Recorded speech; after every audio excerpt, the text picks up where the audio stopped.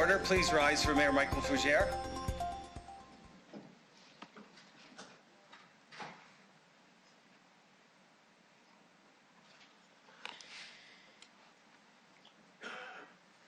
Please be seated.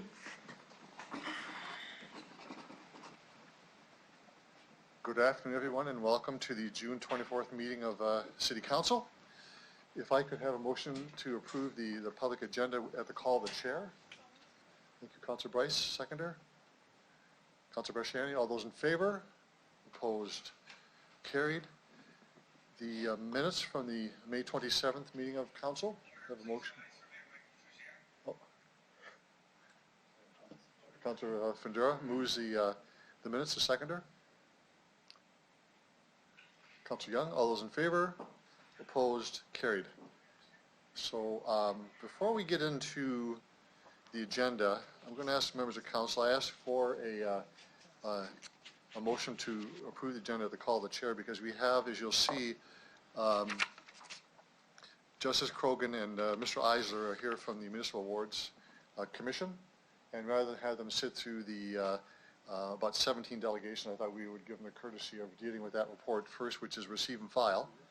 So if members are okay with that, we'll proceed in that way. So if I have a motion to approve IR 19-2, this is the Municipal Awards Commission. Okay. Councillor Massinelli, a seconder. Okay. And we can call them up if Justice Krogan and Mr. Isaac could please come forward. I believe you have a opening statement. Just for the record, state who you are, who you represent. You have 5 minutes for your presentation, and there may be questions afterwards. So welcome to City Council. Thank you very much, Mr. Mayor. And good evening. I'm Justice Lana Krogan, Chairperson of the Municipal Awards Boundary Review Commission. And with me is Mr. Dale Eisler, Senior Advisor on Government Relations at the University of Regina and Wards Commissioner. We're here today to table the Municipal Awards Commission report with City Council. The Commission is independent. It is comprised of a chairperson with 2 commissioners. In addition to Mr. Eisler, Mr. Jim Nicol, City Clerk, is also a commissioner. And this composition accords with the requirements of the Municipal Awards Commission bylaw. As a result of good news for the City of Regina, that is a significant growth in population, a commission was established to review the boundaries of the 10 wards in the city.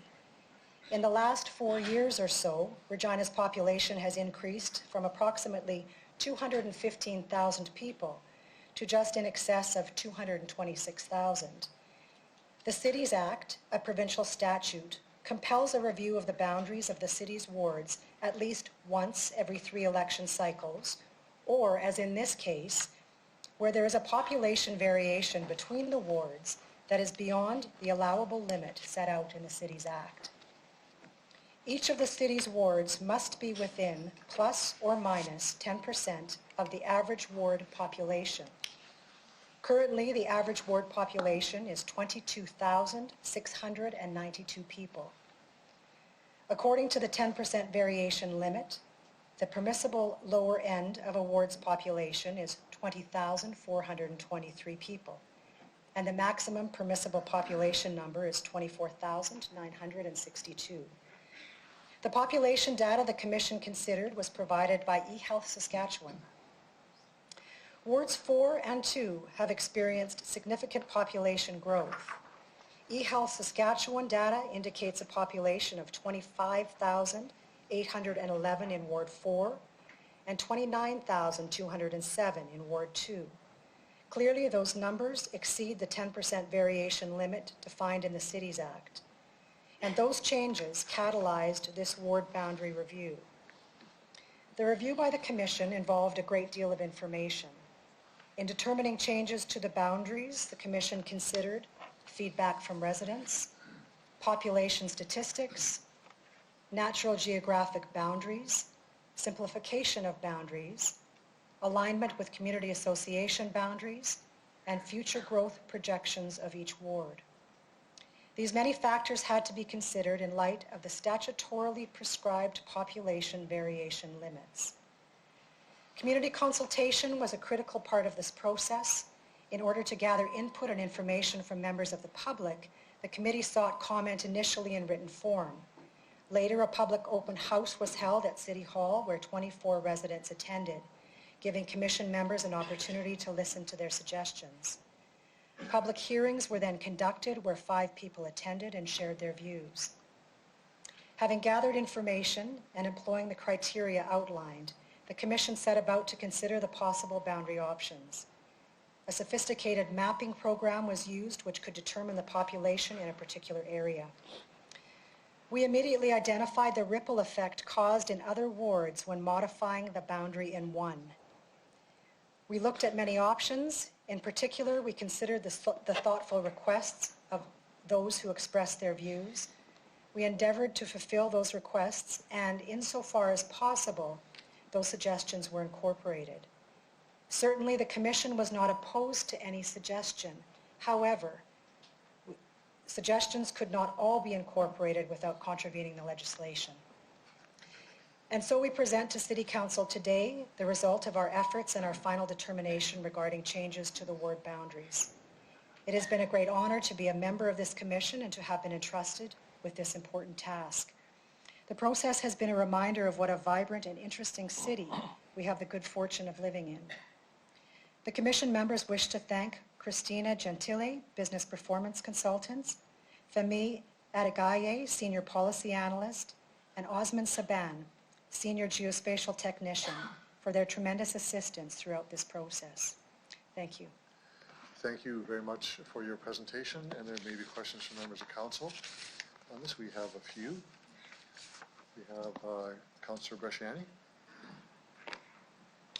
Thank you. Thank you, through your worship. Thank you for the report. I do have I was away, so I was unable to attend the consultation, but in my ward, Ward 4, was the growing ward, or one of the growing wards, and the move was to move them to Ward 5. Now, the cap is up to 24,962, but we've moved now 24,678 to Ward 5, only leaving a number to get to that top, which is the maximum in any ward that we want to see, of only 284 people left to have that spread. Why was there not more of a medium left, a little bit more in Ward 4? Like, I mean, 284 people is not that many left to get to that cap. So just wondering why there wasn't more a few more left in Ward 4 compared to shifting them mostly to Ward 5. Thank you. Through you, Mr. Mayor.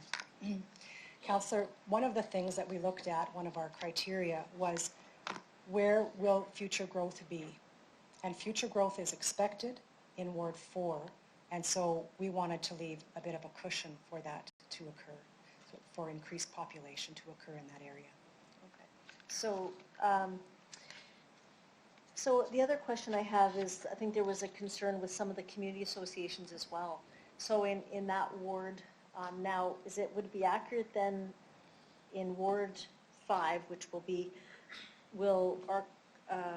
the residents then be moved, like Gardner Park will become part of Ward 5? So does that mean Glen, as it Dudney Avenue East, will then be their community association? Through you, Your Worship. Well, through you again, Mr. Mayor, I'm not sure that community association boundaries change, and that's not something that we looked at. We were to consider ward boundaries. We did look at, as I mentioned, what the community association boundaries are. However, I don't think that any changes to the ward boundaries have affected community association boundaries. So, through the chair, in Ward 4, it's Arcola Avenue, or Arcola Community Association. So that's in Ward 4. But Gardner Park was part of Ward 4. So now Gardner Park is part of Ward 5. So the community association, I'm saying, is Arcola East, then I guess Councillor Fundura then will have Arcola Community Association. Will he be a councillor for then both of the associations? So if I can just get clarification. I think that I might have the clerk answer that, because it's probably more directly to the clerk. Thank you very much. Mr. Clerk. Thank you, Your Worship. I think what's important to understand, Councillor Bresciani, is that the community associations have their own boundary. So what happens is when the ward splits or is or community association has to go over two boundaries or two wards, what that means is the community association stays intact, but they may now contact either one of you as councillors because of the geographic size of it. So it's not as if the community association moves lock, stock with a ward boundary change. Those Okay. boundaries stay the same. In this case, the Arcola East, if that's what the one Yeah. you're referring to, I believe a portion of it has now moved into Ward 5. Those residents may decide that they wish to contact Councillor Fundura. Those in Arcola East that are in Ward 4 would contact you. It's just a matter of the contact of their city councilor now. Okay. Okay, good enough. Thank you very much. Thank you, Councilor Bresciani. Councilor Mancinelli? Hello. Thanks for coming out tonight through the chair. My ward's very unaffected. You caught my interest with your presentation. How many people did attended the input session again? Which set? Input session. You said you had a community input session? There was 4, 5 people. We had an open house, public open house. I think it was 24. That's right. At that, and very few. I think 5 people at the public hearings that we held. Very few showed up. Any insights on the apathy, or was it advertised? Was it Yeah. sent out to the people? Yes, it was advertised in several ways. So and in advance, and we were here through the morning and afternoon. Okay. And we had a group of about 5, well, not in one group, but 5 people who met with us in the morning, and then nobody came in the afternoon. And just to follow up, out of curiosity through the chair, did you receive any complaints about what you devised as your ward boundary system from the people who were engaged in the sessions? Well, we had, yes, Councilor Bresciani's point about the community association being moved into another ward, that was raised. We looked at that issue to see if we could somehow address it, but we're really driven by the numbers. We're constrained by the Cities Act in terms of, it states pretty clearly what the variance can be in terms of population of wards. So it just wasn't possible for us to meet that request. Okay. Thanks. I was just surprised that not more people wanted to have a say on that, and I guess I'm also pleased that no one was mad that they were stuck in my ward still. Right. Thank you for that. Councilor Flagel? Thank you, and welcome to Chambers. Now you get to sit on that side when I was sitting over there, and you guys are Now sitting remember, over here. this is not a so- cross-examination. Anyway, thanks for coming and sharing this. When you proposed the original to what is in front of us today, is there any changes from what The the original original- proposal was? You mean when we had the public hearings where you came? No, where you had proposed, you had a map here that said the proposed map. Okay? After all the consultation was done, did anything change on the proposed map due to conversations you had with the 5 people and 25 engaged? I'm not sure if after that it changed. Well, the only one that I'm recalling after that point that we adjusted Ward 3 to include part of City Center, which previously had been in, I think we had it in Ward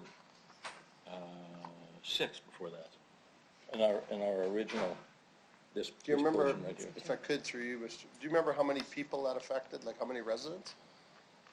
I don't recall the numbers, Okay. Councillor. Yeah, okay. So I have a question here for you in terms of, so we're going to deal with another issue tonight after we're done here, and it's Regent Park Golf Course, Regent Park Par 3. It's in Councilor Bryce's territory. Now, the new proposal. The people that are affected are going to be in my ward, Regent Park. She can now do what she needs to do in her ward, and all the people are going to come to me and complain about what's going on because they have no say, because now I can't push what's within my ward because it's in Councilor Bryce's ward. How do we fight that? Is there not, I don't know what the process is through you, Mr. Mayor, but is there not collaboration between councillors to solve problems? Sure. Well, not always, not around this horseshoe, no, Some but, laughing.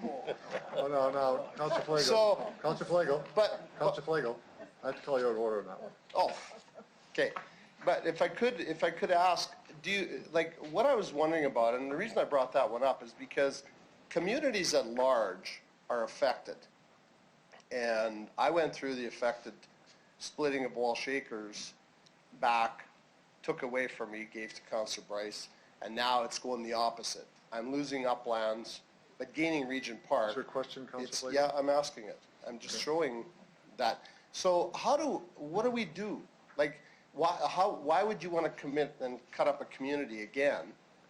You've taken away a community, you've given me back a community, and now you've taken a community away from Councillor Bryce. Is it fair for us to have to continue to juggle that just because of a 10%? Through you, Mr. Mayor. Councillor, we are constrained by what is in legislation. We couldn't present a report that ran contrary to legislation. And so, as I said at the outset, when you've got growth in particular areas and those boundaries, to comply with the legislation, that causes a ripple effect. And so in Ward 2 and Ward 4 in particular, where there was significant growth, and again, that's good news for the city, modifying those boundaries meant a ripple effect. And if I recall, Councillor Flagel, your ward, the Walsh Acres area had been split previously in the previous boundary review. That is now a community that is falls within one ward now. And modifications simply had to be made to comply with that legislation. As Mr. Eisler says, those were our constraints, and we have provided a report that complies with that. Yeah. No, I get the 10%. I do. So, thank you. Thank you, Thank you Councillor very Flagel. much. There are no other questions. I want to thank you Thank you. both for the work you do, along with Mr. Clerk and other support staff to do this. This is not an easy task to do. It's a lot of work, and this is all about democracy and how we have our constituencies drawn up. So thank you for the work that you've done. Thank you, and certainly an honor to do that. Thank you very much. So I have a motion we have a motion on the floor to accept the report as received and filed. Any discussion? All those in favor? Oh. Do you want to speak? Okay, all those in favor? Opposed? That's carried. Okay, so we'll go back to the top of our agenda. We have a delegation on the Dream Development Proposed Coopertown Neighborhood Plan. Trevor Williamson.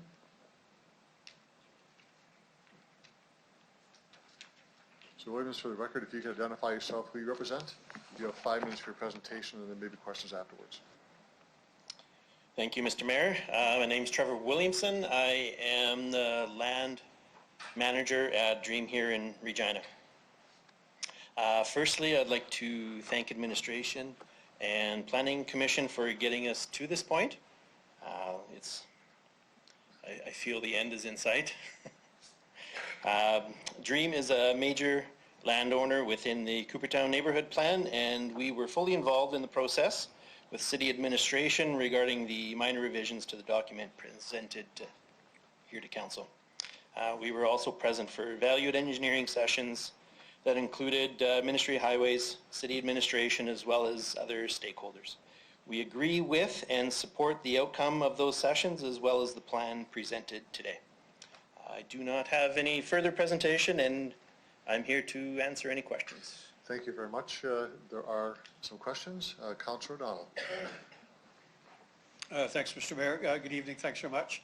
I just want you to know from the outset, I'm going to ask you a number of questions. I'm in favor of what's before me, but I need to seek some clarity on how we handle the future. So that's where I'm going. Okay. My second question or comment I'll make so that you know where I'm coming from is, based on population projection of 36,000, what we're doing is we're going to place the city of Moose Jaw in that corner of the city, and that's my benchmark. So let's begin with schools. There's a reference in the report to I think it's 6 schools and to a high school, correct? So you may know this or not.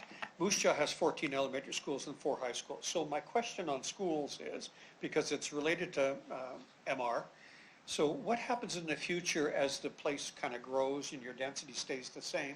All of a sudden there's a need for another school. How does that work 5 or 10 years down the way as the land is starting to be developed but not fully developed? Through you, Mr. Chair, I believe the process is that there's land dedicated for school sites, and it is approximately about that 5,000 population. So as it kind of builds up or gets close to it, it's working definitely in conjunction with school boards. Yep. They are definitely major stakeholder, obviously, in that with the province and administration. So we do work through that with them. Good. So I looked at the plan in terms of there's a couple of, I'll call them commercial hubs and so on that are in there. So the city of Moose Jaw, again, I'm going to keep referencing that, has a hospital, has a library.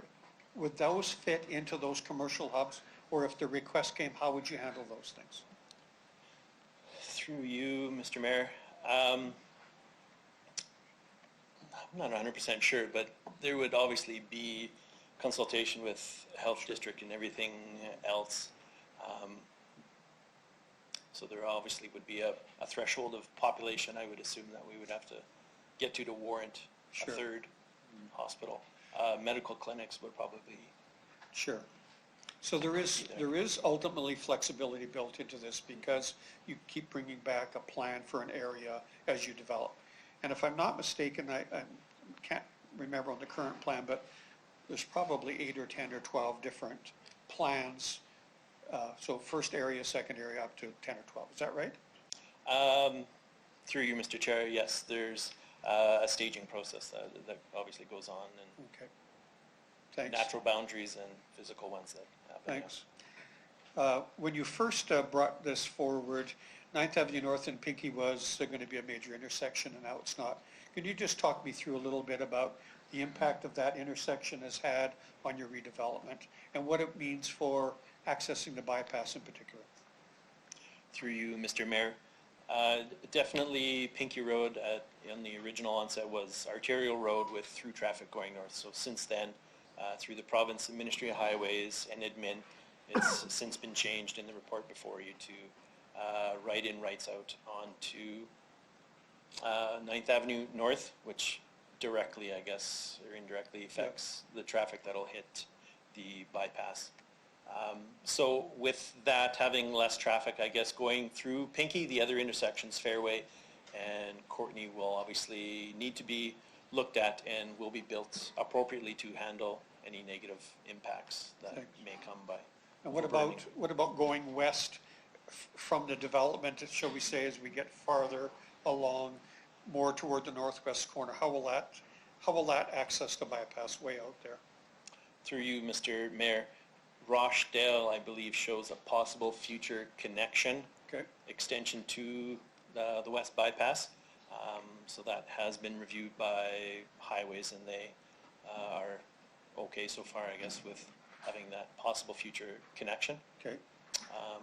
And at the very north end onto Armour Road, intersections, there doesn't seem to be, or there isn't any interchanges or anything planned at Armour and Fairway or Courtney at this time.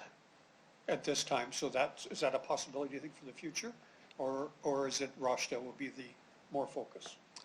As the plan shows today, it's a Rochdale extension to, Okay. I guess, help out kind of that southern half, for Good. sure.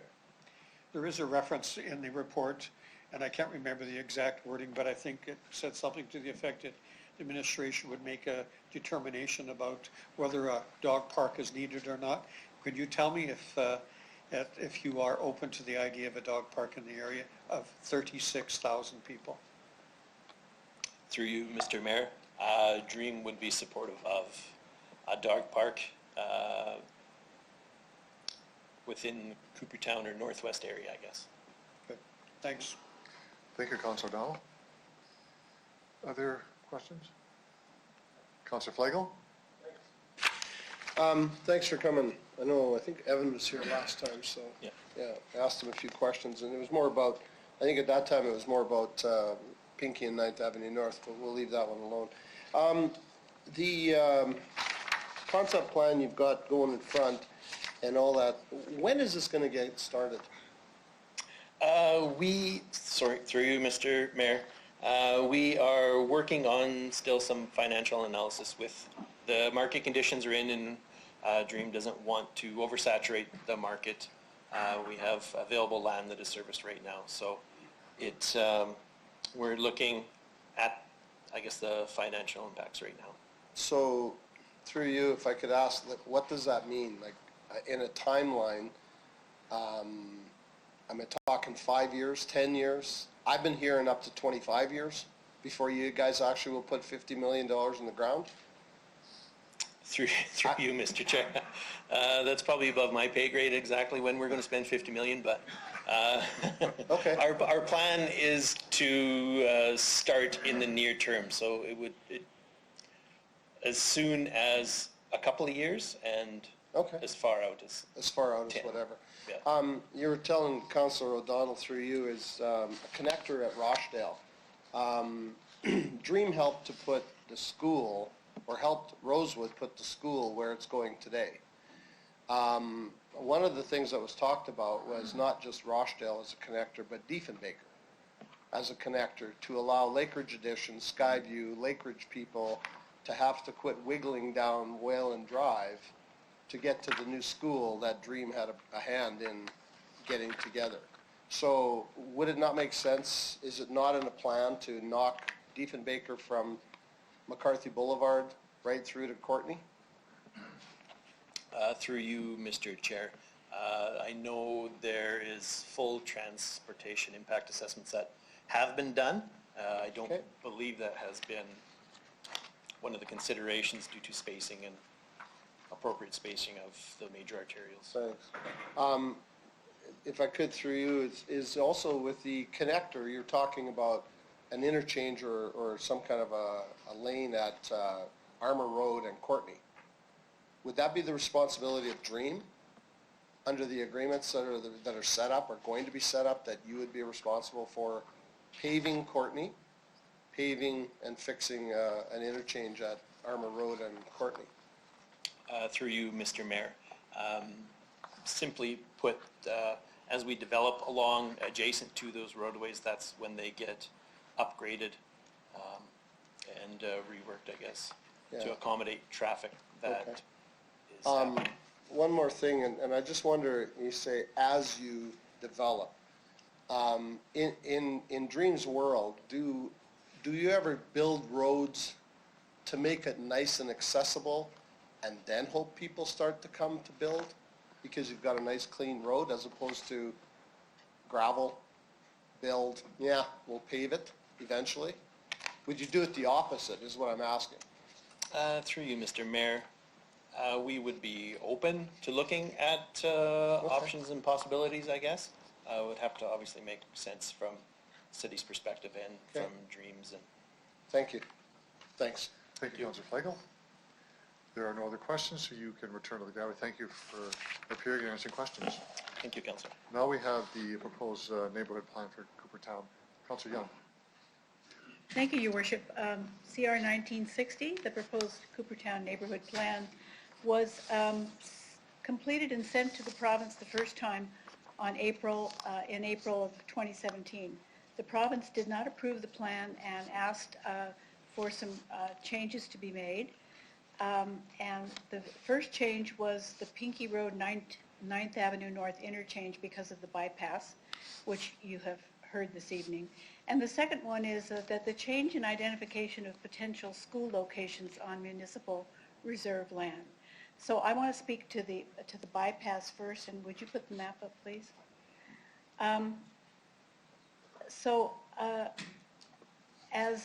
As the report tells you, there was a value engineering study undertaken by the city and the province to explore different options for managing the traffic. And as Mr. Wilkinson said, a great many people came together and approved this, and it included the province, the city, landowners, Dream Development, and they found a solution to the issue. And this is the best map we have of what that looks like. So westbound, 9th Avenue North westbound traffic can turn left and right onto Pinkey Road. And then there are right turns onto Pinkey Road and left turns.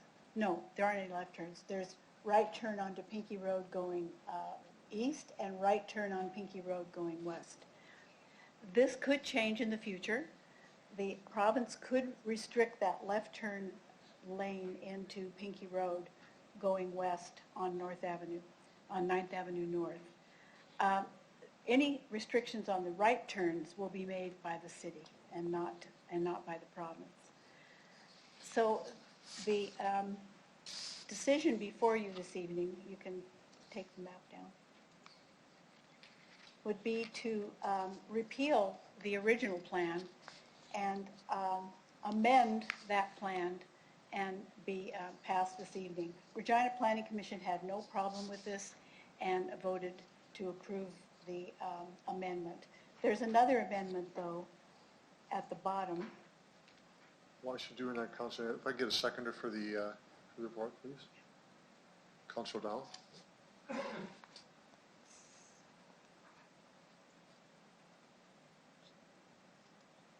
That's not the amendment that I have on here. Okay. There's a second amendment to this plan before we approve a new plan. And the second amendment came from a planning commission member who raised a concern about the inaccuracy of using the term independent school to describe separate schools on the map. So there should be a motion here to amend the Coopertown Neighborhood Plan by replacing the existing Figure 5 on page 9 in the Coopertown Neighborhood Plan, Appendix E, with the new version included in this memo, changing the term independent school to separate school. So there's an amendment we have to do first to the main So plan. Councillor O'Donnell will second your motion. Okay? Okay. Any discussion on that? The On change the, of term? on the first amendment to change independent school to separate Right. school on the map. Right. That's the first one. That's the first amendment. Yeah. Any discussion on that? All those in favor? Opposed? It's carried. Councillor Okay. Young? So then we go to repealing the first official community, the first Coopertown Neighborhood Plan, and to replace it with the amended plan. And Regina Planning Commission supports this recommendation. Thank you, Councillor Young. Any other discussion on this report? Councillor O'Donnell. Thanks. I just want to pick up a little bit, if I could, with the administration on the notion of municipal reserve and school sites, if I could. And so there are a number of school sites that are proposed here. That's great. What's the implication compared to, I don't know, 10 years ago? What does that mean, please? Ms. Howard? The Planning and Development Act was amended, and all school sites shall be located on municipal reserve. Previously, school sites were purchased by the ministry and schools were built, so our municipal reserves were kept whole. Right. So if I could, again, step back a little bit. So previously, the school site was not included in municipal reserve, is that right? So I don't know the ratio, I can't remember, 10 or 15% was municipal reserve or parkland. Does this mean that there's in fact a reduction in parkland within this neighborhood, for example? Ms. Harlock? Through you, Your Worship, there'll still be the requirement of 10%. That's what we accept for residential in the Act. But yes, on those 10%, we'll have to accommodate the different schools, whether they be elementary or high schools. And I'm going to stretch the question. Is this common practice in other cities outside of the province of Saskatchewan by chance? Ms. Harlock? Do you know that? Through you, Your Worship, I can't say for sure what's happening in other provinces, but Yeah. this was just changed recently through our Planning and Development Act for clarification. Right. So identify this, Mr. Mayor, just simply, I think people should understand that now we're going into a very large development with a number of schools, hopefully maybe even more because there's lots of kids. But the municipal reserve is now altered. Who pays for that has been altered, and that has effect on our lifestyles in our overall community. I think what is before us in terms of a proposal for this concept, I have no issue with that, but I think people need to be aware of that. And I'll finish with one other comment. I honestly think that with 36,000 people, that we can have a dog park sooner than later. And I like that the developer, depending on his pay grade, is really in favor of this. So I'm not trying to put you on the spot. But please. Thank you, Councillor O'Donnell. Councillor Stevens. Through the chair, there was an exchange between Councillor O'Donnell and the delegate that kind of piqued my interest here, and that's how this fits in the overall growth strategy. So if we're putting the city of Moose Jaw just to the west of the city, I understand there's a conversation here around schools. What about other amenities? And I'm thinking specifically about the pressure that, for instance, the General Hospital places on heritage.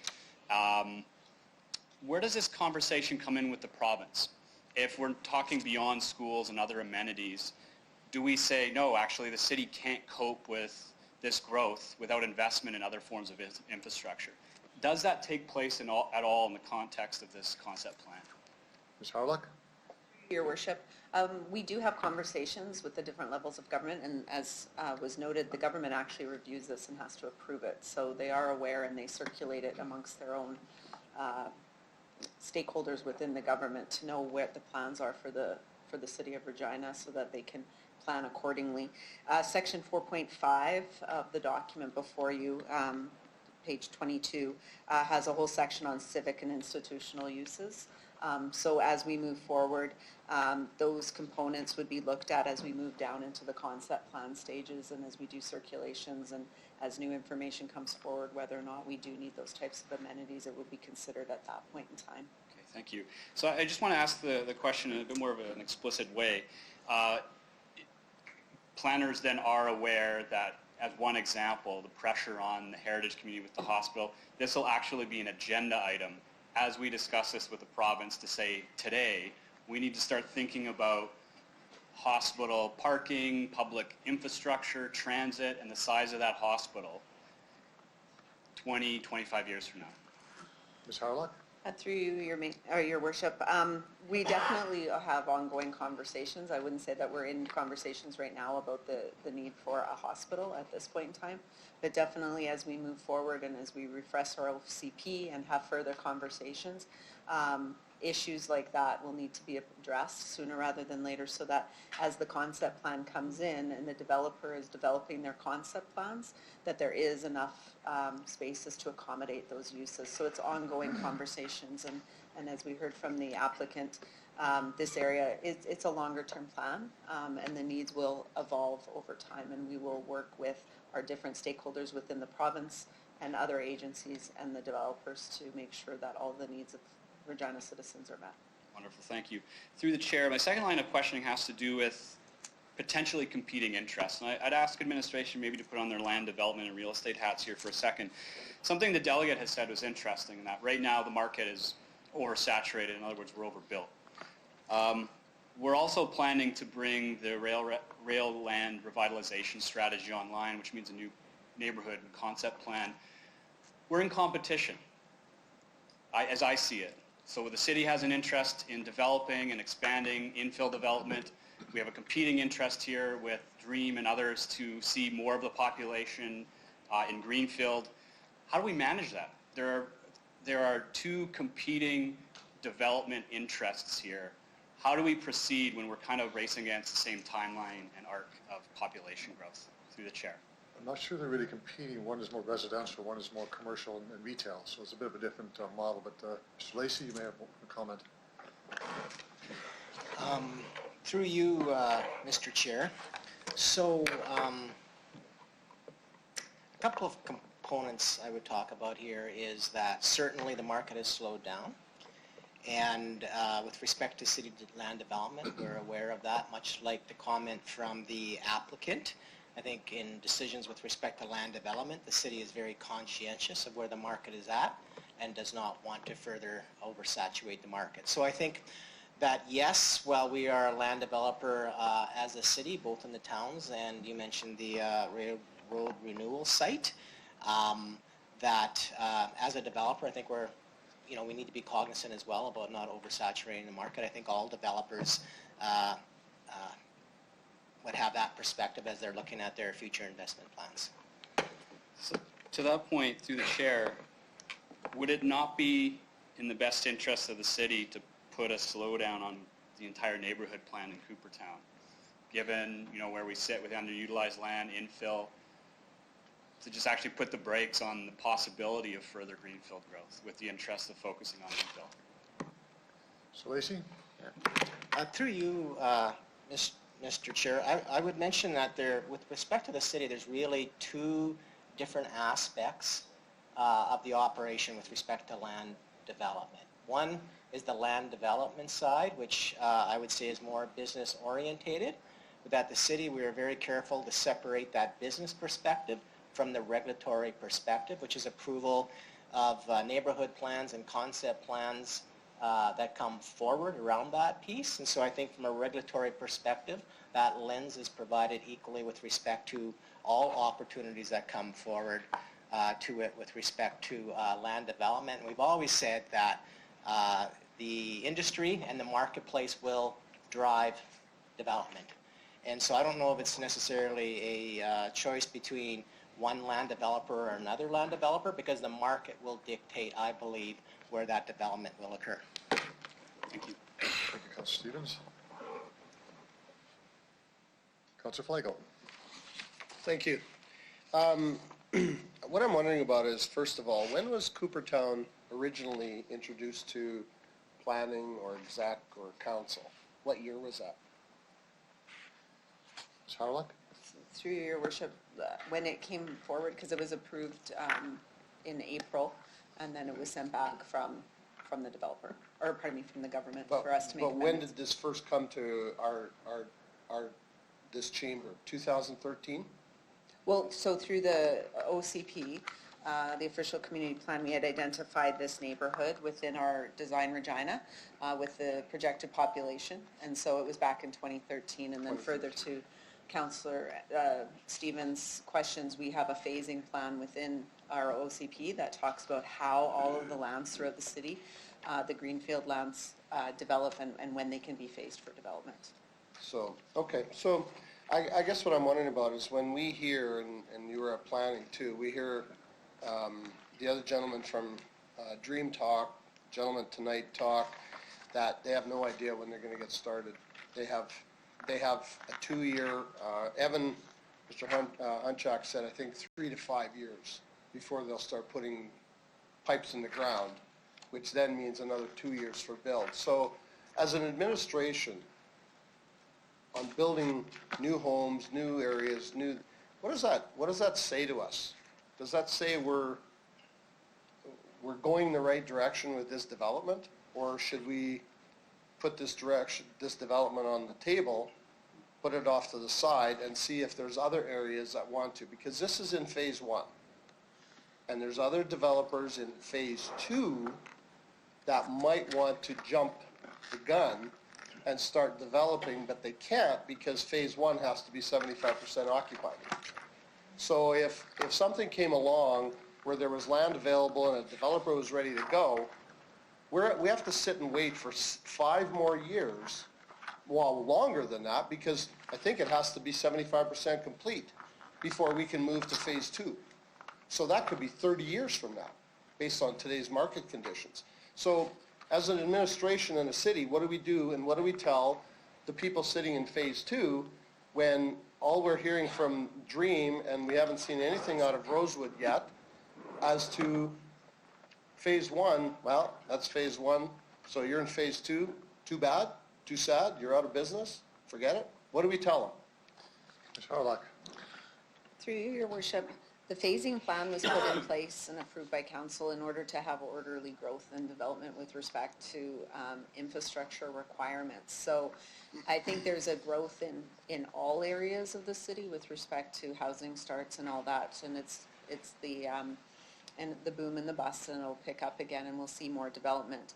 It's definitely at council's discretion to look at the phasing plan, but at this point I think we have a good phasing plan in place that looks at the whole city and allows greenfield development to take place in all of the different quadrants of the city.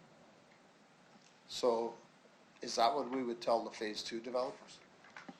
Ms. Harlock. Through you, your worship, that's correct. There is policies that says until the phase 1 lands have been subdivided to a certain percentage, we wouldn't move over to phase 2 lands until that time, because the more land obviously that we move in and the infrastructure, because once the investments are made, obviously we want to see the development and the continuation of those go forward. Thanks. Through you, I also want to just mention that probably, 4 or 5 years ago, we were talking about the school, moving from Lake Ridge or Skywood to Rosewood. So in that particular conversation, the Rosewood people, the Dream people, everybody was saying, we are going to build houses like as fast as ever. Drive out there today, after 4, 5 years, when that school was first approved, there's not one single house on either land. The people in phase 2 are watching that, and now we're hearing from Dream, it could be another 3 to, this gentleman said 3, but Evan said 5 years, up to 5 years. That's 10 years that the phase 2 people are sitting there with nothing that they can be done about it now, unless we bring an amendment forward to open that conversation. But when I hear that, I kind of go, gee, you know, we were told you put the school over there and buildings are going to come. Everything is going to happen. Nothing happened. 5 years. 5 years ago that school got approved, I think. Could be a little out on that one. And so that kind of, it's a little bit frustrating, but I'm just saying, I think we need to look at other options in terms of, and I'm not going to do it tonight because I think an amendment is needed to open the door, close some of the door in phase 1, open the door in phase 2, because there's other areas of the city that want to be developed and we can't because they're stuck in phase 2. And it makes no sense. Because if the phase 1 people aren't ready to go, let the phase 2 people start. Whoever they happen to be. Could be the towns, for all we know, and that's our land. Maybe we're going to handcuff ourselves. So just saying. Thank you. Thank you very much for that. Councillor Bresciani? Thank you, Worship. So, just a little bit on Councillor Flagel's question. So, with Rosewood and Coopertown, both connected, so is that clear that Rosewood could not start without Coopertown getting started, just through your worship? Ms. Harlock? Through your worship, note the phasing plan allows Rosewood to go ahead and Coopertown. There's 2 phases. I was just trying to look at the phasing plan, but both are allowed to go forward. That was what was approved by council. To move forward. Okay, good. I will say that I do agree with Councillor Flegel in the fact that if we've got a developer that is across the city, that they may not be able to and ready to develop because they've spread out across the city. And if they are holding, if they're the phase 1, then they're holding almost hostage the rest of the other, I don't want to say smaller developers that may be ready and say, we've invested in this area and we can maybe do that. So that is something that maybe we can talk about at a later time, but I think to move construction along. But the bigger question I have, and this is when I think Coopertown came, I think it was a year ago, you know, we said, the question was, does growth pay for growth? And the question I ask is, can we as a city afford this? In the city, within our city right now, I mean, our transit is stretched. Like everything seems to be so stretched. Can we actually afford to open up a new development and then, I mean, the city looks after it after that, but can we really afford to expand when we've got all these other pieces in every piece of the city right now that not just the city, but that other developers we're working on, but the city has to maintain it after. So I guess I'm just going to ask the question, I mean, if we look at transit, some of the areas don't even have transit yet, and we're going to open up a whole new subdivision. Can we afford this, through your worship? Ms. Harlock? Through your worship. So as development takes place, as you're aware, the developer is required to put in all of the infrastructure that supports their development, so they're within their boundaries, and then they have to pay servicing agreement fees to pay for the hookup to our larger infrastructure. So as the applicant indicated, the market needs to be at a place before they're going to make that large investment to do that. So at the beginning, there's no cost right now to the city. Once they move forward to put in the infrastructure to build their neighborhoods, then the idea is they do that, and then we see houses coming in, to which we then have tax income that comes into the city to help pay for the ongoing operation and maintenance. And there is a threshold at the beginning, right? There's less houses, but as the development builds out, then we get more tax revenue to offset that. transit and things like that are always lagging services because you do have to have the critical mass to bring in that service. So that is one of the services that does lag and doesn't happen right at the beginning of the process. But it is, for the initial cost, that is the growth pays for growth. And as we move forward, then it is the services and the ongoing operations and maintenance. Okay. Just to comment through your worship, I think as we're a growing city, I think it's, I know it's important to have options for people to live in every corner of the city. I think we just have to be careful that we're not overly building, because it's tough for, I mean, we still have inner city things that need to be looked after, but if we're constantly building out, the inner gets left. So I'll leave it there. Thank you. Thank you, Councillor Barshani. Councillor Massanelli. Thank you. And through the chair, in our recent zoning discussions, we touched base quite a few times on neighborhood plans. I'm just curious, are the neighborhood plans designed for this plan already? Are the neighborhood plans in place for Coopertown as the Coopertown has been devised? Ms. Harlock. Through your worship, so this is the neighborhood plan that was approved, and so this is what we'll be doing similar for the existing neighborhoods, the 32 plans that we have to do as we go forward. Perfect. So we're already looking after it, and now we just got to reverse engineer the ones we never did ahead of time in the past. The ones we have to Thank you. create and update. Thank you. Thank you, Councillor Massanelli. Other speakers to the report? Councillor Young, do you want to close debate? Okay. I'm going to call the question. All those in favor? Opposed? It's carried. Now we have the bylaw. We have no Councillor Murray. Who's the acting?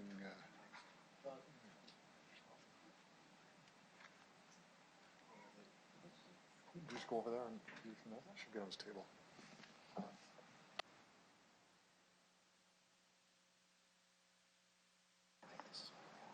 Councillor Findura. Thank you, Worship. I think we're looking at Public Notice Bylaw 2019-35, Design Regina, the official community plan, amendment bylaw number 2019 number 2. I move, seconded by Councillor Mancinelli, that bylaw 2019-35 be introduced and read the first time. Mr. Clerk. Thank you, Your Worship. Council will now consider bylaw 219-35 respecting the amendment to the official community plan to add the Coopertown neighborhood plan in the northwest part of the city. If there's anyone in the gallery who wishes to address council on this bylaw, I would ask that you indicate your interest at this time. There appears to be no one, Your Worship. Thank you, Mr. Clerk. I'll call the vote on first reading. All those in favor? Opposed? That's carried. I move, seconded by Councillor O'Donnell, that bylaw 2019-35 be read a second time. Any discussion? All those in favor? Opposed? That's carried. I move, seconded by Councillor Hawkins, that council hereby consent to bylaw 2019-35 going to the third reading at this meeting. Okay, and I'll have to see that Councillor Murray is going to vote on this as well. All those in favor? Opposed? That's carried unanimously. Councillor Murray. Thank you very much. We just did third. Yes. Yep, we just did third. I move, seconded by Councillor Barciani, that bylaw 1936 be introduced and read a first time. Oh, no, he's Is that, we're on the second set? No, we're done Sorry. third reading. I apologize. Okay. Okay. I move, seconded by Councillor Findura, that bylaw 2019-35 be read a third time. All those in favor? Opposed? That's carried. Good. Thank you very much for that. Now we'll go to delegations and related reports. We have one more delegation, Sir Jervin Weeks. Welcome to City Council. If you can identify yourself for the record, who you represent, you have 5 minutes for your presentation. Thank you, Your Worship. My name is Jervin Weeks. I'm the lead pastor at Rosewood Park Church, and I'm just here in support of the recommendation to name the park Rosewood Park on behalf of the Rosewood Park neighborhood that's being built. And I'm here to answer any questions. Sure. And as per some of the discussion that was going on before, I might be able to answer some of those questions. Well, we have to stick to the naming of the park, unfortunately. You can't get into the wider development. All right. That's not what's on the agenda. This is naming of the park only, so we'll keep it on that narrow train for this. But there are a couple of questions. Councillor Young. Thank you, Your Worship. Mr. Weeks, could you give us just a little bit of the history of Rosewood and how it came to be and how long the church has been there. Well, Rosewood, the church itself has been in the city of Regina for 60 years. Rosewood Park, the new name, has been in its location for about 35 years. And when we initially purchased that property, it was 40 acres of property. And the intent was to do exactly what we're doing in developing that area. And as per City Council, when we got approved to build our building, we were asked, as part of building the building and approval for building the building, to bring together a neighborhood plan for our land and surrounding lands, and that's what we have done. And so part of that, we have started the process with the development, have gone through city process and approvals. There's a school that is there, and as part of that MR2, the green space is the park that is now before you to be named Rosewood Park. So the name Rosewood has been around for a very long time. It has. It has. Thank you very much. Thank you, Councillor Young. Councillor Bresciani. Your Worship, that's, my questions were answered. Thank you. Good, thank you. Appears there are no other questions. You can return to the gallery, and we'll have Councillor Young introduce the park naming for Rosewood Park, 19-61. Councillor Young. Thank you. Thank you, Your Worship. So I'm really pleased to bring forward Rosewood MR2 be named Rosewood Park. The park naming policy requires that the developer and the community association and the zone board can all put names forward. But since there is no, this is a very new area, and there's no community association, so the developer put forward the name Rosewood Park to mirror the history of that area, and also that the church has contributed a great deal to the development of that area. On the other hand, the internal civic naming committee brought to our attention the fact that there is another Rosewood in the city called Rosewood Place, and it's in the Whitmore Park Community Association, so that had to be considered. And Planning Commission had a discussion about that, but the administration said that in this instance, the subdivision already bears the name, and while there is some similarity between Rosewood Place and Rosewood Park, the 911 dispatchers are trained to follow up questions in case of confusion. So this name for the park recognizes the history that we just heard about, and the other thing that's noteworthy is that the developers have committed to discussing selection of indigenous names for streets in the development. So Planning Commission approved this. Seconder for the report, please. Councillor Massanelli. Thank you, Councillor Young. Discussion on the report. All those in favor? Opposed? That's carried. Move on to other delegations. This is getting into Region Park Par 3 redevelopment. We have a number of delegations. The first delegation is Nelson Bryska. So Bryska, if you could come forward, identify yourself, who you represent. You have 5 minutes for your presentation and maybe questions afterwards. Thank you, Your Worship. My name is Nelson Brixton. I'm just speaking as a concerned citizen. I'm here to present the Region Family Park and Walking Trails concept as an option not contemplated in the concepts presented by the city. This concept was presented to the Community and Protective Services Committee, and I would now ask that Council consider it as a preferred option for redevelopment of the Region Par 3 park space. The concept is consistent with the city's 2010-2020 recreation facility plan as it relates to the Region Park Golf Course, which states, I quote, initial community consultations revealed a level of interest in engaging the community to explore options for rebuilding the site to provide year-round recreation opportunities targeted at families and youth, unquote. The concept also aligns with the city's official community plan. It supports the complete neighborhoods in the area, embraces the built community heritage that has evolved since the 1950s. It embraces the city's investment in the arts, culture, and recreation, creates better and more active ways of getting around, promotes conservation, stewardship, and environmental sustainability. More importantly, it preserves and supports an existing and mature urban forest that is well within the boundaries of the city. It supports multi-use pathways, and it provides health, fitness, and well-being leisure opportunities for all persons of all ages. In addition, the concept aligns with community priorities that have not been considered in the other concepts but are consistent with the beliefs of a significant portion of the area residents. It considers that the city's existing open spaces are part of this earth and therefore sacred. It considers a peaceful environment for contemplating cultural and social issues of societal issues of priority to area residents, and it promotes opportunities for cultural and artistic expression. The Regent Family Park and Walking Trails concept proposes the following amenities. 1, retention of the park's urban forest of over 300 existing trees and shrubs in the most attractive open space for family-oriented park activities in the area. One that has established grass and mature trees that provide coolness and shade in hot summer days, and is the habitat for many species of birds. 2 is a playground with creative play structures and a spray pool built to standards equivalent to that provided by the city at the Rick Hansen Playground, including an adjacent 10-car plus parking area for parents to safely bring their children to the playground without unloading them at on-street parking.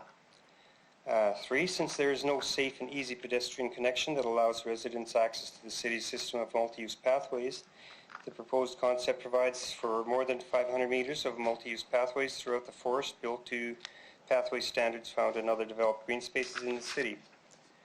4, more than a dozen family picnic sites and barbecue sites on areas that previously accommodated golf greens and other sheltered tree areas.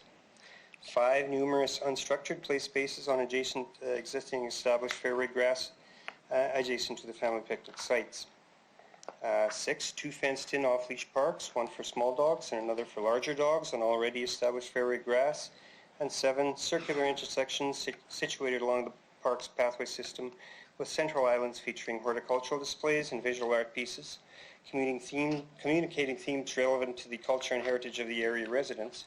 For example, an art piece recognizing the sacredness of the earth, or a sculpture commemorating families, or a sculpture in memory of missing and murdered Indigenous women and girls.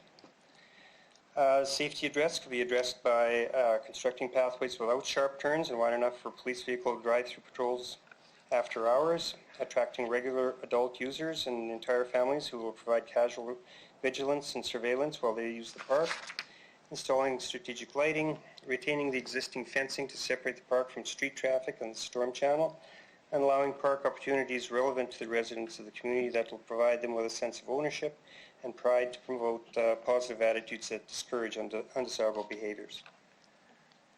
You have a minute to go in your presentation time. Pardon me? You have 1 minute to go in your presentation. Okay. I could stop there. Probably best. The other just repeats some of the costs that would be associated. Thank you very much for your presentation. There are questions. Councillor Stevens. Nelson, thank you very much for the very thoughtful reflections as well as the concept plan you've mapped out. If you were to choose from one of the options that's before us, which one aligns the most closely with what you've envisioned? To choose before, I would say that the concept number 1 is all recreation. Does not provide for any building of any structures on it other than park-related ones.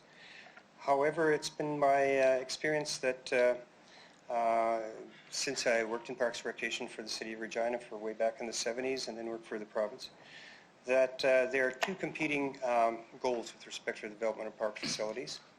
The first is to provide a reasonable quality of recreation facilities and opportunities for all people of an area or neighborhood. And the other is to provide perfect quality of facilities primarily related to sport and culture for just a select few. And we have to do a balance. And Concept 1 does balance that in a way, but it does provide for the removal of, according to the concept, for a large number of trees, and there's no real conservation of the urban forest that is already mature and there before us. And so, to your answer, I suppose Concept 1, but no. Okay, thank you very much. That's helpful. You'd mentioned through the chair your history with the city, so thank you very much for the public service. In your time with the city, did you ever see park land or space yielded to the types of development that is embedded within the concept plans, whether it's a senior's home, whether it's row housing, et cetera? Well, certainly, it happened in my zone. We're the original zone coordinators, recreation coordinators in the areas, and all of us had a zone, and I had one in the transition area where there was a large piece of land adjacent to the Maple Leaf Pool that was given up to development, but it had no mature trees on it, had no form of grassy lawn on it. It was basically a bare, empty space.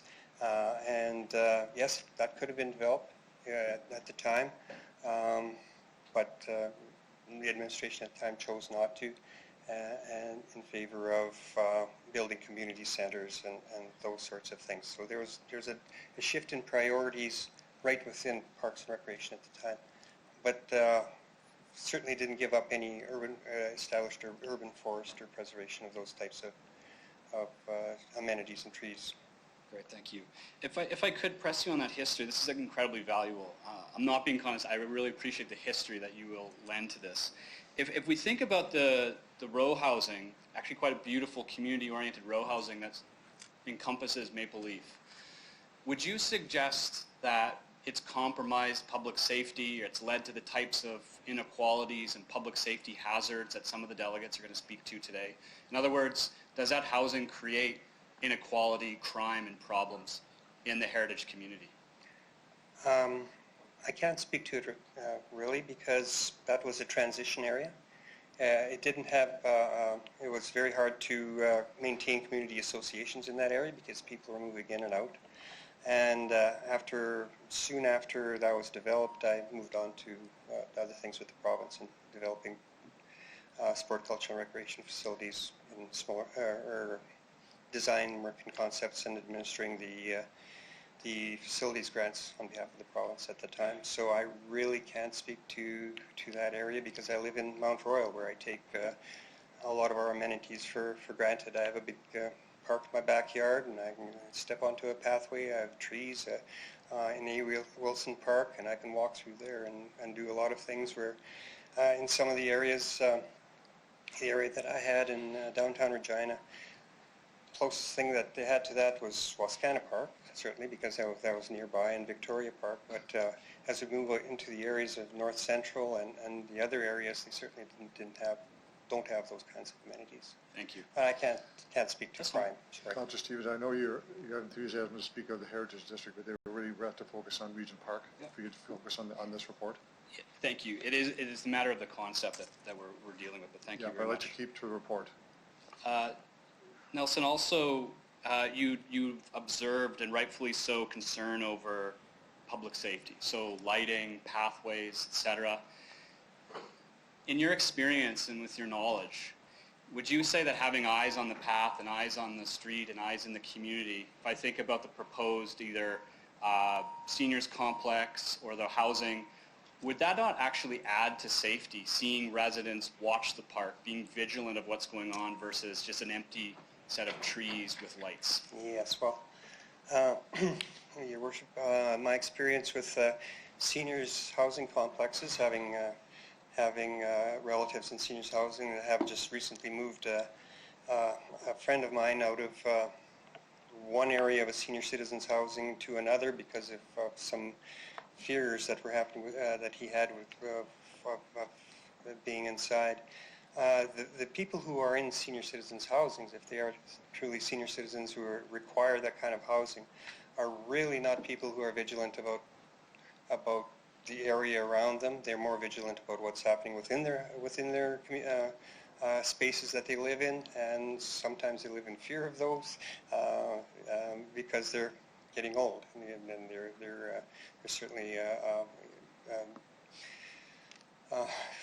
not fearful, but quite concerned about the people who enter their spaces and whatever.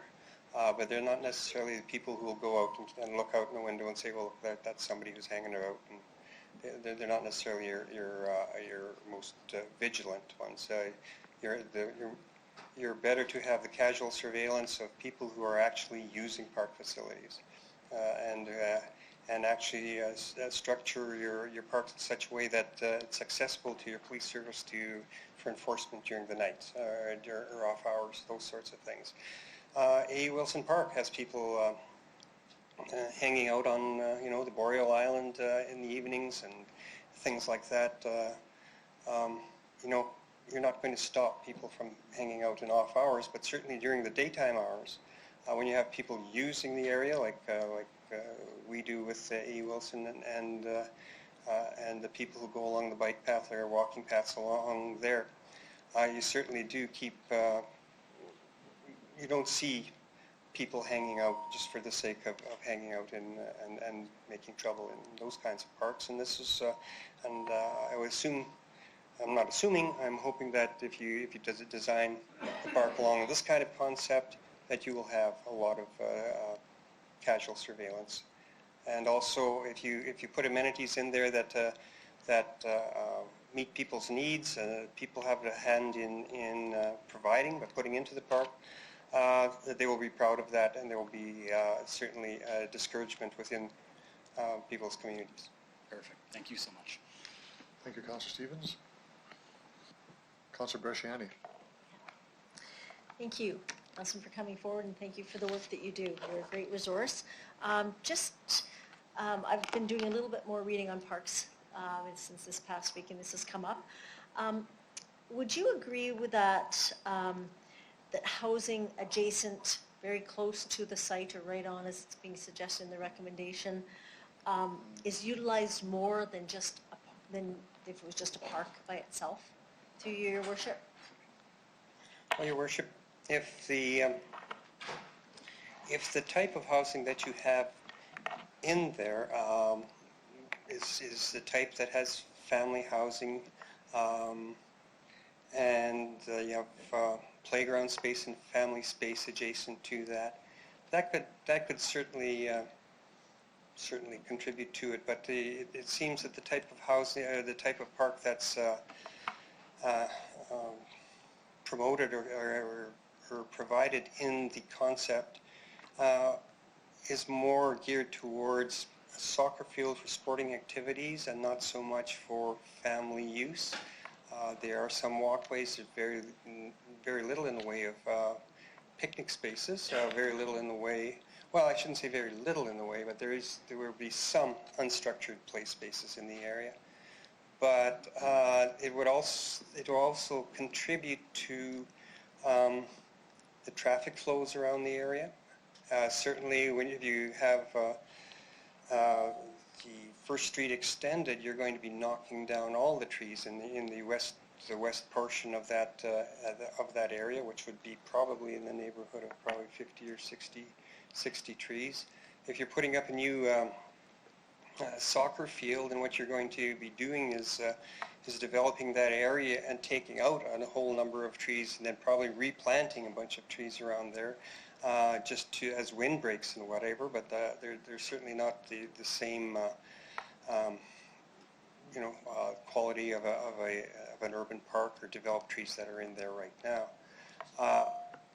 There's other people who could probably speak more to what this will, whether or not this would contribute to crime in the area, whether it would contribute to other social issues in the area.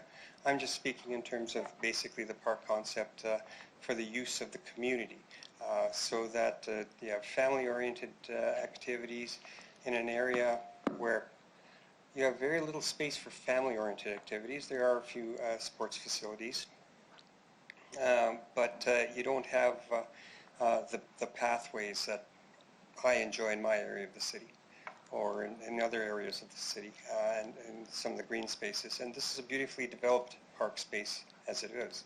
I used to use the par 3 golf course, and it was a beautiful place to play, but like all golf courses, you have to pay fees, and you have restricted on how you can use the land and who can be in the area while things are going on. So I'm sorry, I really can't speak to your question. That's good. Through Your Worship.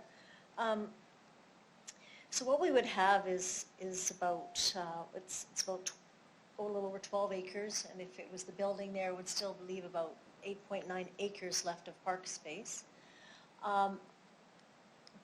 Now, I guess the question I ask is that, would you think that's a large amount of park space that you've seen in your experience? Is that considered a large amount of, Well, it compared to other parks in the city, through your worship?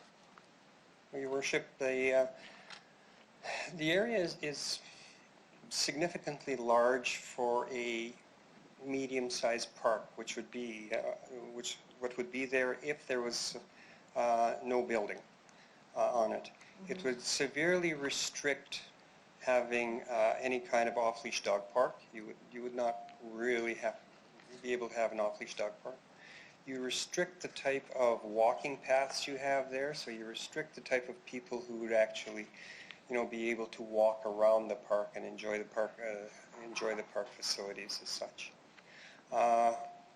And if you put a soccer field in, then that 8 acres really shrinks down to a really small size. And again, when you put that building on there, you're going to be knocking down urban forest, and then part of the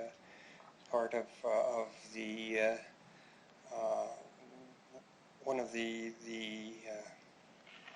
benefits to contribute to the goal of community, of growing a community. One of the two goals that the recreation facility plan identifies is the preservation and conservation of urban forest, and here's an opportunity to do that. Okay. And the last question I have for you, through you, Your Worship, is your concept that you had put forward through your drawing. And was there any community gardens in there at all? And were your pathways, was it year-round? So you had a pathway going around, and could you then do cross-country in the winter? Yes, the design, sorry, Your Worship, the concept design anticipates that it would be used year-round. It would be open all year-round, as most of the pathways are, where people could walk their dogs, or they could do cross-country. It did not contemplate community gardens, because community gardens does take a significant amount of space. I suppose some of the fairways where we had unstructured play areas could be turned into community gardens. Certainly it's a compatible use, as we have in A. Wilson Park with that. Certainly, yes. Good, thank you. Thank you, Councilor Shiny. Councilor Bryce. Thank you. Thank you very much for coming tonight. Much appreciated. Through you, Your Worship, do you feel, I know we've spoken about housing and having extra eyes on there. Do you feel that through proper design of a park that you would have more eyes actually on the park versus people in a housing development per se? Maybe utilizing CEPTED, the crime prevention through environmental design, or dog parks and things like that through the community, have more people actually on that space rather than in a building there? Yes, yeah. The concept, I believe, would address that, and certainly the city has experts who would be able to engineer it in such a way. You're certainly limited by the trees and how the trees are designed, but it's always easy to design around trees and get around trees when you're dealing with a park that's not for a specific sport or cultural use or something or anything like that. When you're talking about a family-oriented park, you can certainly have sight lines and spaces and the use of off-leash parks that will bring people in on a daily basis and use it on a daily basis, as we do in A. Wilson Park and some of the other parks. Yeah, that's certainly, I agree with you. Thank you so much. Thank you for being here tonight. Thank you, Councilor Bryce. Councilor O'Donnell. Thanks, Mr. Mayor. Thanks for being here. Thoughtful approach, sir. You answered the questions about housing. I just want to give you a chance to pick up on the last thing that you said about why did you include a dog park? What value does a dog park bring to what it is you're offering here? Well, Your Worship, dog parks, especially off-leash dog parks, are very important for the exercise of the animals. yes, walking them on a leash is one thing, and taking them around, but when you have dogs that are basically restricted to small yards and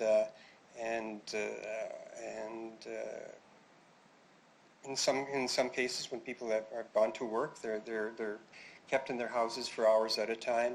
Off-leash dog parks where they can run and, in a lot of cases, socialize with other animals of their species.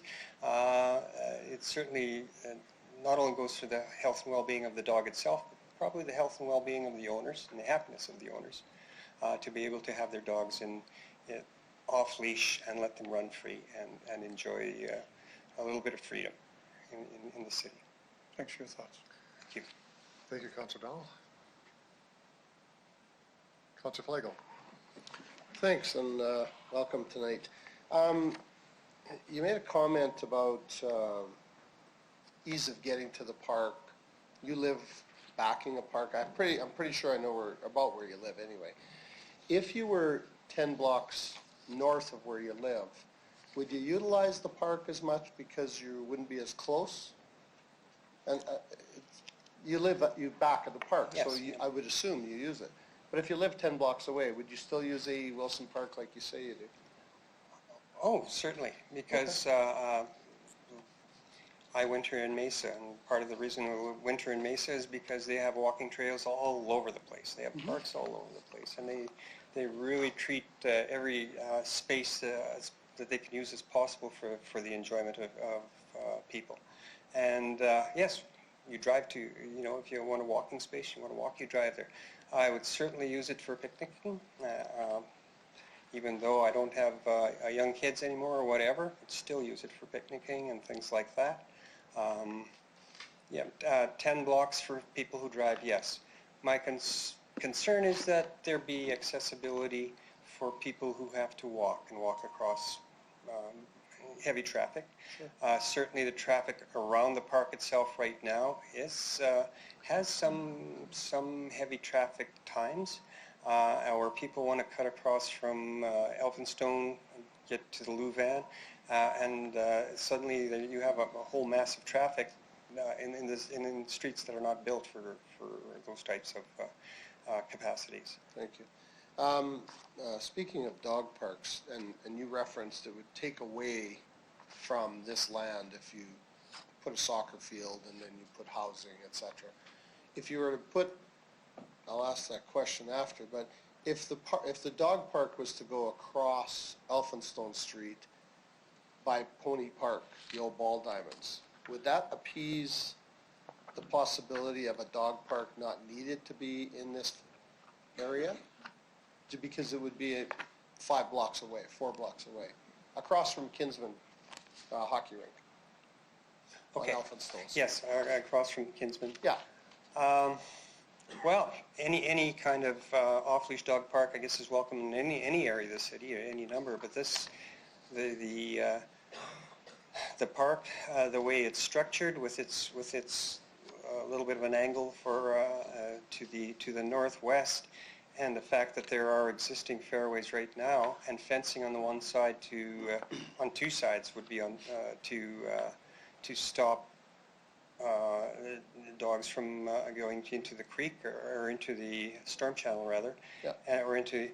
It's an easy fix just to throw some fencing across there, and I really hadn't considered the other areas because wasn't asked to be considered that. No, it's just a thought. Yeah. The other thing through you, one other thing is that there's a few of the concept plans have housing in them and some have absolutely none. And you sort of said you kind of like number one best, but would you be opposed to putting some housing into that land with enough green space, 7-8 acres of green space, maybe not a soccer field, create more park pathway, put some housing in there?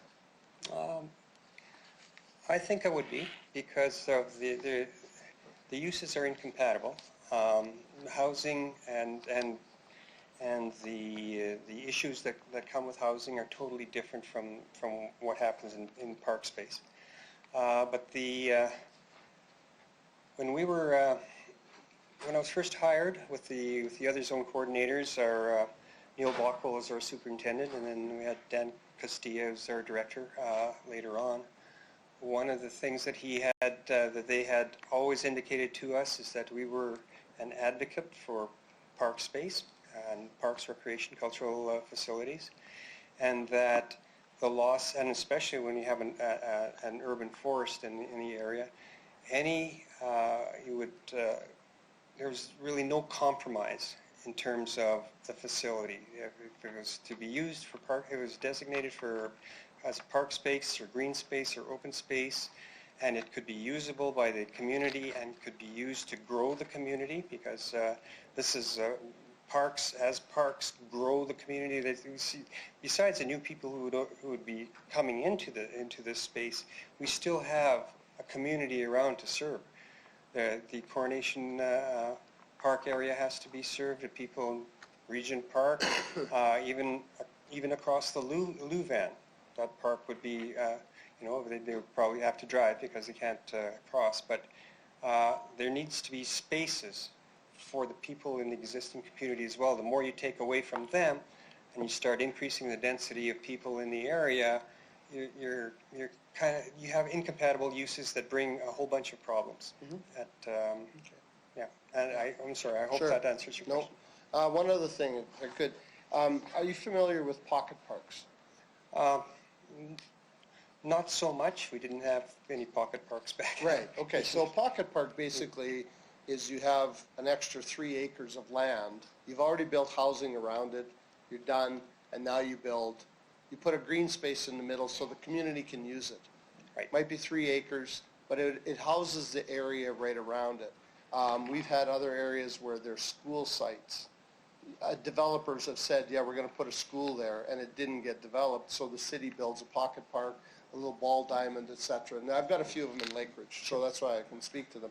Do you find that those are sometimes, are they better or worse than a massive 10, 12 acre park, or are we better to have 2 or 3 pocket parks throughout the areas of the city that need them, i.e.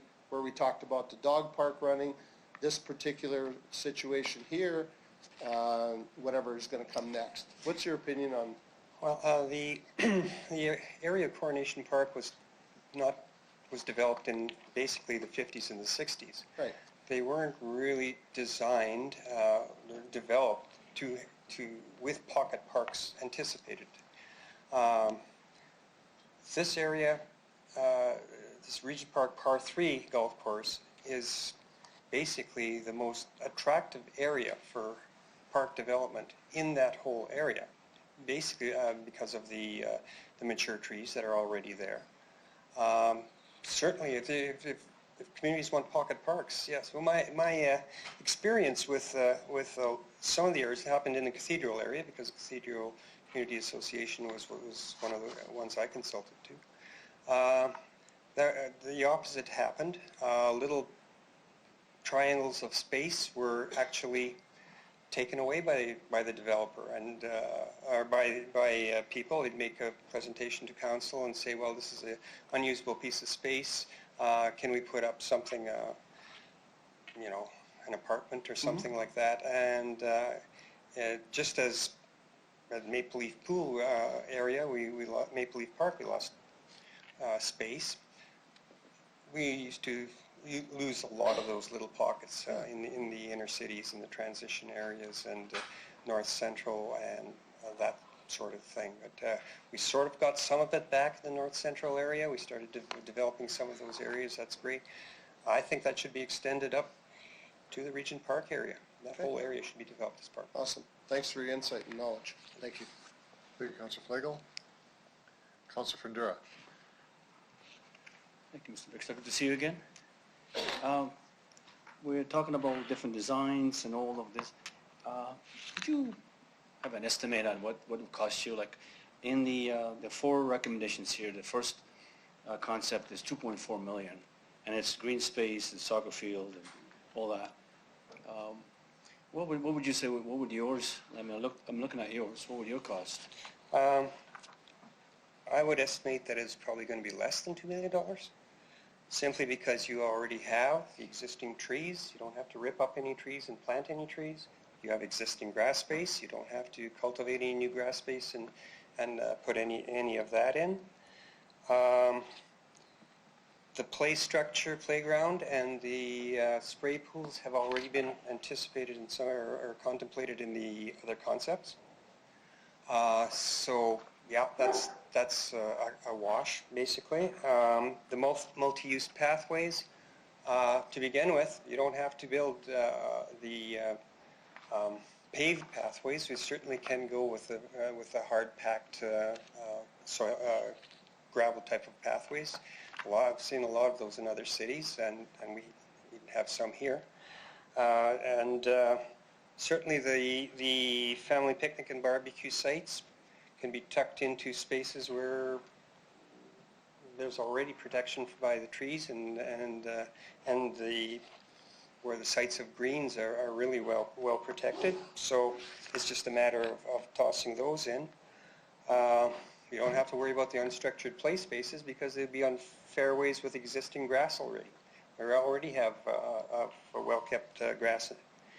The off-leash parks, yeah, you build a fence. You build a fence in a section of area with 2 fenced-off areas. You have fencing already on one side and fencing on the west as well.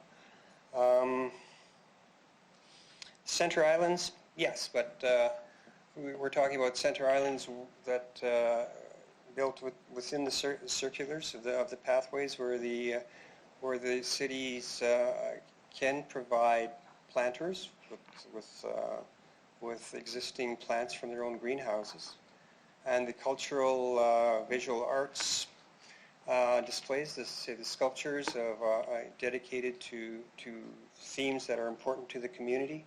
I think those could be done with a partnership. In fact, the whole area could be developed with a partnership. For anybody who's concerned about that, even the riders.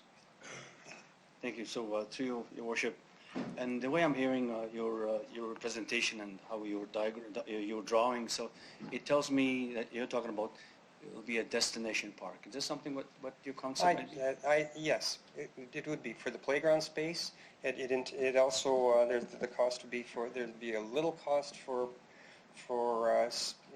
grading a small gravel parking spot where yes, young families or young parents can bring their children to it. They would drive anyway. They probably wouldn't walk even 3 or 4 blocks with a small kid. They would drive the kid there.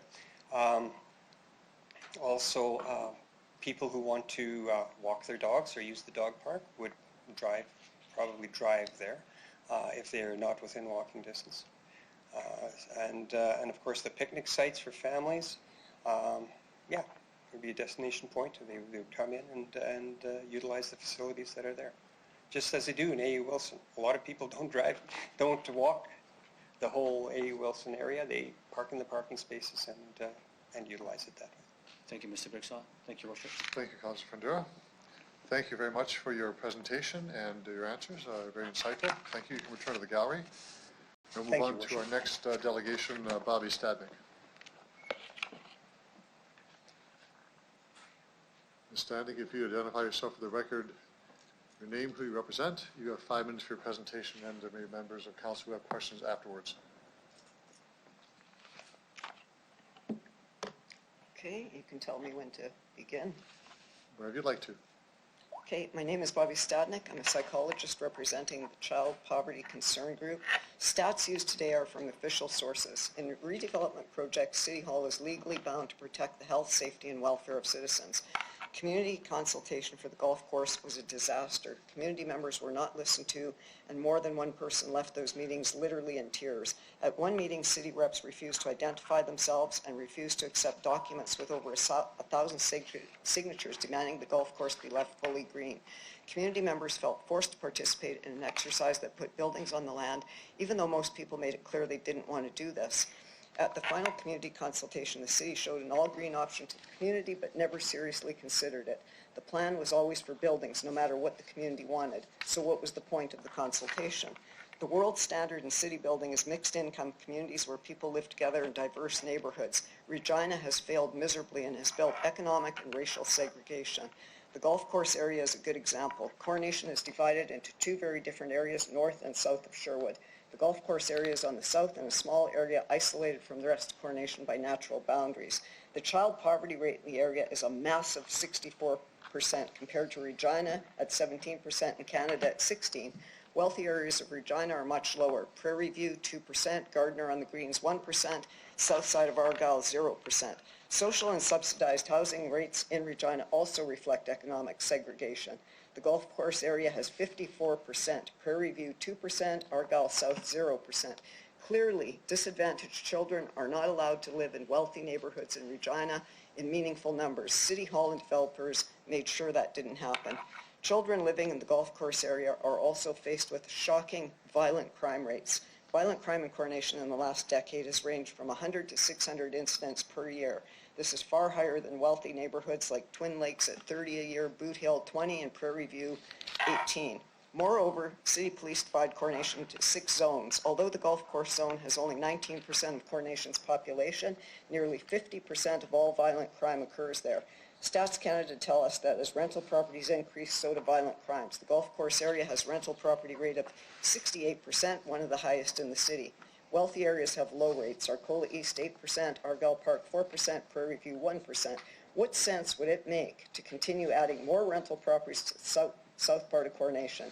The only thing that can come of that is more harm to children. We're housing children into disadvantaged neighborhoods has lifelong consequences. It impacts the way they think, feel, and act. They see the world as dangerous and they don't feel safe. They're more likely to become involved in gang activity, violent crime, and substance abuse. They have high rates of helplessness, anxiety, depression, and post-traumatic stress, and are four times more likely to attempt or commit suicide. Warehousing children violates the United Nations Convention on the Rights of the Child. Moving kids from high to low poverty neighborhoods causes major improvements in their mental and physical health. The city argues, but it's a seniors complex. Is it really? When you ask the city to guarantee it will be, they admit they can't. In a June survey of seniors living in complexes in high poverty neighborhoods in the city, residents reported up to 35% non-seniors living in their buildings. Worse yet, 75% of seniors experienced crime in their facilities. This included vandalism, theft, muggings, assault, prostitution, and drug dealing of substances like crack cocaine, which was used on the premises. One facility had a gang member living in the complex for at least 4 months. In spite of repeated complaints, gang members roamed the halls and residents were terrified. Sadly, this is being denied by complex management. Seniors are seen as easy targets in high crime areas. A seniors complex in the golf course will increase economic segregation and will put seniors at high risk for crime. Economic and racial segregation in Regina is wrong. You have 1 minute left in your presentation. No excuse to continue building more. While caring people worldwide are supporting open borders between countries in order to protect disadvantaged people, people in Regina City Hall can't seem to bring themselves to open wealthy neighborhoods to disadvantaged people. Affluent areas of the city are being kept white and wealthy, while neighborhoods like North Central and the golf course area are being turned into ghettos where disadvantaged children are being warehoused and damaged. As a community on the south side of Coronation, we have done far more than our fair share of shouldering the burden and cost of condensed poverty. For all these reasons and more, we oppose placing any buildings on the golf course land. We reject all 4 city concepts for the golf course and support Concept 5 proposed by Nelson Brisca. We agree with over 1,000 residents of Coronation and others and North Central who signed a document demanding the city leave all the space green at Regent Golf Course. Nothing should be built on the golf course land. Thank you for your presentation. There are questions. Councillor Stevens. Thanks, Bobby. So I get what you're saying about economic segregation and complete communities, and we've had this discussion. In fact, it came out in the zoning. But I take issue with something here, and I'm just wondering if you could clarify. What sense would it make to continue adding more rental properties to the south part of Coronation? The only thing that can come of allowing this is more harm to children. And one thing I find quite offensive about this as someone who grew up in affordable housing, you're suggesting here that renters, crime, and violence go hand in hand. Am I reading this correct? What I'm telling you is that Statistics Canada, particularly in Regina, has made that connection. They say there's a relationship between increased rental properties and crime rates. Yes. So the renters are causing crime I in don't these know what's communities. going on, you'd have to ask Stats Canada. I can't tell you. All I know is there is a relationship. And so to be clear, you're making it a position here that you don't want more renters in your community. I think that Coronation Park is struggling with a lot of really severe issues, including 65% child poverty, which is off the maps. That's more than Mexico, more than Turkey, more than parts of Detroit. I mean, it's ridiculous. There should be no area of Regina that has a 65% child poverty rate. I think that anything that could potentially harm children should definitely be avoided. And so by not building rental properties here, but building rental properties somewhere else, you're suggesting that that will solve child poverty by having housing elsewhere in the city? You're going to have to be more specific on what you're saying there. You're making clear you don't want rental properties here. So if you built affordable housing somewhere else, you're suggesting that the child poverty rates would be addressed by building rental properties and affordable housing elsewhere. Let me tell you what I'm thinking, because your question is a little bit convoluted. I think that every area of Regina should have equal amounts of social and subsidized housing. I think every neighborhood should contribute to the welfare and care of children in equal ways. And I think that when you have any neighborhood that goes over 65% child poverty, over 50%, over 40%, you need to do something about that. I think all communities should help and be like a family. Every community should have the same number of social housing units, every community. I think condensed poverty is always a bad thing. I think that when you build areas of economic and racial segregation, you're creating issues that are really catastrophic for children. On what grounds are you saying that those type of housing units and housing types are going to be constructed in the park? You're saying that So this was one of the proposals put forward by the city. The other thing that they said is that it's going to be a seniors complex. When you say, will you guarantee that? They say, well, no, we can't. The seniors complexes in Regina right now have a 16% vacancy rate. So what in reality would it be? If it's 120 units, what will it be? If we know that there's a 16% vacancy rate, who's going to live in there? And we know that not only are seniors afraid in these complexes, but there's other people living in the complexes right now. We did a survey and we talked to a lot of seniors and we had them write out all their situations. So we know that right now in Regina, not only is there a high vacancy rate, but non-seniors are being moved into the complexes, I guess to try and compensate for that.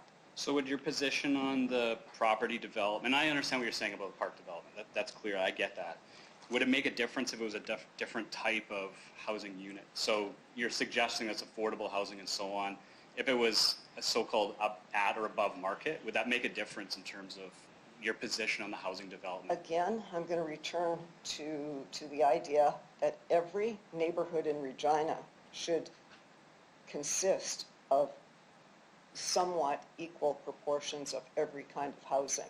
When you build elite areas that have nothing but high-end housing and no social housing, and then you build other areas that are segregated into 65% child poverty, you will reap the consequences for doing that. The children will suffer because of it, and generations of children have already suffered because of it.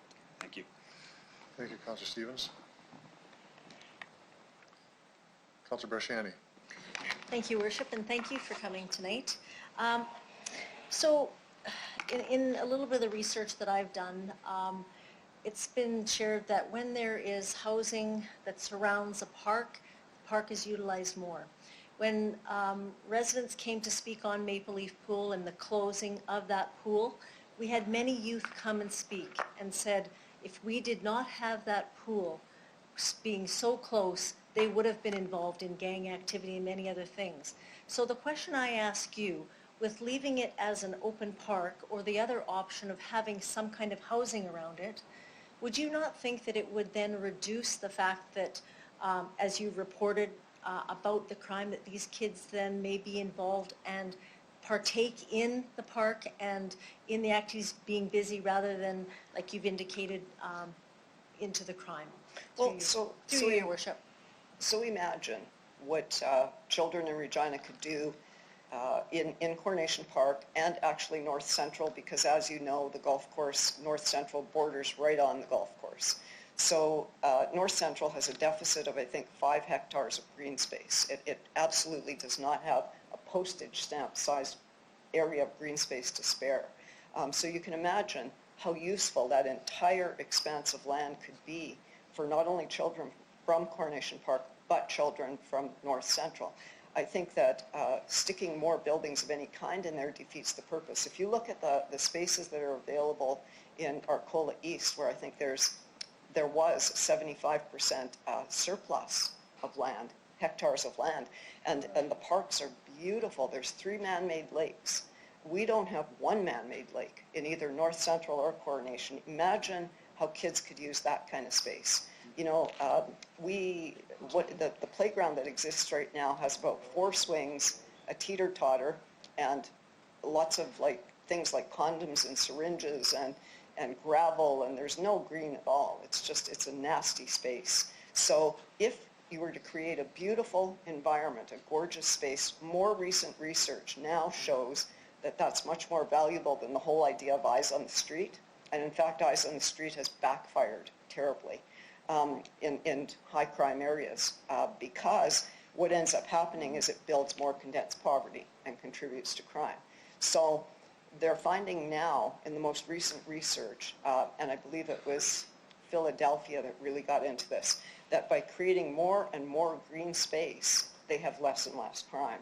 And they found that it decreases all sorts of crime, and including domestic crime, which Mayor Fougere had mentioned in the budget last time, that Regina is getting 17 domestic violence calls per day. So green space, again, was mitigating all those violent effects. So I think to return to your question, I think keeping all of the green space is the healthiest way to go. I think that it's the best for children. I think it's the best for the community. I think that it would decrease the possibility of crime. I think it would give pride in the community. I think it could be turned into a space that would be used by elderly, by children, by everyone.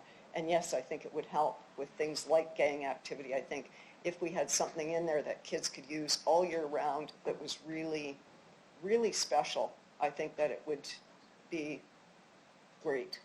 So thank you for that. Last question through your worship. The city does not have a whole plenish of money that's just here, and if we did, it would be awesome to do that. If we could, if we were flush with money, I think we would love to see more parks like this. But the question I ask is the community association or is the community going to be, how would this be paid for? Would this be something that the community association would be helping to raise funds to keep it as a park, or how do you see the community being involved? Okay. Your worship? So first off, we have to ask ourselves in Regina, what is the life of a child worth? And we see that the murder rate in North Central is absolutely crazy. Kids are killed in there every year. There's more and more gun violence in there every day. I think that we need to start understanding the value of human life and the value of children, and it can't be measured in dollars. And if we could afford contributing $80 million to a stadium, I think that we could spend a couple of million on a green space for disadvantaged children. Thank you. Thank you, Councilor Shanny. Councilor Murray. Thanks. Through the chair. Thank you, Ms. Static, for your presentation and for speaking to council. Just in your answers, you'd said something that is pretty contrary to most mainstream academia in crime prevention through environmental design around traffic. I'm wondering if you could elaborate on that. You cited one study, but it's fairly contrary to what So tell me which studies you're citing and exactly what you're saying. So crime prevention through environmental design. So the last 30 years have been implemented where Okay. you increase And lighting, that's you the increase studies traffic. now that they're revisiting. Those are the exact studies I was talking about, the CTED or whatever they are, right? Yes, SIP, Okay, yeah, correct. yeah. Okay, so that's the ones they're starting to revisit, and they're finding that sometimes they backfire horribly, particularly in high violence places. There's new research, and I think it's called the dark side of CTED. And if you check that out, you'll see that it doesn't always turn out the way it should. Maybe in higher end areas that might work, but when you start looking at high poverty, high crime neighborhoods, more eyes on the street can often mean more condensed poverty and more economic and racial segregation. So this is where the Philadelphia studies start coming in about now they're finding out that they might have been a little bit wrong and maybe they need to revisit the importance of good quality, lots of green space. Thanks for clarifying your position. Thank you. Thank you, Councilor Murray. Councilor Flego? Thanks, and welcome. I'm not familiar with 65% poverty. I'd like to know where you got that number from. Yep, Stats Canada. What year? The latest Stats Canada. The most recent Stats Canada was put out, I believe, in 2016. It's the best that you can get. There's nothing after that. And they said Coronation Park is 65% Now, poverty. as I said earlier in my presentation, all parts of Coronation Park are not created equally. You have the south side of Coronation Park, and then you have the north side of Coronation Park. When you cross Sherwood Drive and you head south, you have natural boundaries. You have Sherwood Drive, you have the railroad tracks, you have the Louvain, and then you have Elphinstone. And that creates about a 4-block by 5-block, very segregated area that's very unique in Coronation Park. When you go into Stats Canada, you have to enter postal codes. And so what you do is you look for a postal code of a house you're interested in, then you enter that into Stats Canada database, and it will come up with a dissemination area. So yes, we actually sectioned off that exact area of the golf course, exactly. And that is the poverty rate for children in there, according to the LIM. So if I just think of a map, if you go across the street from St. Peter's School, that's Coronation Park, like on Argyle Street. Static, order please. Just let him ask the question. If I go across the street from St. Peter's School on Argyle Street, that is Coronation Park. And you're telling me... Which direction are you crossing the street? Well, across Argyle Street going east. Okay. So I would be on whatever, I can't remember the names of the streets, 6th Avenue North, 4th Avenue North, so on and so forth. That is Coronation Park. You're telling me that south of there, 65% of the children are in poverty? Yes, and that's verifiable through Stats Canada. Yes. Really? Okay. In that golf course area, absolutely. I will have to check that.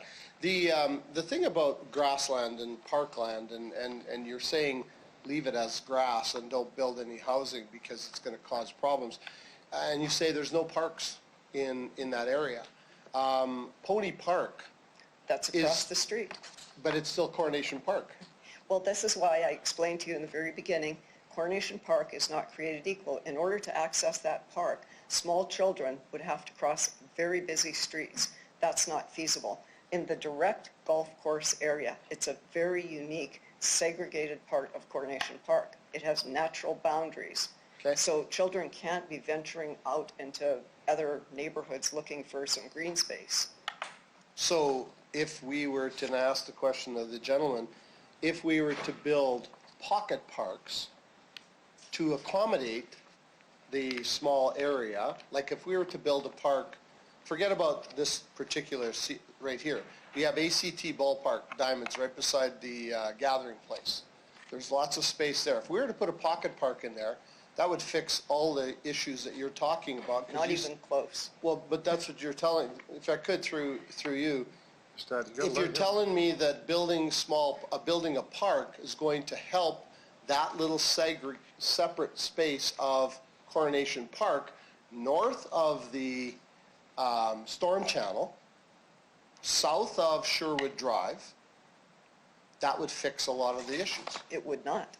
Now, if you have a huge green space available to you and a deficit of 5 hectares right across the tracks in North Central, why would you not want to create an entire green space for both communities to enjoy? I mean, and especially when you look at what's available in wealthy areas of the city for children who live there. I mean, they've got 3 man-made lakes, fountains, beautiful play structures, and why would we not give the children, the disadvantaged children, why would we give them a pocket park? I mean, it's absolutely insane. I think if you could, do you understand that in the new areas, the developers are building those parks, not the city? In addition to the other vast green spaces. If you look at what's available in each neighborhood in Regina, you can find out where there's deficits and where there's surpluses. Okay, good, thank you. Thank you for that. There are no other questions. You can return to the gallery. Thank you very much. Go on to our next delegation, Connie Buchan.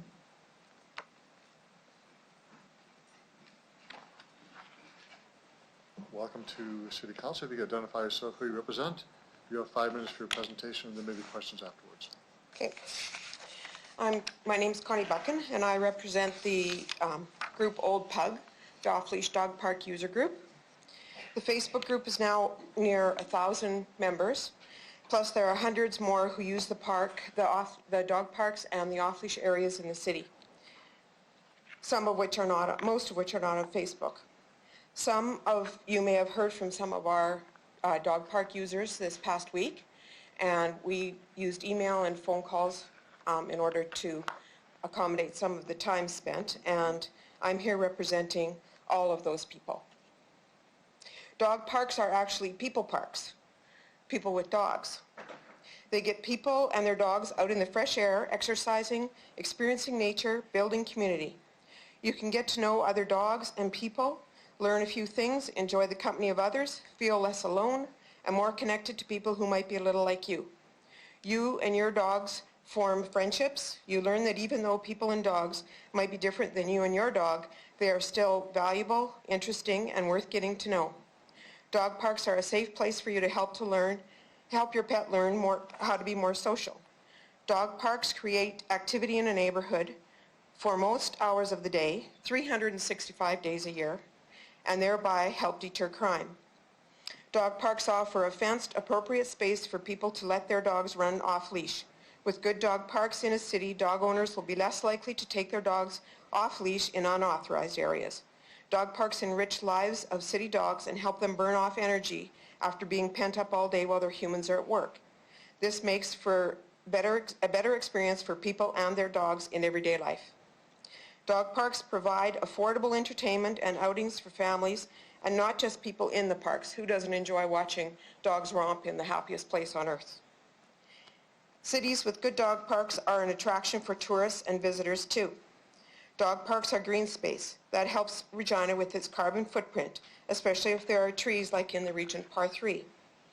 With enough parks in the city, in several, if not all neighborhoods, more people would walk to the dog park instead of drive. This is a green solution as well. There was a study done in the city of Raleigh, North Carolina, called the 2019 Dog Park Study. They looked at the issue of equality and found that underprivileged neighborhoods had few to no dog parks, even though the benefits of dog parks would be the same for these residents as they are for other city residents. They found part of the reason was because residents in the low-income areas had bigger issues to fight for in their neighborhoods and therefore didn't advocate for dog parks, even though the neighborhood would have benefited from one. Dog parks were not a priority for them, even though the lack of dog parks was another marker of inequality within the city. Dog parks are inclusive. They are not for one economic group or another. They are for everyone. The land that we're talking about is between a storm channel and railroad tracks. That is not prime residential land. People don't live between railroad tracks and a storm channel by choice. They live there because that's where they can afford. If a seniors assisted living complex is built where the owners the owners of the complex will not be able to ask prime dollar for the residences as they would in the southeast side of the city. That means less quality, less activities, less amenities, less quality of life in a subdivision that already suffers from some of these disadvantages. This is not building up a neighborhood. If there is no housing developed on this land, there's plenty of room for a dog park big enough to hold two sections, one for all dogs. You have 1 minute to go in your presentation time. And one for small dogs. Our park community wants a designated area for small dogs. This would make it safer for the humans, and they would feel less anxious. I talked about the Bowling Greens area on Victoria Avenue in April when I presented, and I would still like to see that space used, but there's no reason we can't use both spaces. Regent Park Par 3 is city land. It is green space. The mayor has stated Regina owns very little of that. The city needs to continue to own the green space and make it a place for all citizens to enjoy and benefit from. Thank you very much for your presentation. There are questions. Councillor Stevens? So I think council has made it clear to administration that we need to explore the expansion of dog parks. Conversation tonight, recreation master plan. If we were to build one dog park in that area, what kind would it be? You're making a difference or suggesting a difference between a small dog park and a park for all dogs. If you had to choose, what would it be there? If there's enough space to do a park for small dogs and one for all dogs, that's what I would like. And I say all dogs because a lot of people own a small dog and a large dog. You can't be in two places at once. I have a little dog and a big dog, so I can't put one in one park and one in the other and then have me watch them both. So if we do both, it would be all and small. If there's only space for one area, I would like to see this be for all dogs because it is prime land. It's a nice area. It's one of the places that would have, the only place that wouldn't have water issues for dogs. And so I would like it to be for everybody. Also, if it were just a small dog park, it's too far away from the Kathy Lauritsen on 13th Avenue, which is the all-dog dog park. And some owners with big dogs that live closer to the par 3 would tend to want to take their big dog into the small dog park, and I would like to avoid that. So I don't want this just to be for small dogs. West of the bowling green, like I said, would be another area that could be just small for small dogs because it's close enough to the 13th Avenue that people would go those extra 2 blocks and be at the Kathy Lauritsen with the big dog. Thank you. So in the concept plans before us, and again, option 2, which is the partial development with the seniors complex, in addition to some recreation amenities proposed, do you envision or do you think that you could squeeze in a dog park into that concept plan? Or would you have to remove some of the recreation amenities to make it happen? No, I don't think we'd have to remove anything. In the concept plan, they have the east border showing going from the basketball fields or basketball courts north, but actually there is a lot of space east of that border that is not used right now at all. And it's quite a large triangle. So if that were included in a dog park and the dog park goes along the north border by the storm channel, that would be plenty big enough for a dog park. Perfect. Thank you very much. Thank you, Councillor Stevens. Councillor Bryce? Thank you, and thank you for coming tonight. So you've seen the concepts that are before us, but you haven't told us which one you prefer. Do you have a preference in the ones that are before us? I did a submission at the April consultation, public consultation, and I included that in what I sent in early. I've got 2 plans attached to that right up in there, and it's concept, if the city, what I would like is all green space. If that's not going to happen, then I would be in favor of modified number 2. If we could guarantee that the housing complex was going to be, say, like Pioneer Village, which may need to be replaced, that would be my idea of what I would like the seniors complex to be in there, would be like a Pioneer Village. Thank you. Thank you for coming tonight. Thank you, Councillor Bryce. Thank you very much. You can return to the gallery, and we'll go on to our next delegation, Nicole Briska.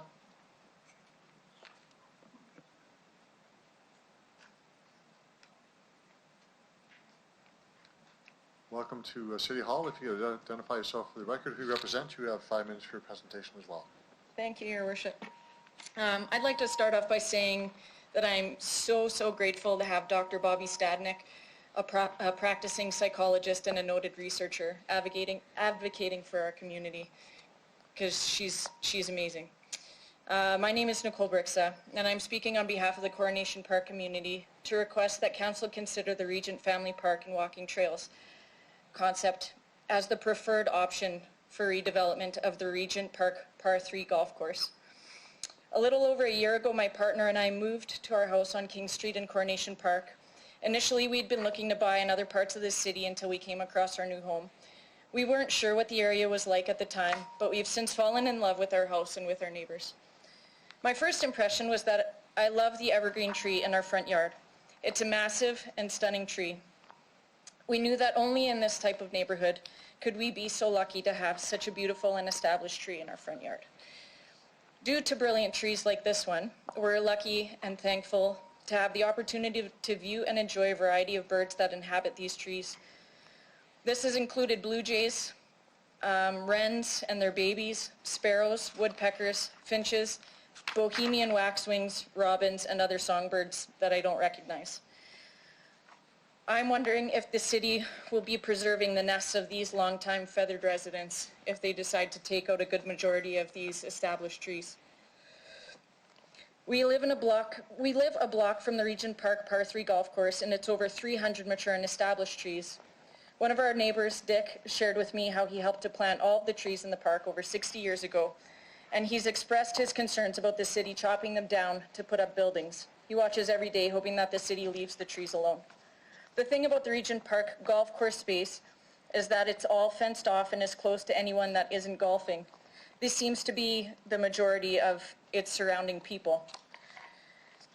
My partner and I, along with a great number of our neighbors, love our dogs dearly. And when we go walking with our dog Gibson, there are no parks or green spaces to walk through and enjoy. The closest park is an 18 to 20 minute walk away. So we walk down the street and we weave down the streets and the alleys and the street and the alley.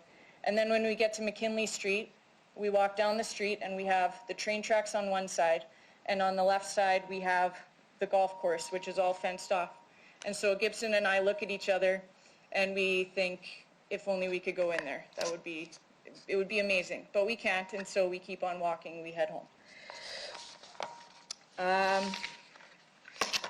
I can only imagine what the 500 children in the area who are under the age of 14 wish for when they walk by such a magnificent space that is all fenced off and inaccessible. When we found out that plans were being made to open up the park, I was very excited. The golf course has had its time, being a program space for a limited number of people who are allowed to use it. Now is the opportunity to create something beautiful that people of all ages can enjoy with their families, with their friends, and with their pets, or alone. Opening up this green space is opening up the potential to create a new image for our city. People have many stereotypes and misconceptions regarding our zone of the city. These are now misconceptions of a community that the city has a chance to reshape. The option for redeveloping the golf course that the city did not present to us, the Regent Family Park and Walking Trails, concept number 5, would be the most beneficial to everyone growing in the community. It's the only option that should be considered at this time. The city cannot make absolute promises about the operation of any buildings within the park once the land is sold.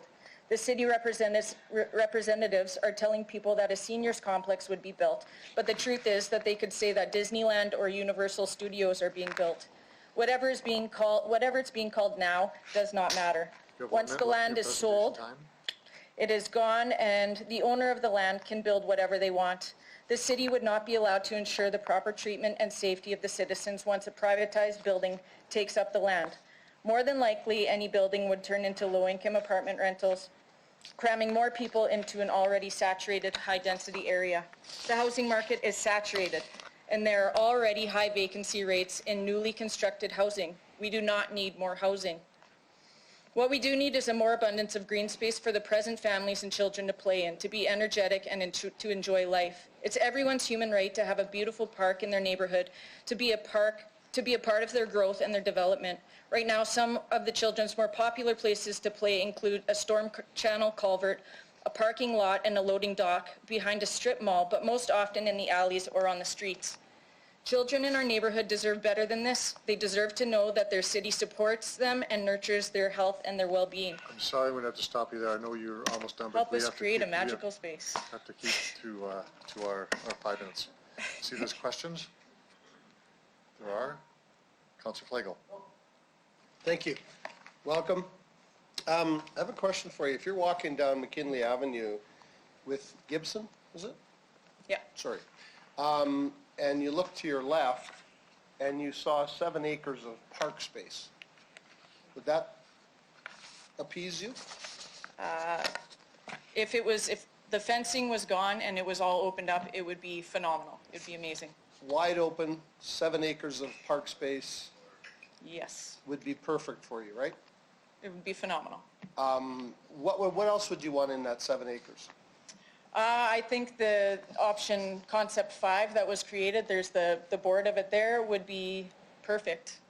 It's got walking paths, the dog park area fenced in would be amazing. I think that option allows people of all ages the opportunity to go and enjoy green space. Not everybody can go playing sports or running. A lot of our neighborhood is already seniors, and they need a place to be able to just go and sit and enjoy the nature, and so. Perfect. Thank you. One thing through you, Mr. Mayor, is the lady before you referenced the east side of the fenced area. That is open, wide open, lots of green space, and the swimming pool is there. Yeah. As well. Do you utilize the swimming pool today?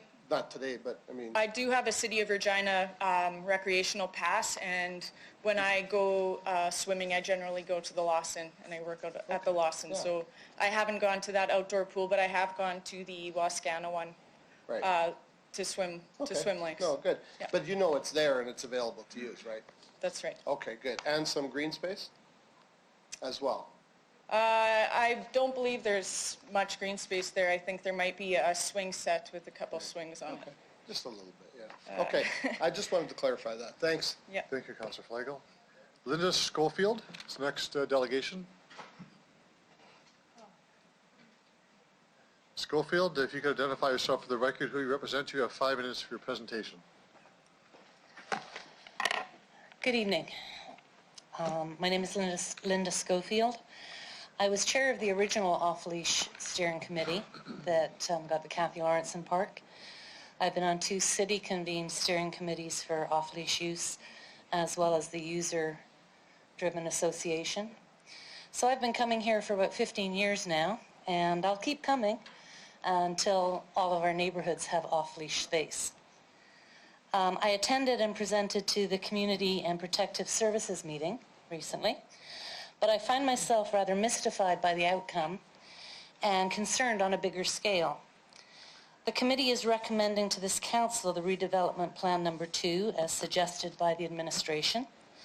However, from the discussion and presentations at that meeting, it appeared that any option with housing is not a reflection of the wants of the community, even after community consultation. In fact, Councillor Bryce was present, and she spoke quite passionately on that point of view of no buildings, that her constituents do not want building on that space. She also mentioned that once that space is sold and gone and built on, it's gone for good, and that leveraging the money for the recreational space out of selling the land doesn't seem to be something that happens everywhere else. So when it was done, I asked a councillor, as did one of the other delegates, why they were recommending something that clearly didn't have consensus, that there was a lot of discussion about. And he told us that that's how you get it before all of council, so that you get a lot more minds to debate it and to discuss it and to come up with ideas. So taking him at his word that it isn't a done deal, I would ask you to reconsider option 2 and go to an option that keeps this recreational space. And as part of that, of course, include the recommended additional recreational spaces that came out of the most recent round of community consultation. Those were disc golf, toboggan hill, and of course off-leash dog park. These activities, I think, had a lot of support, and I would urge you to include them in the base price.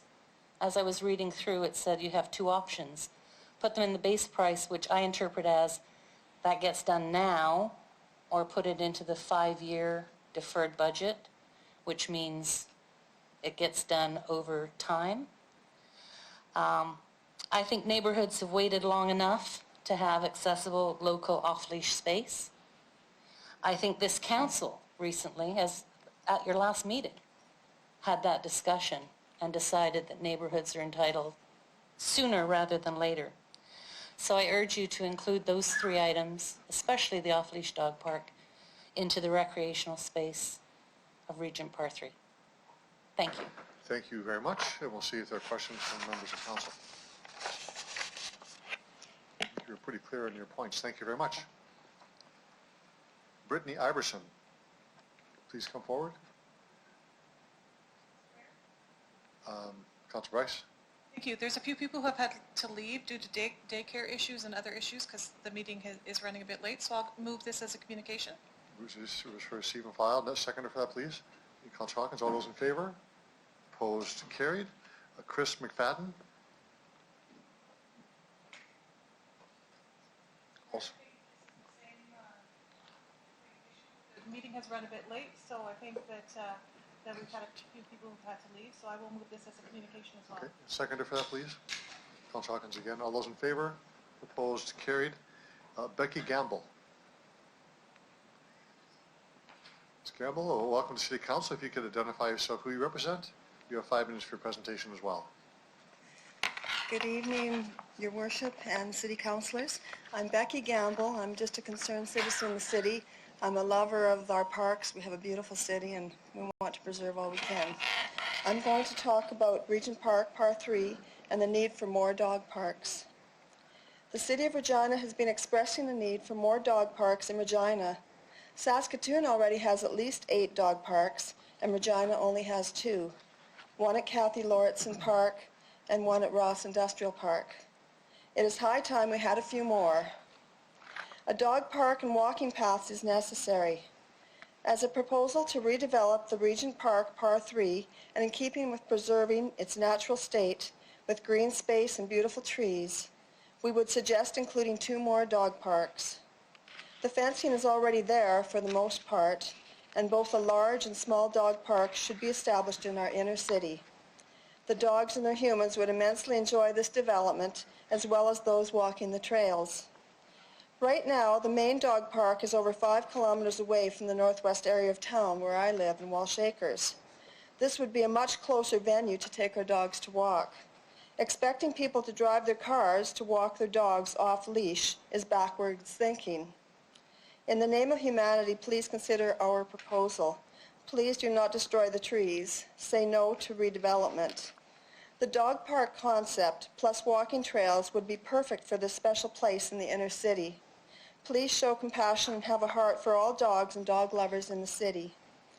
For all these reasons and more, I reject all 4 concepts and accept concept 5, Regent Family Park and Walking Trails by Nelson Brixa. Thank you. Thank you very much for your presentation. Any questions of the delegation? Well, thank you very much. You can return to the gallery. Thank you. And Lauren Gamble, you're next. Ms. Gamble, if you could identify yourself as well, who you represent. You as well have 5 minutes for your presentation. Hi, I'm Lauren Gamble. I'm here tonight to speak up against the development of the Regent Park Par 3. I'm here as both an advocate and to encourage community members and council alike to reject the 4 proposed concepts. The original plans were made after 10 community members showed up to the preliminary meeting. Why were there only 10 members of the community? In a community of approximately 1,400 people, having only 10 come to a meeting, that means you're only speaking to less than 1%. Any decisions based on less than 1% should be considered negligent. I personally walked door to door for 4 afternoons and evenings over the last 2 weeks and had the privilege of speaking to 32 residents at length about their thoughts and feelings regarding the development of the Regent Park Par 3. 31 of the 32 residents told me that they wish the city would respect the green space, the approximately 60-year-old trees, which there's over 300 of, and not sell the land to developers in an already overdeveloped area. The resident who did not agree with keeping the green space felt that the cost to save it was too much. No one stated that a multi-sports complex was on their wish list, and it is rather costly. And when shown Concept 5, Regent Family Park and Walking Trails, everyone agreed that this was a plan that fit our community needs, and that was everyone. Keep in mind, this took me 2 weeks, not 4 years, as it has taken city development proposals. The online surveys done by the city were not a vote, they were a pro-con list, so I'm wondering how they determined what was voted for. I also agree with the 1,069 individuals from the Coronation Park and North Central community who signed the petition to the city to not have any buildings on the golf course land.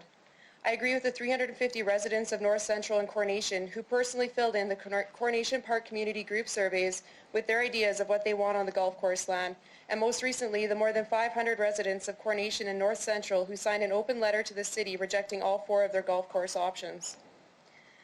I also found that many community members were misinformed regarding a seniors complex. You can put that in quotations. When I asked at the concept meeting in April whether or not they have a mandate for seniors to live there or what level of care would be provided there, I was told that once the land is sold, it's up to the developer. They do not regulate that. When developers make senior living homes, they can legally make the rooms smaller than typical code. However, when seniors living in seniors complexes were interviewed in our area this June, it was determined that residents living there were not all considered seniors, but instead used these facilities as low-income apartments. The city also has a 16% vacancy rate among senior homes to date. Clearly, there's not a need for more seniors homes, and the city is trying to disguise more low-income apartments in the form of seniors homes, impacting the already poverty warehouse neighborhood. 75% of the seniors in our area who were surveyed at these homes said that they have been exposed to crime in their facility. This included theft, muggings, assaults, and drug dealing. 55% said they are fearful for their safety. Fear of crime in the elderly is associated with poor mental health, reduced physical functioning, and lower quality of life. Would you want your elderly family members being exposed to this type of trauma? Evidence-based research shows that providing more green space actually reduces crime, and it's true that it reduces crime. The city may have you believe the opposite, but it is sadly not true, and it is outdated thinking. North Central has had green spaces filled in with that mentality, and the current crime map is proof that it did not work. The children of North Central use the Regent Pool all summer long, and these same children would use the green space on Regent Park Par 3 all year as well. I think it would be a real blessing. We need more green spaces, particularly for the number of residents already in this community. Coronation Park's population land density is between 3,100 and 3,500 people per square kilometer. Compared to parts of Gardner Heights at approximately 1,900, Arcola East North Side, 783, and Arcola East South Side at 2,200, and this is derived from Stats Canada. You have 1 minute left in your presentation time. Our community is beautiful and deserves to be respected. This is a great opportunity for City Council to show that they care about inner-city Regina and the social determinants of health experienced by its members. I am hopeful that your decision will be made from a place of humanity and competence in your elected positions. If you truly disagreed with the selling of Wascana Park land, then this is your chance to show us. For all these reasons and more, I reject all 4 concepts and accept Concept 5, Regent Family Park and Walking Trails, which was made by one man listening to the needs of the community over the needs of the city's pocketbook. Thank you. Thank you very much for your presentation. We'll see if there's any questions. There are none. Thank you very much. You can, okay. There was one question. Councillor Massanelli. Thank you. Thanks for coming out and through the chair. It's the second time I've heard this statistic tonight, and I just wanted to ask about it. 75% of the seniors in the seniors facility have been exposed to crime. Where's that statistic coming from? You bet. So basically we went door to door to the senior living homes in Regina, in our community in June. I have a whole stack here if you'd like to look through them yourself. It's basically the self-reported incidences that have happened within senior living homes within our community. What are those homes like? I guess I haven't been to them. I'm not familiar with where you're going to get that stat from. What are the conditions in the home, the age of the facility? What facility are we dealing with when you get that stat? So Silver Sage Homes would be one of them. And really the age, condition, everything else is very varied, to be quite blunt. And if you wanted to look through these, I'd be happy to drop them on your desk. You can read through them. And you can read right from the seniors or the not so much seniors who are living there, and they can tell you a little bit more about their experiences because they would know better than me. Okay. Would these be developed particularly to be seniors' homes, or are they a retrofitted seniors' home complex, or? There's a couple of options there, yeah. Some of them are retrofitted. They're just homes that were purchased for seniors' homes, and they've been divided up that way. And then some of them are made just for that purpose as well. Okay. So looking at a purpose-built seniors home in this area, would you see a need for that, considering that the current seniors home situation is called under question by your stats? Just trying to be open-minded and hearing what people may need, it kind of makes me think, do we have a problem with seniors home in that area? Yeah, absolutely. I understand what you're asking, and basically I would say that a new seniors facility wouldn't address the issues that are already happening and the high vacancy rates that are already occurring there. Yeah. If anything, we should be investing into what's already there and making it better for the people who are already living there. Yeah, well, I'm just trying to get my head around the stats. By demographics in Canada right now, there's a need for seniors residents, but by what you've put your legwork into, it's making me think twice and try to understand how the stats come together. So thank you for your information. Yeah, and can I just add through you that there is a need for long-term care, and I can speak to that as a registered nurse as well. And long-term care is separate from senior living and seniors homes, so I think it's important that you make that differentiation when you're talking about seniors homes and senior care. And thank you for not asking me any trick questions like Councillor Flagel over there. It's much appreciated. Order. It's not necessary to say that. Just to follow up, when I read the report and I look at recommendation 2 and I hear some of the delegations talk about dog parks and green spaces, I think if I was 75 or an 80-year-old man, I might enjoy living in a home where I can see the people play with the dogs and maybe some kids play soccer on a pitch. That's not coinciding with the delegations are saying. Any comments on that, how you would feel, or do you think of it that way at all? I think that the biggest thing is that we need the green space for the community, and especially the children. Our community is made up of so many children under 14 years old. They need that space to play. They need that place to grow up and somewhere where they can go to get away from their homes when things maybe aren't going so well for them. To say that putting seniors there, it's not going to cause an issue, well, maybe it wouldn't, but at the same time, would it be more beneficial to this particular community, in this particular instance, to not build a seniors home there? I think absolutely it would be beneficial to us not to do that. Yeah, I guess from my particular outlook, I'm looking at a funding mechanism to allow me to have the funds necessary to provide the amenities that the children need. So currently, Regent Park Par 3 is open to the public in the way that the gate's open. I'm one of the evil people who goes down McKinley to pass by. It is part of my normal route, but I don't speed and I drive carefully. And I actually stop to look around while I'm going by, and I often see the basketball courts being used. There seems to be kids taking advantage of that. But I never see a lot of people actually in the golf course right now, or kids playing in the golf course in that unstructured play that people have been talking about. You're closer to the community than me. Have you seen it being used that way? Have I missed something? And I'm actually glad you brought that up because that's a really fair question. The doors are open to the Par 3, but I don't think it's well known that anyone's allowed to go in there just yet. I think a lot of the community still views that as, oh, the Par 3 is open, but they don't see it as, oh, if there's an unstructured play space here, or there's a place where I could walk my dog here. It's really not well known, and I'd be curious to know what types of advertising have been done to let people know that, because from my walks and talking to people in the community, nobody knows that that's open to them.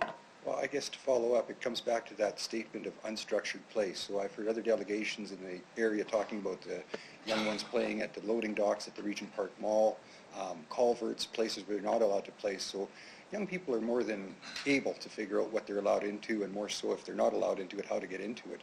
So I don't see a lot of unstructured play right now, and for me as a counselor, that begs me to think that maybe they need something that they could play at. So that's why I've been coming at this, I don't want to say problem, but this decision from that point of view. So I enjoyed your information. I do come at this with an open mind, so thank you very much. Okay, thank you.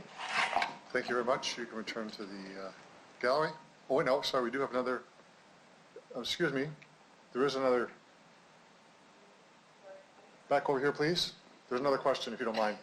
Back over. Which way you want to get to. Councillor Bresciani has some questions for you. Councillor Bresciani. Sorry. Thank you for coming tonight, through your worship. So you indicated, I want to talk about senior housing a little bit. Would you say that there is a need for affordable seniors housing, through your worship, in the work that you do? Yeah, well, absolutely there's a need for affordable senior housing, but the thing is, there's a need for it, but it's already there. It's just not being used. There isn't enough seniors actually accessing that form of housing, so at this point, is there a need for it? No, it's already there. It's just a matter of accessing it and using it. At a 16% vacancy, it's not being used. And according to the surveys that I have here, I don't think there was a single place that I recall that had full capacity.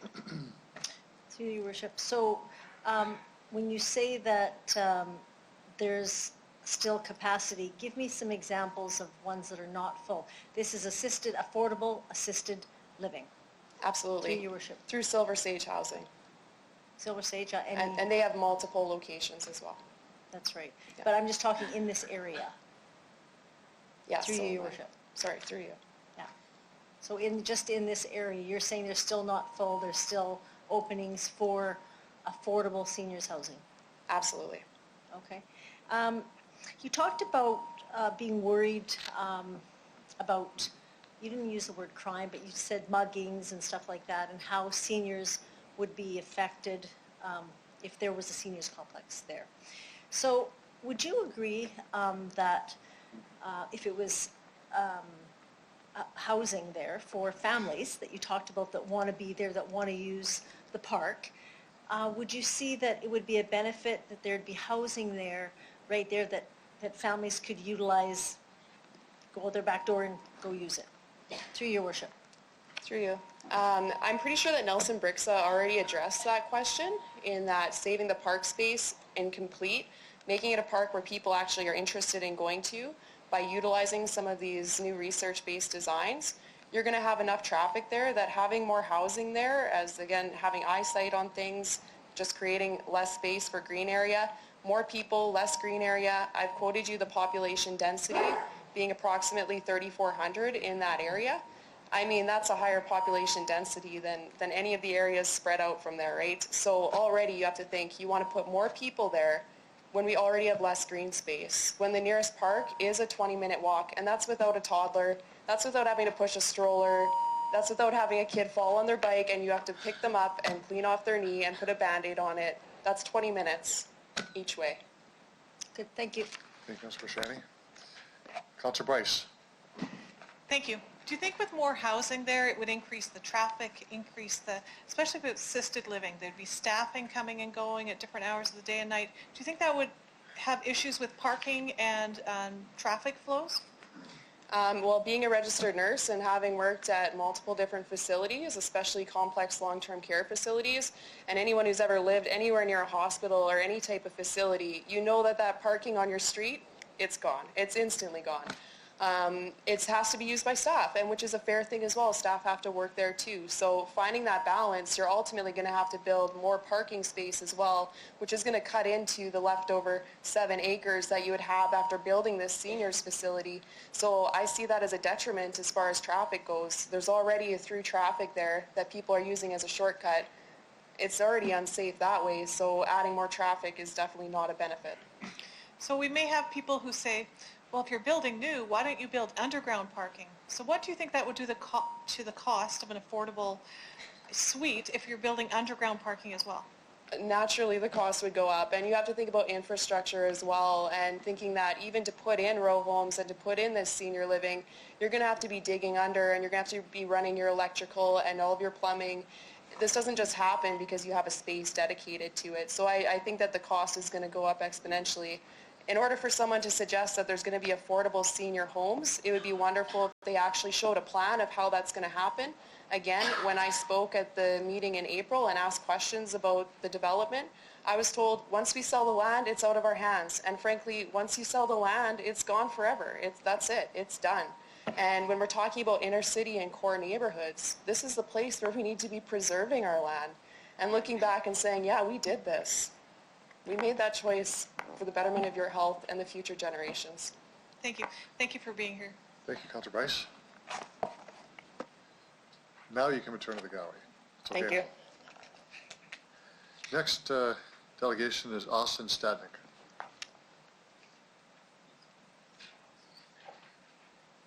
Mr. Stadnik, for the record, if you identify yourself, who you represent, and you have 5 minutes for your presentation as well.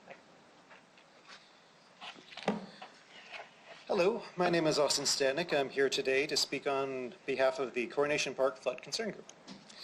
Our mandate is to address the flood issues associated with the proposed rezoning and development of the golf course. City Council has a legal obligation to protect the health, safety, and welfare of the community in redevelopment.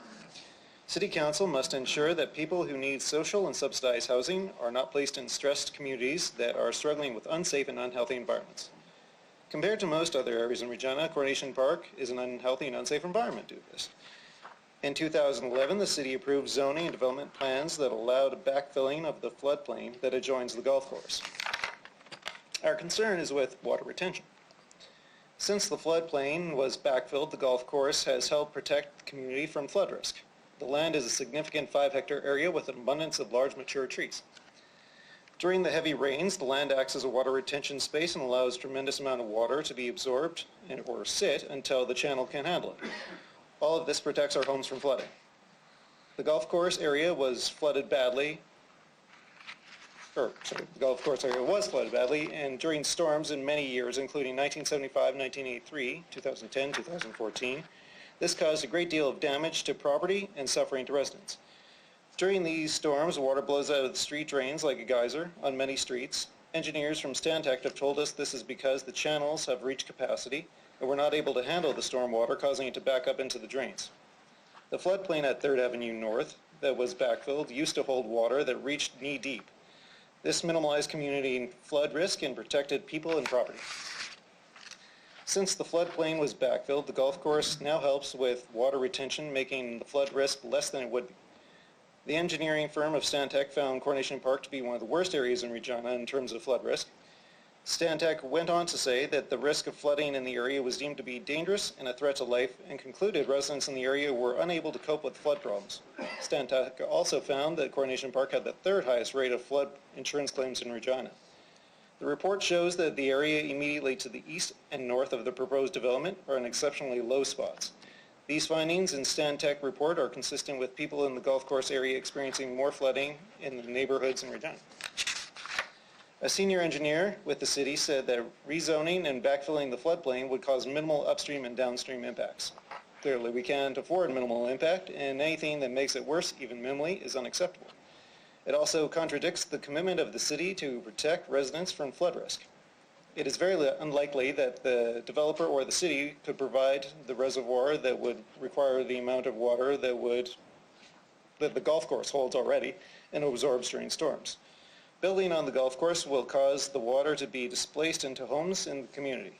When the floodplain on 3rd Avenue North was backfilled in 2010, a water engineer in Regina was hired to look at the flood proofing in the area. He told us that he was not asked to consider water retention or the impact backfilling the floodplain or land would have on the rest of the community, so he didn't. He did, however, agree that the water would have to go somewhere. The city has not looked into how building on the golf course will impact water retention, encroachment, upstream or downstream impact, siltation, or any other impacts it will have on the community. To suggest there won't be a problem would be ridiculous. City Hall is always looking for a way to prevent flooding in wealthy areas of Regina, like dry lakes and sunken school grounds like behind Grant Road School and Whitmore Park, and sunken soccer pitches in Ward 8. City Hall is always looking for the ways to prevent flooding in wealthy areas. Repeating myself. It doesn't happen in Coronation Park. The city has a legal, moral, and ethical obligation to protect the health, safety, and general welfare of neighborhoods and community residents. Allowing rezoning and building on the golf course would constitute civic irresponsibility and would expose new residents to the risks and dangers that existing community already is struggling with. You have a minute left in your presentation time. Thank you. In closing, placing buildings on the golf course land is wrong and harmful to the community. For all of these reasons and more, we oppose placing any buildings on the golf course land. We reject all 4 city concepts of the golf course and support Concept 5 proposed by Nelson Brickside. We agree that over 1,000 residents of Coronation and North Central who signed the documents already and demanding that the city leave the green space alone to the golf course. Thank you very much for your presentation, and see if there are questions. Well, there are none. You can return to the gallery, and we'll move on to our next delegation, Melissa Campo.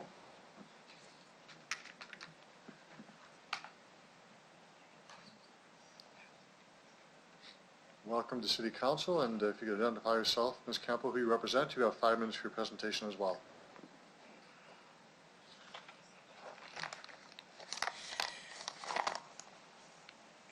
Hi.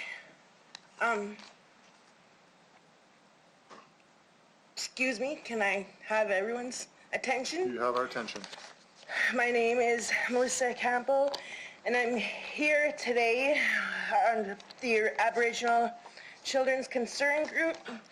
The stats you'll hear today have been provided by our researcher and have been taken from the most recent Statistics Canada data and City Police records. If you are poor in Regina, you are very rarely given any choices about where to live or where you want to send your kids to school. So you're forced to live in high poverty, high crime neighborhoods like North Central or the golf course area of Coronation, where the streets, parks, and houses are not only dirty, they're dangerous. This is hurting disadvantaged children by exposing them to violence and poverty on a daily basis. Regina is a city of economic and racial segregation. Most Aboriginal and poor people are forced to live in these high crime, high poverty neighborhoods. For example, the east side of North Central has a 45% Aboriginal pop and a 63% child poverty rate. And the golf course area of Coronation Park that we're talking about tonight, and where the city wants to put more buildings, has a 39% Aboriginal pop and a 64% child poverty rate. Research shows that kids in these areas have higher rates of anxiety, depression, PTSD, and are 4 times more likely to attempt or commit suicide. Research tells us also that when children are moved out of these areas and into wealthy areas, they have a much better chance at a better life, have less depression, less teen pregnancies, they get better educations. Crime rates have also become a big problem, and it's ridiculous when you think about where the crime is coming from. A big part of it comes from the city allowing the building of condensed poverty, just like the projects in the United States. No different from there. Violent crime has been as high as 2,400 incidents in 1 year in North Central. 640 in the northeast neighborhood of Regina, 635 in Coronation Park. Most violent crimes in Coronation are committed in the 4 block by 4 block area. 4 block by 4 block golf course area where the city wants to put more high poverty buildings. Almost all murders in Regina happen in high poverty neighborhoods. In wealthy neighborhoods, there's very little violent crime. For example, in Norman View, Prairie View, and University Park, all had less than 18 violent crimes for the year. I left Regina in 2005 because I thought the crime rate was bad back then. I always said I wouldn't come back unless I knew I was going to live elsewhere in the city, but of course that didn't happen. I live off $7,000 a year, so that would probably never happen. My children have experienced more trauma in 5 years while living in these high poverty areas, more than you will ever experience in your entire lives. If we had choices where to live, my children wouldn't have suffered the trauma they had to suffer, the things they had to see. Oh my God.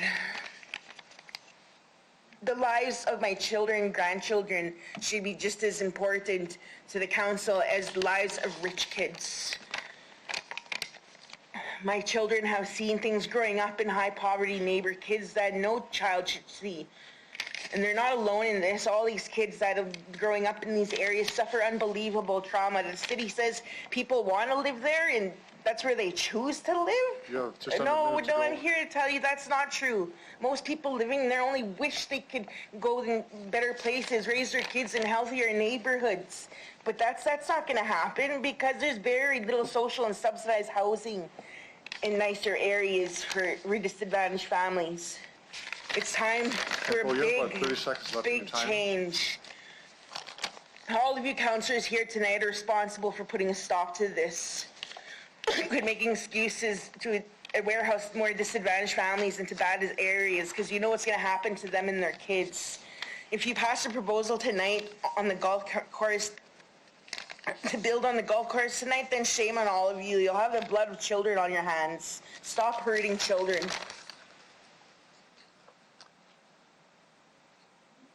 There are no questions. Thank you very much for your presentation. Tanis Lund.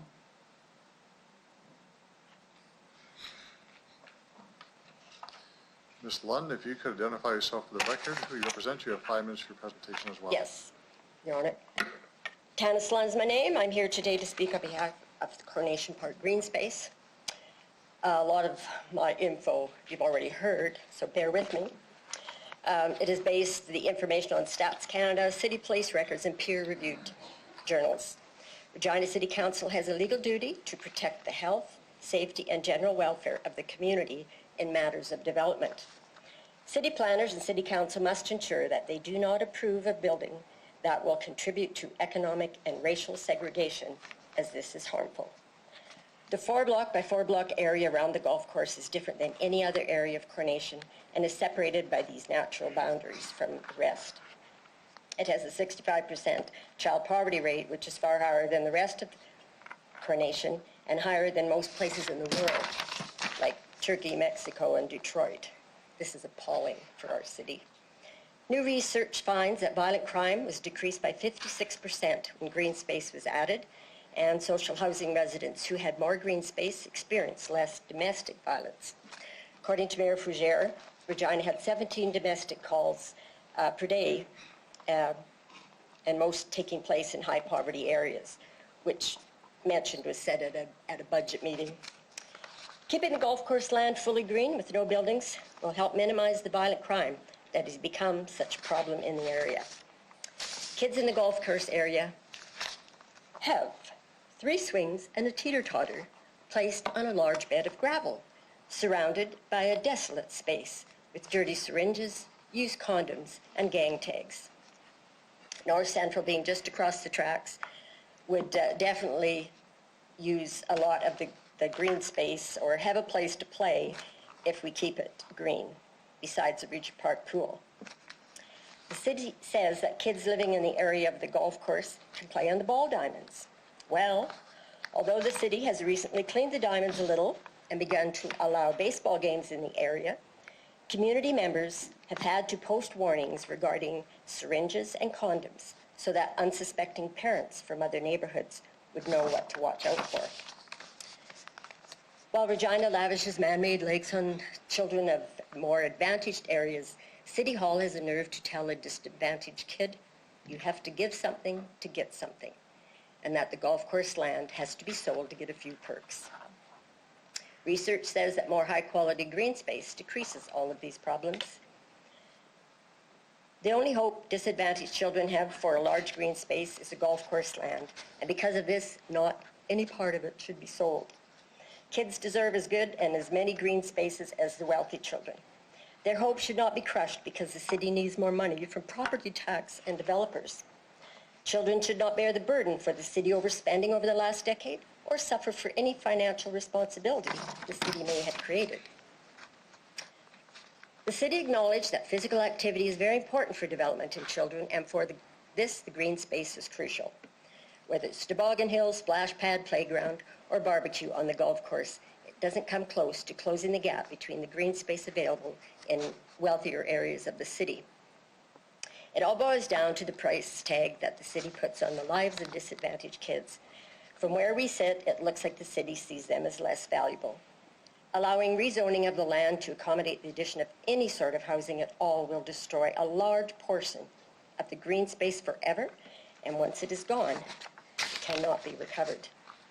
Crime and poverty and all the negatives that go with ghettoizing a community will continue to escalate in this golf course area if buildings are added. This will bring harm to all, but especially to the children and elderly. You have 1 minute left in your time. For all those reasons and more, do not allow anyone to build anything on the golf course land. We reject the 4 concepts from the city, but do agree with concept 5 proposed by Nelson. Coronation children and the rest of the community need this type of green space found in Arcola East and Twin Lakes. So let's stop promoting racial and economic segregation by building more prefab boxed housing. Let's make Regina an inclusive city where people are welcome to live in all neighborhoods. And that's it. Thank you very much for your presentation. Other questions of the delegation? There are none. Thank you very much. I just have one little thing to say. No, your time is up. Mr. Forget, don't build any more walls. The next delegation is Cullen Crease McLean. She had to leave, okay. I'll receive, and move file. this as a communication then. Okay, Councilor Murray seconds that. All those in favor? Opposed? That's carried. Jackie Braun. You're not Jackie Brown. Yeah, I had brought in a letter to the office of the city clerk and indicated that, and it was okayed, that if Jackie was unable to appear, I would appear on her behalf, and vice versa. She would appear on my behalf. So permission was granted. You have 5 minutes. Presentation. Okay, so I don't know, this is not my script, so I'll do my best with it. In terms of more eyes on the street, research now shows that this can backfire horribly in high poverty, high crime neighborhoods. We saw this happen in North Central, where there is a 5-hectare deficit of green space in a high density area, and tons of eyes on the street. If more eyes on the street worked, then North Central would be one of Canada's safest neighborhoods, but instead it's considered one of Canada's most dangerous neighborhoods, with multiple murders every year and sometimes thousands of other violent crimes as well. What a sad failure of that concept. More recent research shows the opposite. In high poverty areas, the addition of a lot of high quality green space reduces violence, while the addition of any housing that increases economic segregation increases the violence. Again, just look at North Central. You don't have to believe me, you can look at the literature. At the last budget meeting, Mayor Fougere admitted that Regina is dealing with one of the highest violent crime rates in Canada. So we should be doing something about that. The city has legal obligations to protect the health and safety and welfare of Regina citizens. This has not happened, and Regina is a city divided by economic and racial segregation, and we're all paying the price.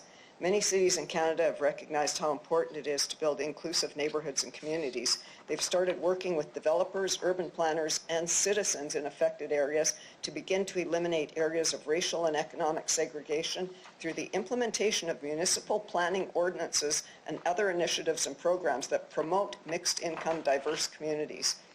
Regina could easily do the same until social housing reaches similar percentages in all neighborhoods. City Hall can make this happen, they just don't want to. Regina is suffering from planned economic and racial segregation. The golf course area of Coronation Park is a high-crime, high-poverty neighborhood. Warehousing at-risk and disadvantaged people, children and vulnerable elderly into high-crime, high-poverty neighborhoods is wrong and comes at a very high cost. Recent research shows that this type of warehousing does more harm than anyone ever thought before. It hurts people, but especially children. Children are more likely to become angry, use drugs, get involved in gangs, and see violence as an acceptable way to live and commit violent crimes. Unless something is done to stop building condensed poverty in specific Regina neighborhoods, then disadvantaged children will be doomed generation after generation to continue repeating this horrible cycle. We all know that violent crime problem in Regina is getting worse every day. Regina has become a crime capital of Canada because generations of children have been destroyed and even died because they're being forced to live in these high crime neighborhoods. If children are moved into wealthy neighborhoods early enough, they have less mental disorders, are involved in less, they get better educations and earn more money as adults if they move into the wealthy neighborhoods. So let's start doing that. The city claims they want a seniors complex built on the golf course land, but according to Canada Mortgage and Housing in their latest report, there's a 16% vacancy rate, and that's rising. Moreover, recent Regina research found that non-seniors are being moved into seniors complexes. What sense would it make to build more seniors complexes in this environment? Research says that fear of crime in elderly people was associated with poor mental health, reduced physical functioning, and lower quality of life. Presently, seniors living in disadvantaged neighborhoods in Regina, 75% tell us they're experiencing all sorts of crime. City councillors must be accountable for their decisions and take responsibility for the outcomes that will damage disadvantaged kids if they build on the golf course land. There's no excuse to take away any of the green space It's no longer acceptable to rubber stamp bad zoning and building ideas and then say it was all the fault of a developer. You have 1 minute left in your In presentation short, time. stop promoting racial and economic segregation. Let's make Regina an inclusive city where all people are welcome to live in all neighborhoods in equal numbers. Stop hurting people by building anything that contributes to condense poverty. Stop elite areas being white and wealthy and while warehousing disadvantaged people into high-crime poverty neighborhoods. You're hurting children, disadvantaged people, communities, and the city by doing this. People on City Council have a legal mandate to protect citizens. You need to step up and do that. The time is now. For all these reasons and more, we oppose placing any buildings on the golf course land. We reject all 4 city concepts for the golf course land and support Concept 5 proposed by Nelson Brixa. We agree with over 1,000 residents of Coronation and North Central who signed a document demanding the city leave all the green space at the golf course. Time's up. Okay. Any questions of the delegation? There are none. Thank you very much. We have one more delegation, Bernice Tees. Oh, Bernice was unable to make it. Okay. She's unable to make that, so I have a motion to receive and file this. I'll move receive, file, and Receive communication. file and permanently close. Seconder for that? Okay. All those in favor? Opposed? Carried. We're finished delegations and will now consider the report 1962 from the Community Protective Services Committee, redevelopment options for the Regent Park Golf 3 course. Councillor Stevens. Thank you very much. Through the chair. So we had a lively debate. Many of the delegates you see before us attended. Sorry, for starters, could I get a seconder for this, please? Seconder for it, Councillor Massinelli. Wonderful, thank you. And just by way of advancing this discussion, committee, CPS, Community Protective Services, supported option 2, which is the mixed development with the seniors complex and investing into this park space from a golf course to mixed use. So I have a few questions for administration. I understand that there are at least 2 councillors, I'm not sure where the ward boundary goes now, but we'll have some interest in maybe shaping the future of this report and recommendation, so I'll leave it there, but I do have some Councillor questions. Stevens, just before you go further, are you moving the recommendations or are you moving receive and file? What are you doing? You didn't say what I you're would doing. move the recommendation. Okay. Yeah. So just for a procedural question here, if the option were to change, would it simply be amendment by council? It depends on what it is. It could be, if it's contrary to the main motion, we'd have to defeat this motion and do something different. Receive and file gives more flexibility. Okay. I'll go with receive and file then. Receive and file. Councillor Massinelli, are you okay with that? Receive and file it is, okay? Terrific. Thanks a lot. Through the chair, for administration, maybe to the beginning, for everyone's benefit here, what was the process that started this? What leads to the consultation and the report before us today? Ms. Harlock? Through your worship. So in 2011, we started the process because of the Pasqua Rec Center closing down. And so what we did from there is we worked with moving forward with public consultation, with surveys, et cetera, and then working with the community to get us to here today, to look at what type of plan we could put before council with respect to replacing the lost recreational facility that was the Pasqua Rec Center. Terrific. Thank you very much. Through the chair, is there a precedent for financing park improvement by selling parcels of parkland for development? So are we following kind of a model we've seen at another point in time here, or is this unique? Through the chair. Ms. Harlock? Through you, your worship, I'm not familiar with that. I might ask if Ms. Shaley has any recollection, or Ms. Durden. Ms. Shaley? To my knowledge, or through you, your worship, to my knowledge, there is no precedent. Thank you. So with the option 2 that was before us, financing the redevelopment and decommissioning a golf course and going ahead with other options is brought upon by the use of that land for a seniors complex. If we go with an option that doesn't involve any form of residential development, how would we then invest, or how would we then finance the redevelopment of this park? Ms. Harlock? So it would go through the budgeting process, and it would be tax funded, would most likely be how we would have to fund it. Terrific, thank you. If we do go through the development option, would we still commence the redevelopment of that park even prior to selling the land? Ms. Harlock? Through you, your worship, that was the plan, was to proceed with starting that and then looking at the financing model with respect to getting those funds in a future date. Terrific, thank you. And I guess for everyone's benefit here, all the options propose an investment in this park. Could administration walk through why the particular amenities we see in these options are included? For instance, the soccer field, the splash pad, etc. What are we using here as a benchmark? Ms. Harlock? Through you, your worship. So we have a recreational master plan. We did consultation looking at what other or what people wanted to see in the park and amenities. So we took all of that into consideration for the design concepts that's before you. I'm not sure if Ms. Shaley or Ms. Deredich has anything else Ms. to add. Shaley?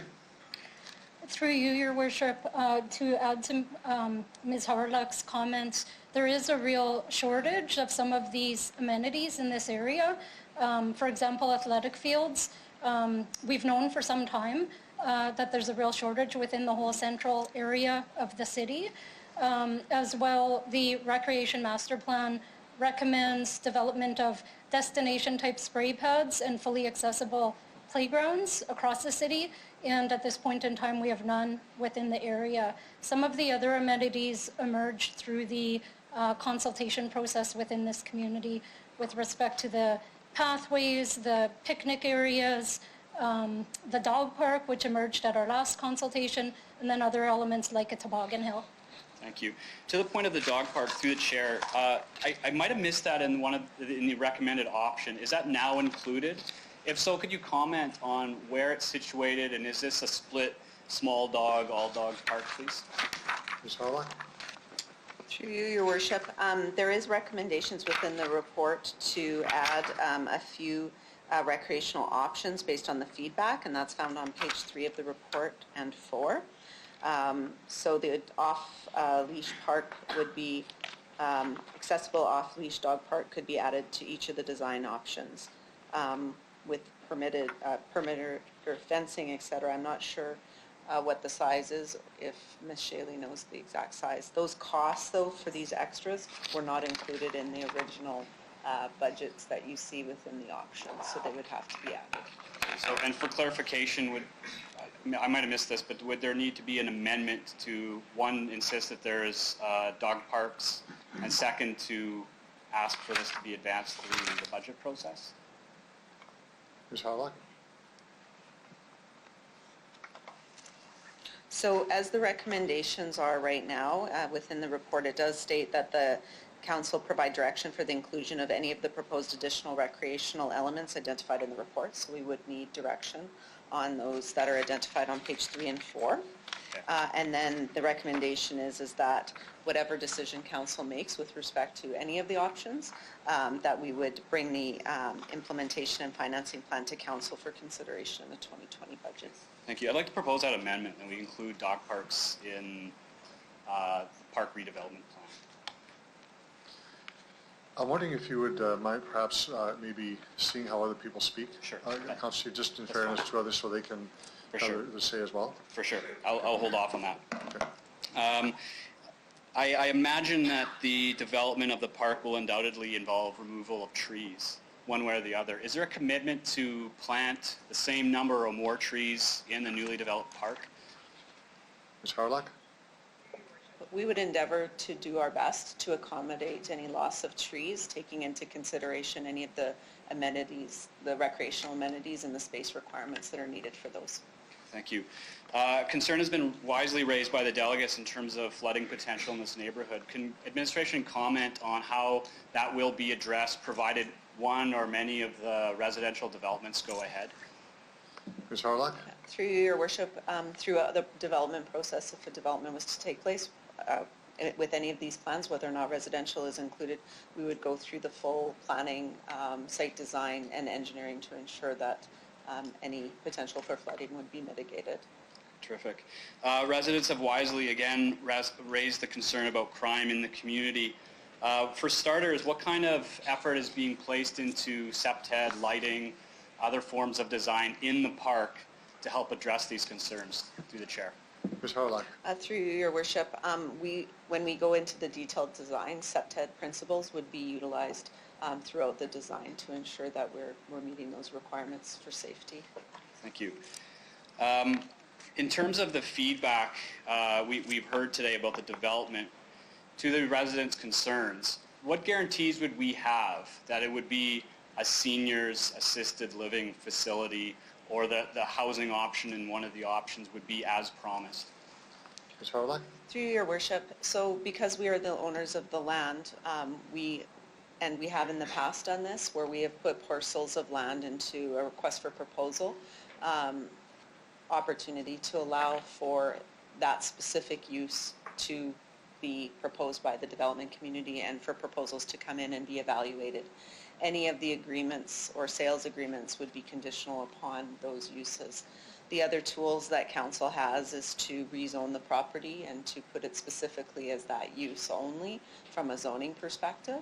And then if there was something to change, then it would be a council decision to go forward with that. But those are the tools that are at council's disposal. Terrific. Has there been an expression of interest through the chair by either the Saskatchewan Housing Corporation or private developer that they may wish to purchase this? In other words, are we just kind of spitballing here, or has there been some flirtations with the city about doing this? Ms. Harlock. Through you, Your Worship, I might start and then ask Ms. Shaley, or Ms. Derdich to expand. Through the process, we did talk to different developers with respect to those opportunities, and we did hear about the seniors component. I'm not aware of the Sask Housing, but I might ask Ms. Derdich to expand if she has anything further to add. Ms. Derdich. Through you, Your Worship, as Ms. Harlock said, through the process, we did do some market sounding on both the townhouses and the seniors housing. I can't say exactly who we spoke with. I don't have that information right at hand, but the people that we did speak with, there was some interest on their behalf for those lands for seniors housing. Sure. I'll just see if you got just about under 1 minute of time Yeah, left. that's good. Thank you. Oh, thank you. Okay. Next speaker is Councillor Bryce. Thank you. I'm going to repeat a little bit of what I said at Community and Protective Services, because I strongly, strongly, strongly cannot even think of selling this parkland for housing. Once that land is sold, we will never get that parkland back. This is precedent setting what we're asked to do here tonight. Selling part of a park to redevelop another piece of that same park, I just find that atrocious. So I just cannot support anything that puts housing on this. Does that mean any other park that needs development, we're going to have to take a little chunk out to put more housing on? It just, that part alone makes me not want to support any of the housing, let alone what it does to the community. This community struggles. I've raised my daughter in this community. She went to school there. I went to high school at O'Neill. So I've grown up in this community. So I know what it's like, and the good things about it, we're only hearing the bad things tonight, but there's lots and lots of good things that go on in this community. I'm going to quote a little bit of an article back in November of 2010. One of our media persons was here at that time from the Prairie Dog, and wrote an article, and this is when we actually were looking at decommissioning the Pasco Rec Center. So part of it's going to be quoting a quote of myself, which is kind of a weird thing, but anyways, so myself, I said, I'm never happy when a facility such as a rec center will close in an area. You need those facilities for good, cohesive communities. I just feel that the money is being taken out of this community and put into other communities, and I'm not happy with that. That ends my quote. And then it's written, the building will officially be decommissioned June of 2011. Sometime before that, the neighborhood will be invited for workshops, visioning sessions in fancy modern lingo. They work out how the nearby Regent Park can be redeveloped into a community hub. And then the reporter says, but Bryce was perplexed that this process hadn't already happened.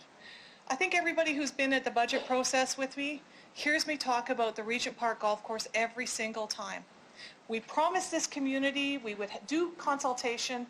Finally, 9 years later, we're actually talking about it tonight on the floor of council. The community has spoken. The community has said, we don't want housing there. We're saying as a city that we need housing to pay for the park, but we've never done this before. Why should we choose this time to do this? It just doesn't make sense to me. We really need to preserve this parkland as parkland. As I said, once it's gone, it's gone.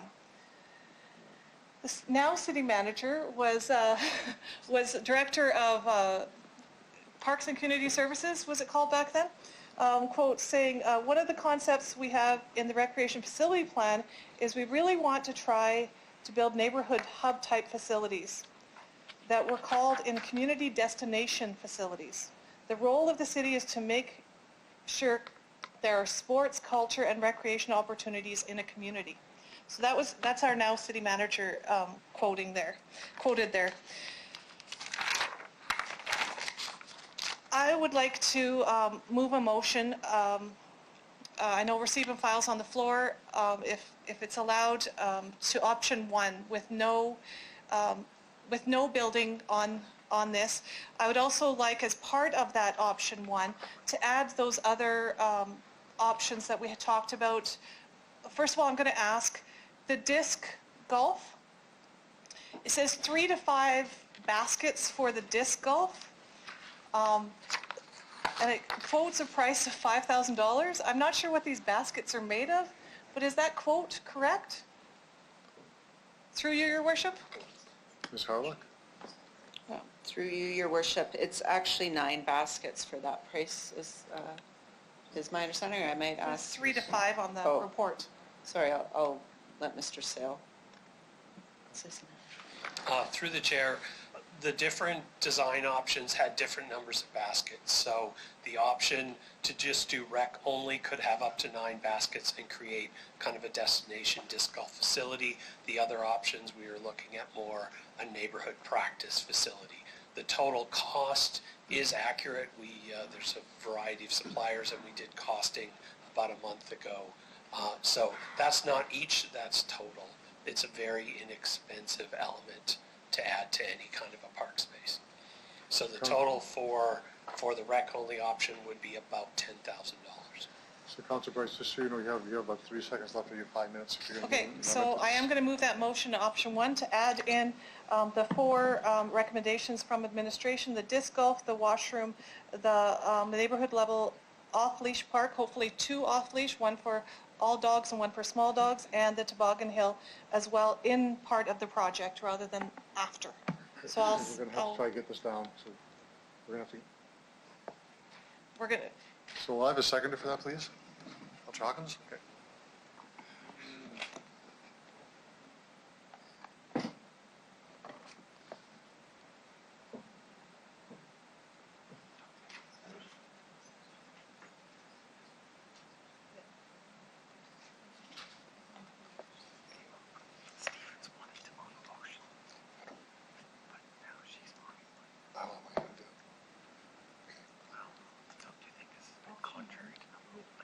Receive the file.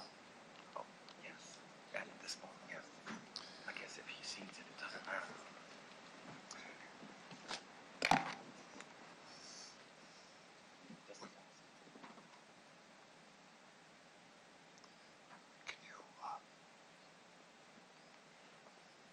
You ready to go? Go ahead, just do it. Type it up. Yep.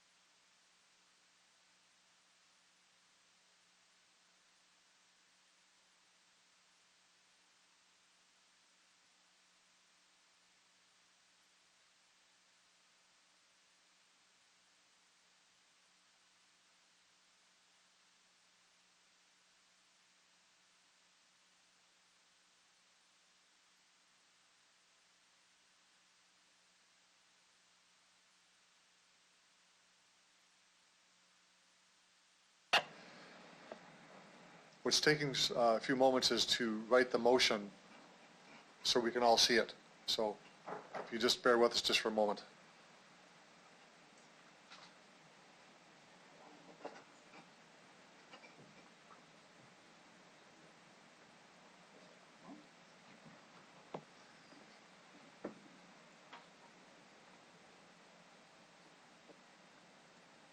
So is it clear that I want option 1, recreation, as well as? Including, yes, says including, yeah, it's clear. So that's the motion on the floor.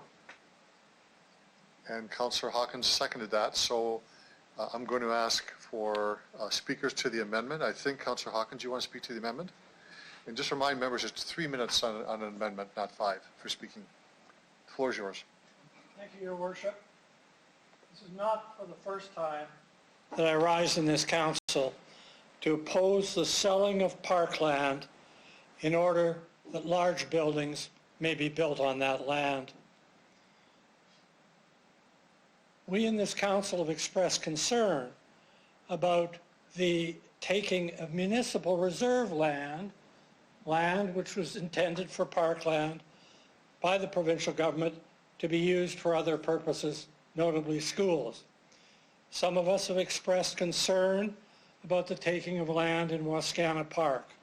The point here is that parklands are precious lands. They're making no more of it, and we should preserve it for the quality of life of all our citizens. I am struck by the delegations tonight. This reminds me for all the world of the Maple Leaf Pool debate. The community has come in. They've said, our community is not greatly advantaged. Don't take away the precious things that we have. We need them for our seniors and for our children and for the development of the community. I respect their point of view and I support it, and I support Councillor Bryce's motion for amendment for that reason. I just want finally to say that public consultations went on this project. It doesn't appear to me that what was reflected in the public consultation and here tonight is reflected in the recommendation that was initially put before us. This is not the first time that this has happened, and I'm concerned about it. But the point here is that we have parkland that's needed by the community. We should respect it. We should develop it as Councillor Bryce has suggested for the benefit of the whole community. I'm pleased to support her amendment. Thank you, Your Worship. Order. There's no participating in the gallery, please, for decorum. No, just you can just listen to what's happening. So I don't know what who's next on this, because to speak to the amendment, Councillor Young. Okay, to the amendment, Councillor Young. Thank you, Your Worship. You know, I came into this chamber about seven and a half years ago as I was getting ready to perhaps run for council. And the first speaker I heard was Councillor Bryce talking about the recreation center for her area and how important it was. And I was impressed because she was fighting for it. And she's been fighting for it all along. So I am going to support this for many reasons. Actually, Mr. Bruska had me at his speech tonight. That did it for me. He actually painted the picture of what this park could look like. I think it's important that when the time comes that this park be staffed and maintained and developed so that it is a destination place. The other thing that I'm going to just end with is that we have strong property standards bylaws now in place, and they can be enforced. If there are neighborhoods like the ones we heard tonight that have properties that need to be taken care of, that's possible to do, even if they're provincial-owned properties. So I think that a lot can be done over the next few years to turn this area into a destination place. Thank you. Thank you, Councillor Young.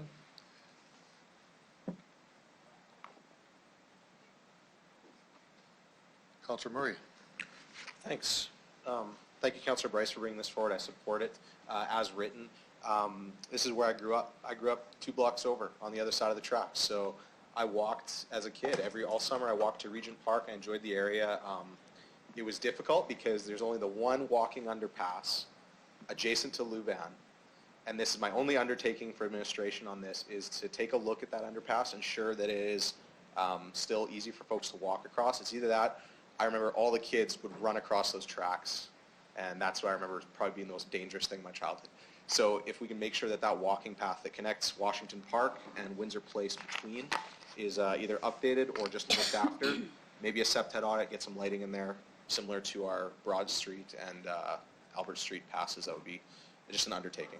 I support it as written. Thanks. Thank you, Councillor Murray. Councillor Stevens. Thank you. I support this. I totally support the investment in recreation infrastructure. The only thing I'll say is I'm hoping that the administration is picking up this signal, which is we're willing to shell out a bunch of cash for Maple Leaf Pool, for Regent Park, and for Wascana. So I'm hopeful that when the budget time comes, we don't have the same tap dance around the mill rate and pushing it down a few inches. We're willing to spend, and I hope that the budget comes forward and it reflects the willingness of residents to spend in their communities. And I suspect that this push to sell off land is driven by a history of not wanting to spend this kind of money investing in new infrastructure and upkeeping with old. So I'm hoping this is a different path that we're deciding to take and that we're going to invest in these communities for the reasons that the delegates have brought forward. So I'll be supporting this, and we need to see this open purse carry on into the budget time discussion. Thank you. Thank you, Councillor Stevens. Councillor Flagel. Thank you. I forgot to ask about where the money went. Oh, You forgot. No, I had on my wrap-up as my... Oh, on your amendment? And Okay, I'll debate. leave it. Okay. I'll leave that. My first question is, and I asked this at CPS, why is this not at planning? Because we're talking about land, housing, all different issues regarding to planning. And should this not have been referred over? I'm just process. Why is this not at planning? Through your worship, when this matter started many years ago, it was a policy discussion around what to do with this park and the various recreational options. Therefore, administration in consultation with the city manager's office determined that the initial discussion and the initial approval, whatever that might be, better resided at Community and Protective Services. Okay, thank you. I just wanted to clarify that. The other thing with this is that I hear the word precedented and all that stuff, but if you think about today's world and a developer comes to us and wants to buy city land, what's the ratio of green space that has to be put into that land in that area? If they buy 30 acres of land, what precedent is set within the city of Regina that they have to put green space within the housing? Ms. Howard? When a developer comes in to develop, it's 10% of the land. Needs to be either dedicated or cash in lieu or a combination thereof. So, if I could, through you, realistically, if we were to do it this way, and there's what, 12 acres on here? 1.2 acres would have to be parkland, that's it? If we were to sell this to a developer? Ms. Harlock? Yes, it Roughly. would be 10%. The golf course lands are 4.8 hectares. Hectares. And the proposed senior is 1.8 hectares leaving, so, 4.89, 10%. So that would mean 0.9 of an acre of land would have to be deemed park space. Ms. Harlock? Yeah. Roughly.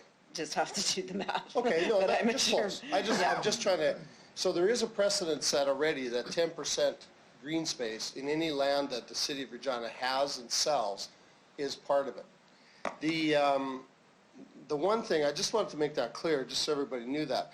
The one thing that I think, and maybe Councillor Bryce is going to talk about it, is the community center has been lost in all of this conversation. I've not heard one word about a community center being built, being brought in, being retrofitted, nothing. A year ago, we talked about it. Maybe there was a chance to retrofit the old hockey rink, the Kinsman hockey rink. Not one word tonight about it.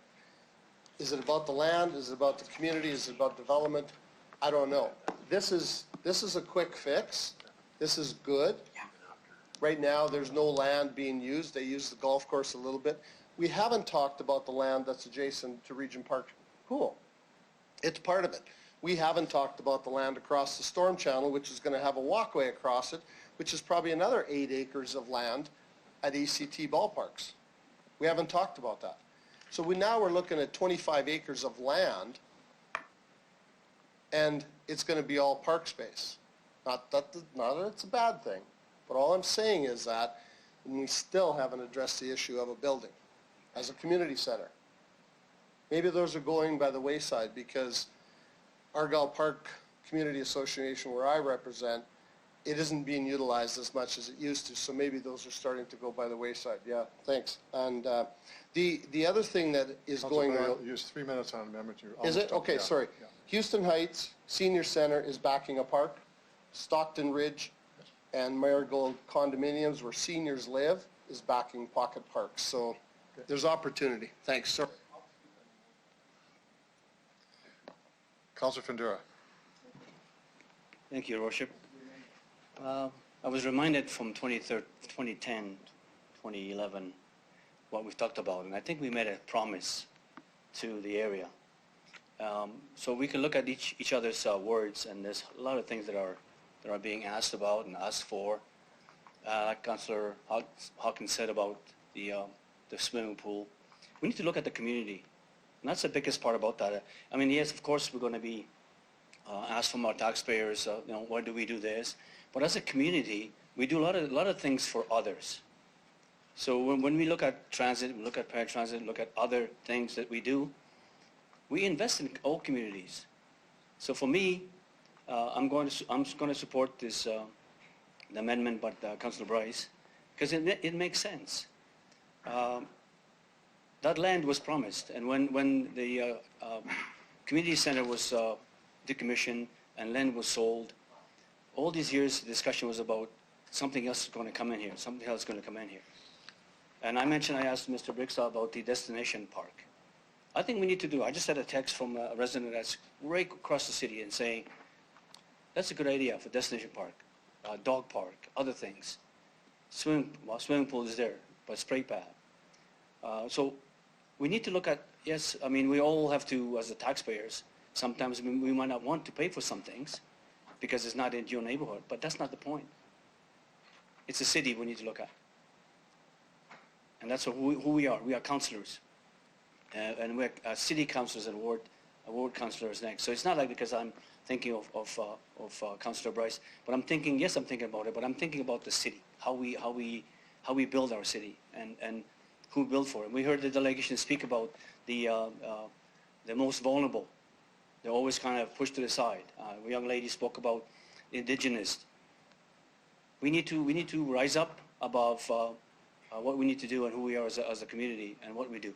So I'm definitely supporting this amendment. Thank you. Thank you, Councilor Findura. Councilor Massinelli. Thank you, and through the chair.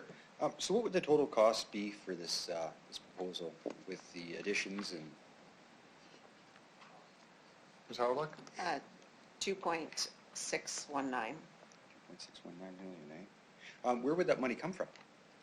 So it will bring you whatever decisions made tonight. It will come back through the budgeting process with implementation and the financing plan for council's consideration. But most likely it'll be mill rate funded. I'm sorry? Mill rate funded. Mill rate funded? Okay. So this wouldn't be another debt funding proposal where we're taking on debt to achieve it, eh? Ms. Howard? Pardon me? This wouldn't be a debt funded proposition. That's then. something that we'll look at when we go through the budget process and bring that financing, the financing plan to council. Just one more question. Do you know if we have reserves available for this kind of money, for this kind of project? We've known about it since 2010, so. Through you, Your Worship, I'll ask Mr. Lacey to go through the financials. Mr. Lacey? Thank you, and through you, Mr. Chair. There's not any really readily available reserve funding likely for this. The Asset Revitalization Reserve, we anticipate will be in a negative position by the end of this year. And as well, the General Fund Reserve, which would also be a possible reserve. is currently below its minimum guidelines, so that probably would not be a reserve while it's below the minimum guidelines that administration would recommend. However, as Ms. Harlock has indicated, we would review all options, and that would be part of what we bring back as part of budget deliberations. Just a follow-up question, because this has been on the books for 10 years, something had to be done. Why did we come forth with a recommendation to be funded by the sale of the land as opposed to planning for any kind of reserve money or money to be set aside for this? Mr. Holden. Through you, Your Worship. I think it's really important that, when I was the Director of Community Services, I would actually positively champion that we need to make investments in recreation. Now in the City Manager's chair, we face all kinds of challenges in terms of our infrastructure deficit. We need to invest in our roadways, our underground infrastructure. So, at the end of the day, we need to look for creative ways to generate revenue. We never used to partner with nonprofit organizations to make investments in sport, culture, recreation. And, over the last number of years, we've partnered with Regina Minor Football, Regina Soccer Association, and they have invested millions of dollars to generate and improve recreation facilities for their sports, but for the entire community. So realizing, I think Councillor Stevens has indicated that obviously the signals from Council to invest in Maple Leaf Pool, to invest in Wascana Pool. If tonight this is successful to invest in the Regent Park area, administration needs to bring information to Council so that you have all the information in front of you. And it's really about looking for creative ways to find revenue opportunities so that we can provide better opportunities than we have today. And for those that grew up in the Coronation Park area, in the Regent Park area, we have facilities that don't really meet modern needs of the residents that live there. People haven't played golf on the golf course. So going back to 2010, we talked about a community recreation destination area.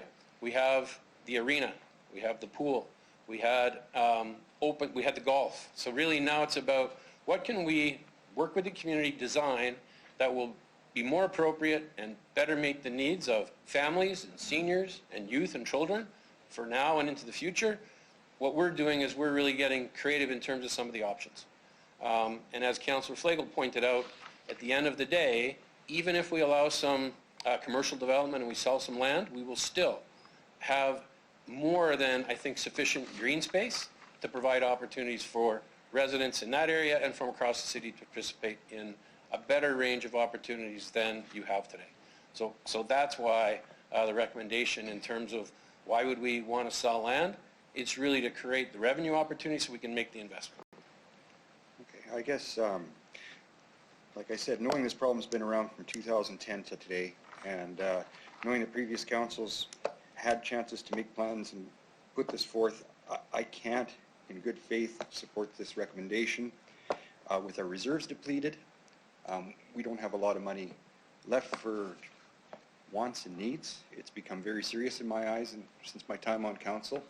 I want to give all these amenities to the people of this area.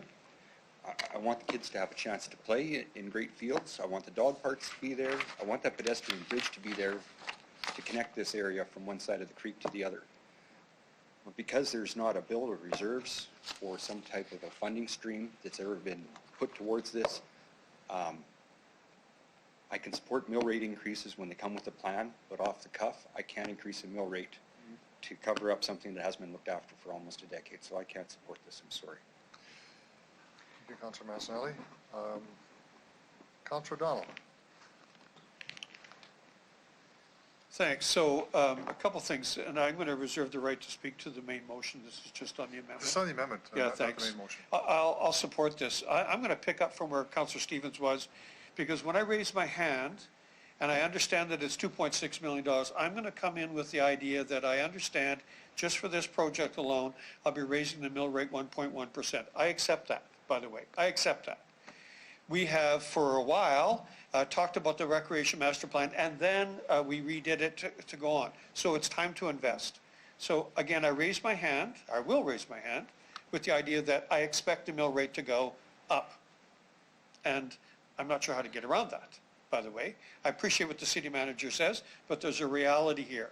There isn't somebody out there waiting to donate money just to make this up, although I think we can ask. And again, there's those other sponsorship. When I heard the discussion a moment ago, I was reminded that there is a new spray pad out in the northwest. It happens to be off our Rochdale Boulevard. Does anybody remember where that came from? It was a gift by Dream Developments, because they knew at some point in time that people would have heard before that Coopertown might be developed. They handed it to the community at that point in time. So maybe there is those opportunities. My hand goes up expecting a 1.1% tax increase. Okay, Councillor Brashani. Thank you, Your Worship. So I think, when I was part of the committee, I heard many residents come forward. I have a question back. This is before my time on council. Was there a commitment made, through Your Worship, to the community that this would be a recreation facility? Through Your Worship. Mr. Holden? So through Your Worship, being that I was the Director of Community Services back in 2010, 2011, there was a commitment that when the Pasqua Neighborhood Center was decommissioned, that we would then look at what are the opportunities in the Regent Park area, and definitely there was a commitment that we would look at the development of this area. It was always considered at that point how much of that land would go towards the development of recreation, sport and culture. There's been conversations about that parcel of land for a number of years in terms of, is there opportunities around housing development? Because it is such a large expanse of land. But to answer your question, absolutely there was a commitment to the community. Thank you. I guess the question, though, I think it's really important to understand as we move forward. I understand and I hear from the residents that's what they wanted. We've heard from many residents they actually don't want ever anything in their backyard. No, everybody wants the park space. The concern that I have with this is we come to budget every year trying to look at this mill rate to bring it down and trying to find a way to figure out, and I hear from Councillor Bryce, people are struggling. They can't afford a mill rate increase. And that's across the board. We all hear it as councillors. I understand that recreation is important. The concern I have is we are talking about 12 acres. We're not talking about 1 acre, 2 acres, 3 acres.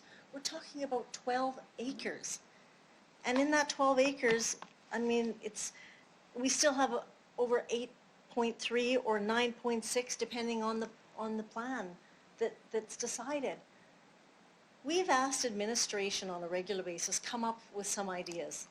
The concern I have, it's not a concern. The question I'm going to ask administration is, when this was discussed, if the park option to leave it as a park if that was one of the options, was there not a discussion that this would not be done right away? There would have to be time to come up with the funds? Like it wouldn't be in this year, it would have to be something that was planned for through your work, because there'd be no building to pay for it, there'd be no construction on the, wasn't there a discussion had that the neighborhood would know if they did not want this park, if they wanted to left it alone as a park, then the city would need a couple years or some time to figure this out? If you can, through your worship. So through Your Worship, the discussion at the time was that we would undertake a consultation process. And we would go through an exercise with the community, engage them in a visioning exercise, develop a plan for the area, and then we would bring that forward as with any other capital project through our annual budget deliberations. It has taken a lot longer than I think anybody wanted to see, whether you're sitting as an elected official, whether you're the administration, or whether you're a resident in the community.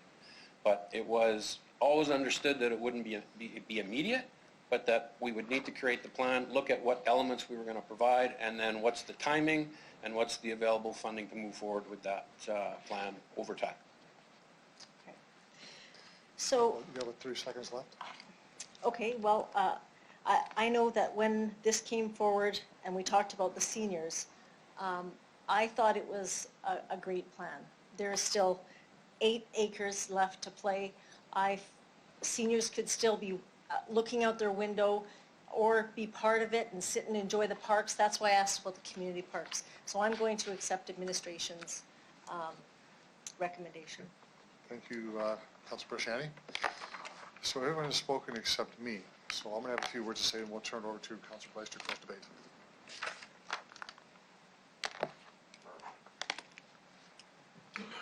We've asked administration to do the job.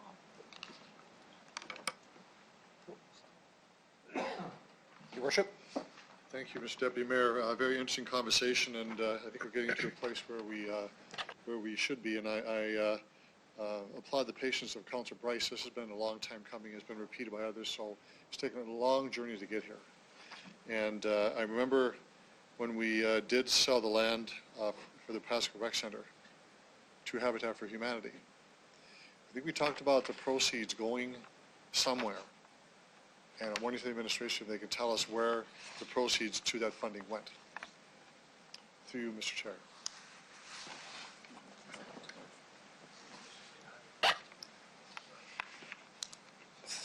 Through you, Deputy Mayor. My recollection is that when we sold the land, and you're correct, we did sell it to Habitat for Humanity, the funding would have gone into our land reserve. And at the time, I believe the motion from Councilor Bryce was earmark $200,000 to undertake a community consultation visioning exercise, and the balance would have gone into the land reserve at that time. So that's one place to look at for funding. I think that's important as part of the creativity of this. I'm going to support the proposal. I think it's a good one. But I want to caution members about saying there's a straight line between the 2.6 million and a mill rate increase, or an open purse to sell, to open up and spend a lot of money. This is about choices on council. We do this every year, every budget time. And we're going to have to make some difficult choices like we do every year. But if we begin to talk about stacking things up right at the very front without looking at the choices to be made, because if we do this, we may not do something else, that's what governance is. Simply tacking it onto a mill rate tonight of 1.1% or whatever, I'm not buying that as the mayor right now, because we haven't even got into the budget. So let's be careful what we're doing here. But I do accept the fact that we should and ought to bring to life this area, which we talked about 10 years ago. It's time to do that. So I'm going to support that. But I will say this. I appreciate the delegation's emotion and strength in their comments. But I very much respectfully disagree with issues related to economic and racial segregation and warehousing and ghettoizing. I'm not sure that forwards the debate any further than what we need to do. We have a lot of people in this audience and in council with very good will and know exactly what we need to do here. And I think we're coming to the right place on this decision, and I support the amendment. Thank you, Mayor Fougere. Councilor Bryce to close debate. What's that? He supports the motion on the floor right now, the amendment. Councilor Bryce. Thank you. So I want to remind, we did talk about the $200,000 for the consultation process that we never dreamed would be 10 years long. So we did talk about that, but we also spoke about money being set aside for this project. Not only that, but that rec center cost $100,000 a year to run. So we have saved almost $1 million out of this community, plus the money for the sale of the land almost pays for this entire project. So when we look at reinvesting, we're actually reinvesting money that would have went to this community anyways. So I want you to think of that when you're making your decision. It's not new money that we should be we're going to have to find the money, obviously, but that money was taken out of this community to start with. It needs to be put back in this community. I'll leave it at that. Thank you. Thank you, Councillor Bryce. You have closed debate. I'll call the question on the amendment. All those in favor? Opposed? It's carried. Back to the main motion. Councillor Dahl, you're next. Thanks. I'm getting a warm, fuzzy feeling because we now seem to talk about dog parks on a regular basis and we seem to fit them into development. So I'm happy about that. I want to pick up on something that Councillor Flegel said to the administration. I had not heard that the ACT ball diamonds were back in use. Can I hear a little bit about who's using them and how many, please? Ms. Howard? Through you, Your Worship, I'll ask Ms. Shaley to answer that question. Ms. Shaley? Through you, Your Worship, the ACT diamonds are in use. They're actually used frequently, so they're a required part of our inventory of ball diamonds. In terms of who's using them, I believe there might be some use from the zone board, but I'm not positive about where the use comes from. Thanks. And can you help me, is Pony Park used for baseball? Sorry. On a regular basis? Ms. Shaley? Through you, Your Worship, could you repeat the question, please? Pony Park? Is it scheduled? Pony Park is used less frequently. We have had some challenges and are looking at options for that site. Okay, thanks. And then, I'm not sure I'm getting the name right, but there's a park, a green space that goes from Elphinstone over toward the curve on Avonhurst. And I think it's called Patricia Park.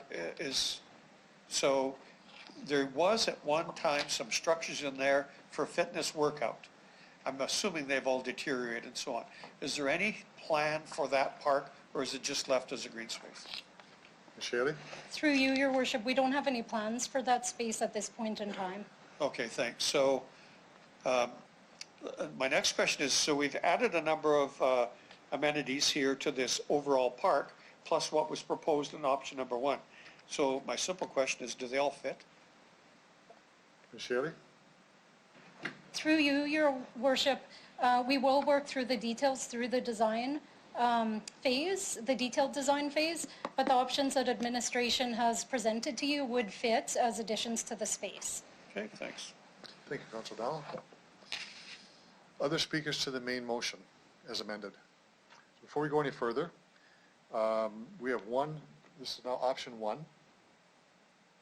that we are doing, but to the mover of the motion, there are 2 other options here, or 2 other recommendations to bring financial plan back for consideration of the 2020 budget process, and that the Executive Director of Finance, Strategy, and Sustainability be delegated to the last subdivision for this. Well, we have to we strike that one down. But the second one is a question I have for that. Sure, but I would like to ask administration a timeline on the financial strategy for it, because I don't want to wait another 10 years for this to happen. Through you. Well, the recommendation would answer the question for you, Councillor Bryce. To the City Manager. Through you, Your Worship, the amendment indicated that we would bring would bring that for consideration as a part of the 2020 budget. Perfect. Thank you. I'll move those. Thank you. If I could have a seconder. Well, it's seconder, Councillor Young. Okay, discussion on that point. It's really recommendation number 2 we're looking at. Councillor Massanelli.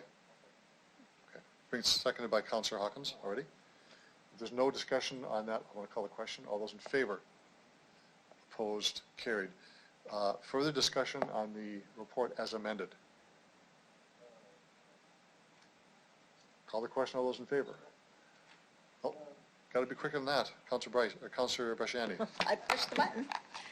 Okay, so in regards to this, I want to ensure that it will be accessible, which I think was noted in there, but also, would there be an appetite at all to look at options in there for seniors, for age-friendly, for in this park, to see what seniors will be able to do? So, I mean, other than walking, what are some other things, since it's going to be a recreation hub? I'd like to see something in there for our seniors, through Your Worship.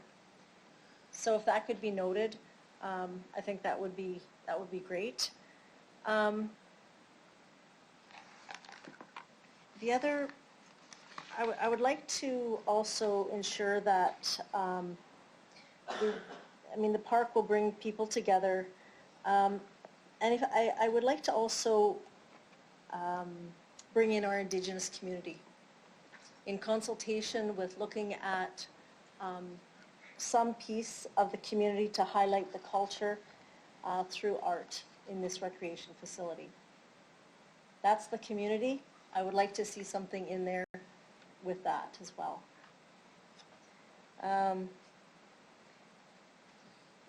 One last thing, and depending on the dollars, but if there was something, other cities have done it, almost like Councillor Flegel mentioned, a little bit of community center, but I'm not thinking that. I'm thinking more of a park pavilion, a little kind of a, it's not a teepee, but it's just a little shaped thing where there, you could actually go under there if the weather is rainy or whatever, but it does build a little more community. We've got 12 acres that we should be able to fill some, a little bit area where people can gather.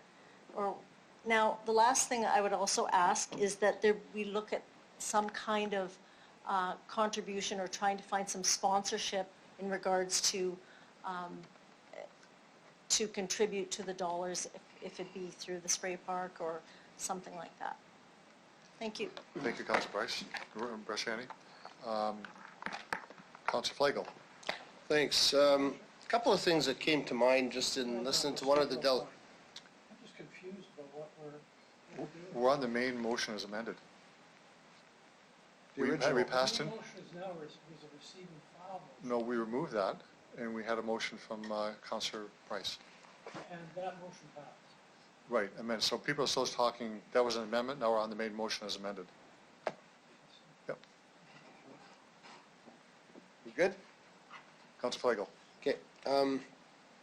One of the things that I want to know about in bringing this thing to budget is there was talk about flooding and water and drainage and all that kind of stuff. What is the cost to remediate going to be?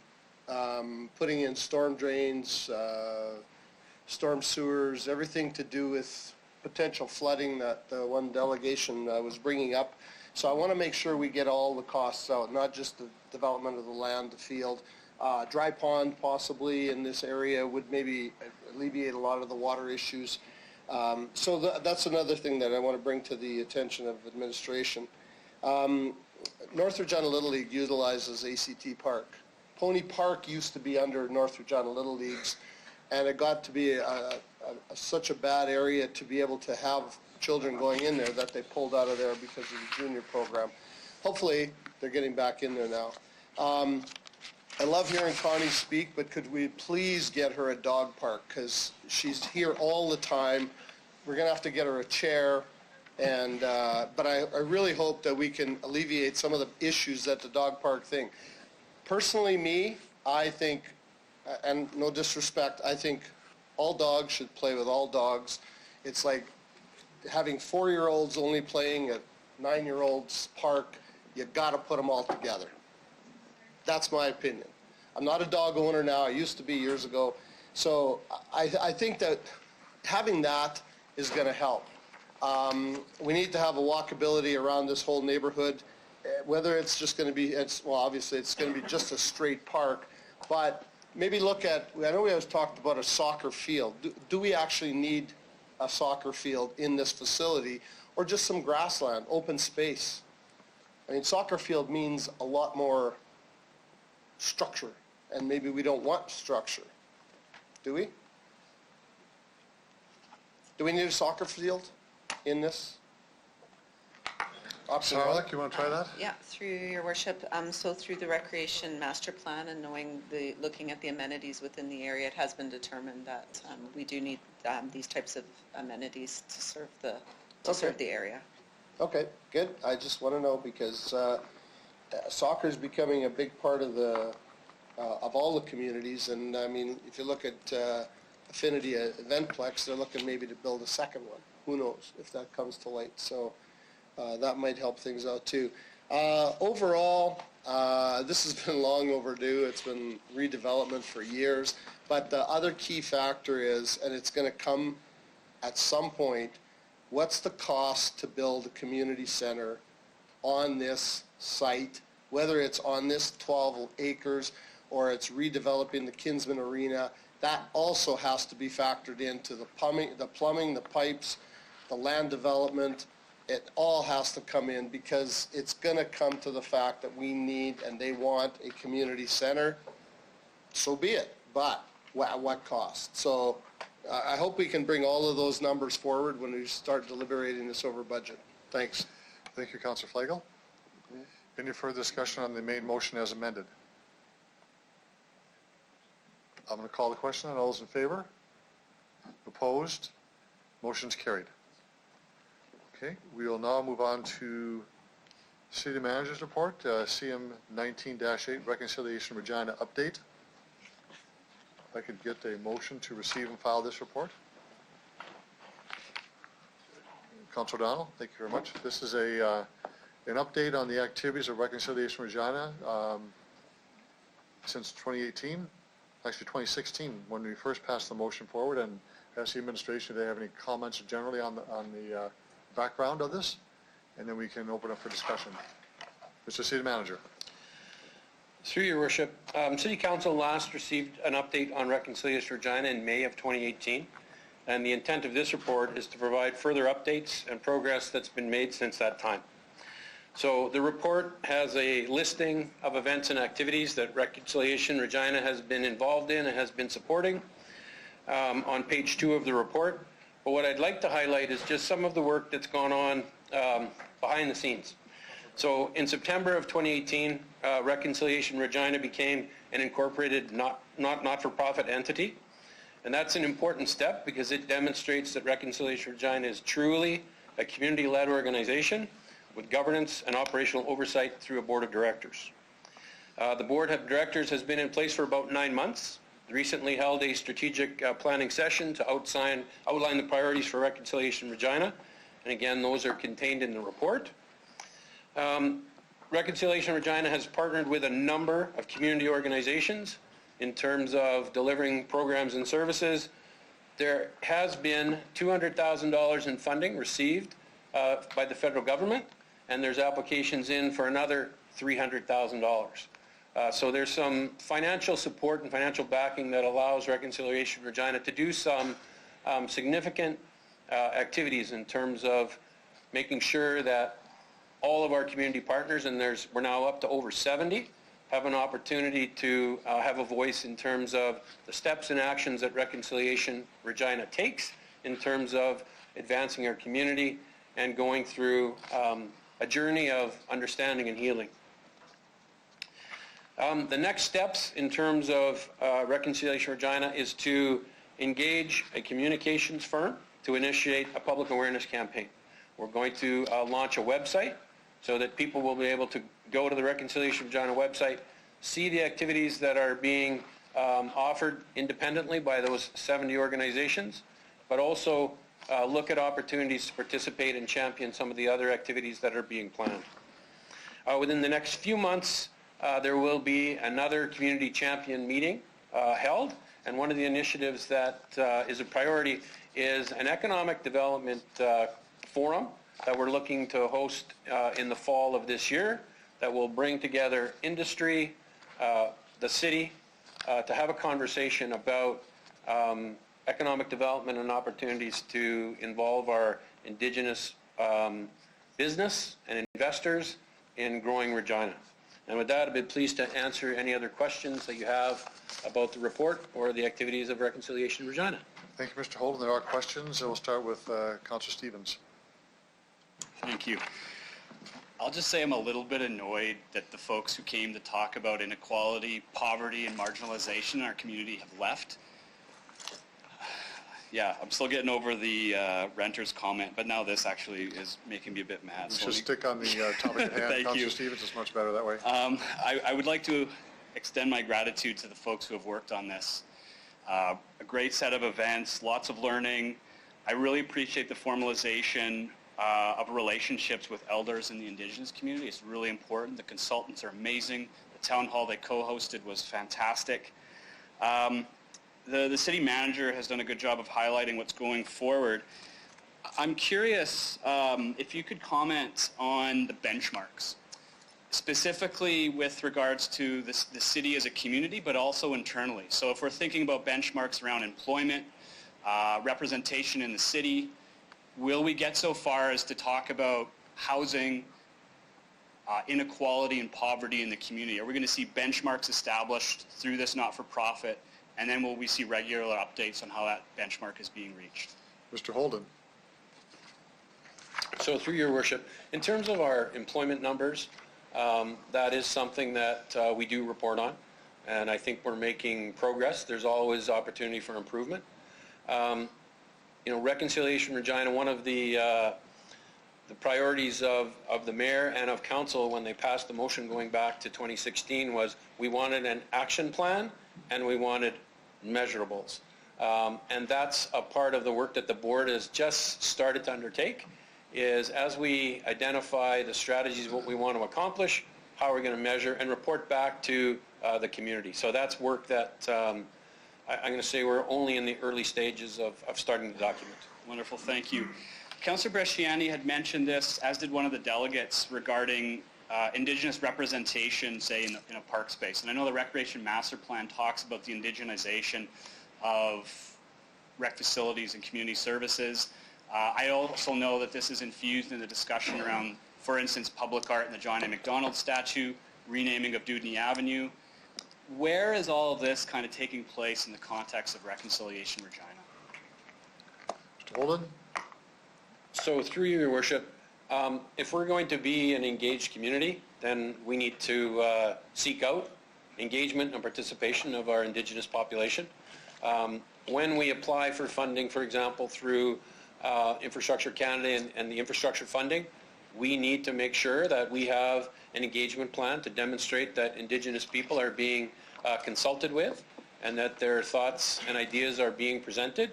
A number of our planning activities and our engagement activities, we always make sure that we are reaching out and engaging with our Indigenous partners.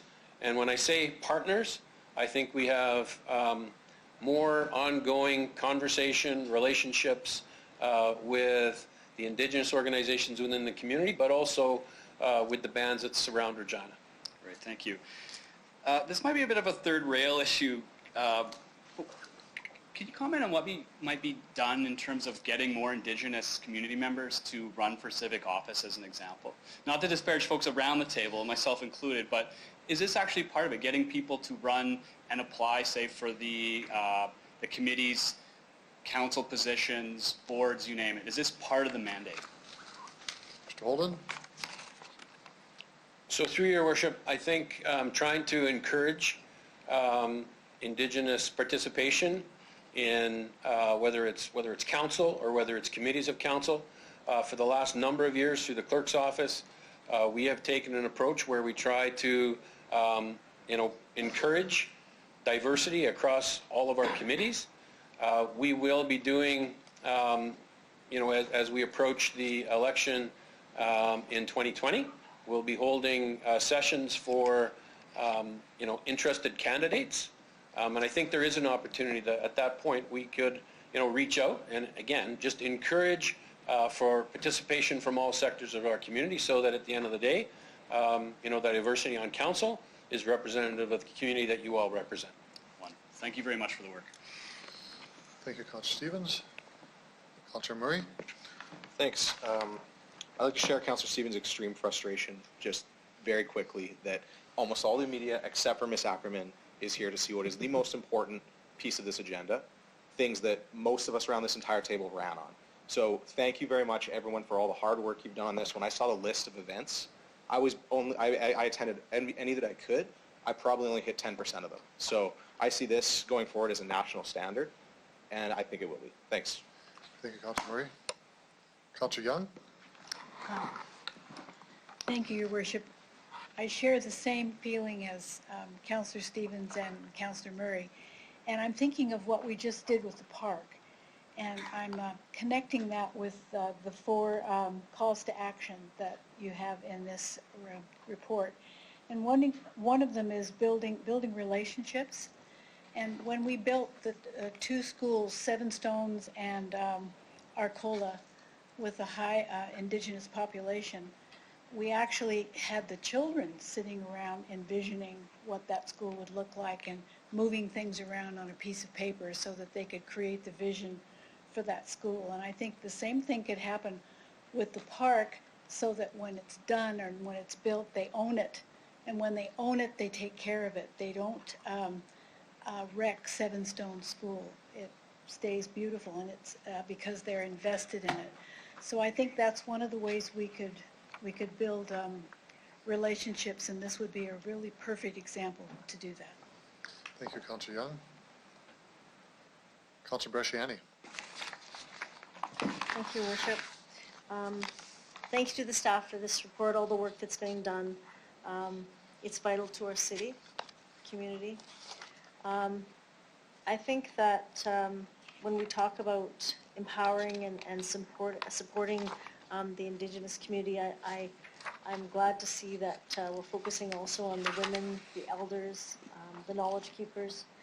And I want to know, how do we communicate right now with our Indigenous communities? Like, how do we know when there's things happening within their organizations? Like, do we have someone from our culture department going out to talk about, concerns that are happening in their community? Because sometimes they will not come to the city and complain about or what's going on. And I'll give you an example. I met with an organization today, and they said they have some concerns with taxis, being picked up at taxis late at night, feeling unsafe at times. How do things like that come to the city, working and helping, trying to break down those barriers with Indigenous people? Where would I find that in this reconciliation component? To your worship. Mr. Holden. So through your worship, there's a number of opportunities that exist within communities in terms of making sure that organizations are aware of each other's activities. Within North Central, there is a network called Together Now, where again there's a number of agencies that share information and share news bulletins and a newsletter with each other in terms of the work that they're doing. The conversations around the work that we're doing with the community champions. Indigenous groups can always reach out to the city directly, but they often, they can call, Service Regina, our 7000 line, and we'll respond that way. But we also, through our community staff, so that work with the community associations, that work with North Central. Obviously, the Mamawe-Atherton Center is a great example where we have the library, the school, the police service, ourselves, as well as community agencies like REACH. There's opportunities for conversations in that building, in that environment. North Central is a big advocate, obviously, for North Central and the activities and the challenges that are faced in that community, and those the executive director of North Central reaches out and engages with our community services staff on a regular basis. So I think we do have staff out in the community, out in our community recreation centers, and we interact with community associations and zone boards to make sure that there's communication going back and forth. So I think there are systems in place that individuals and organizations can reach out to, and saying that you can call 7000 it's a last resort. I'm not sure that is a meaningful contact, but if someone is lost for a way to access the city, then if they call that number, we'll make sure that we reach out and engage in a meaningful conversation. Okay, thank you for that. Just one last point, just in regards to discussing Regent Park in just recently. I think it would be a great way to engage our Indigenous community, even adding in there, if that land is sacred, to do the history on that land, to somehow bring the history into that park through working with elders and doing the history there. I think it would be really important. I'll leave it there. Thank you. Thanks again. Any other speakers to the report? Councillor Murray, if you could grab the chair just a minute, please. Just have a couple comments.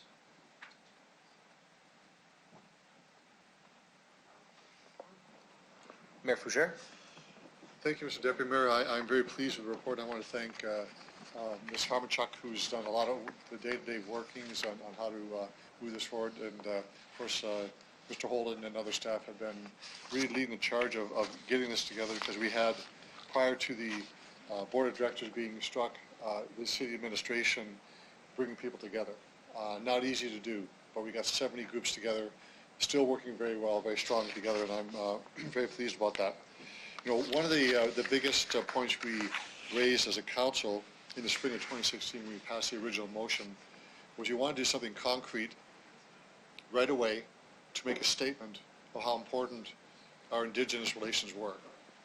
And we put municipal heritage designation to the Regina Indian Industrial School site cemetery.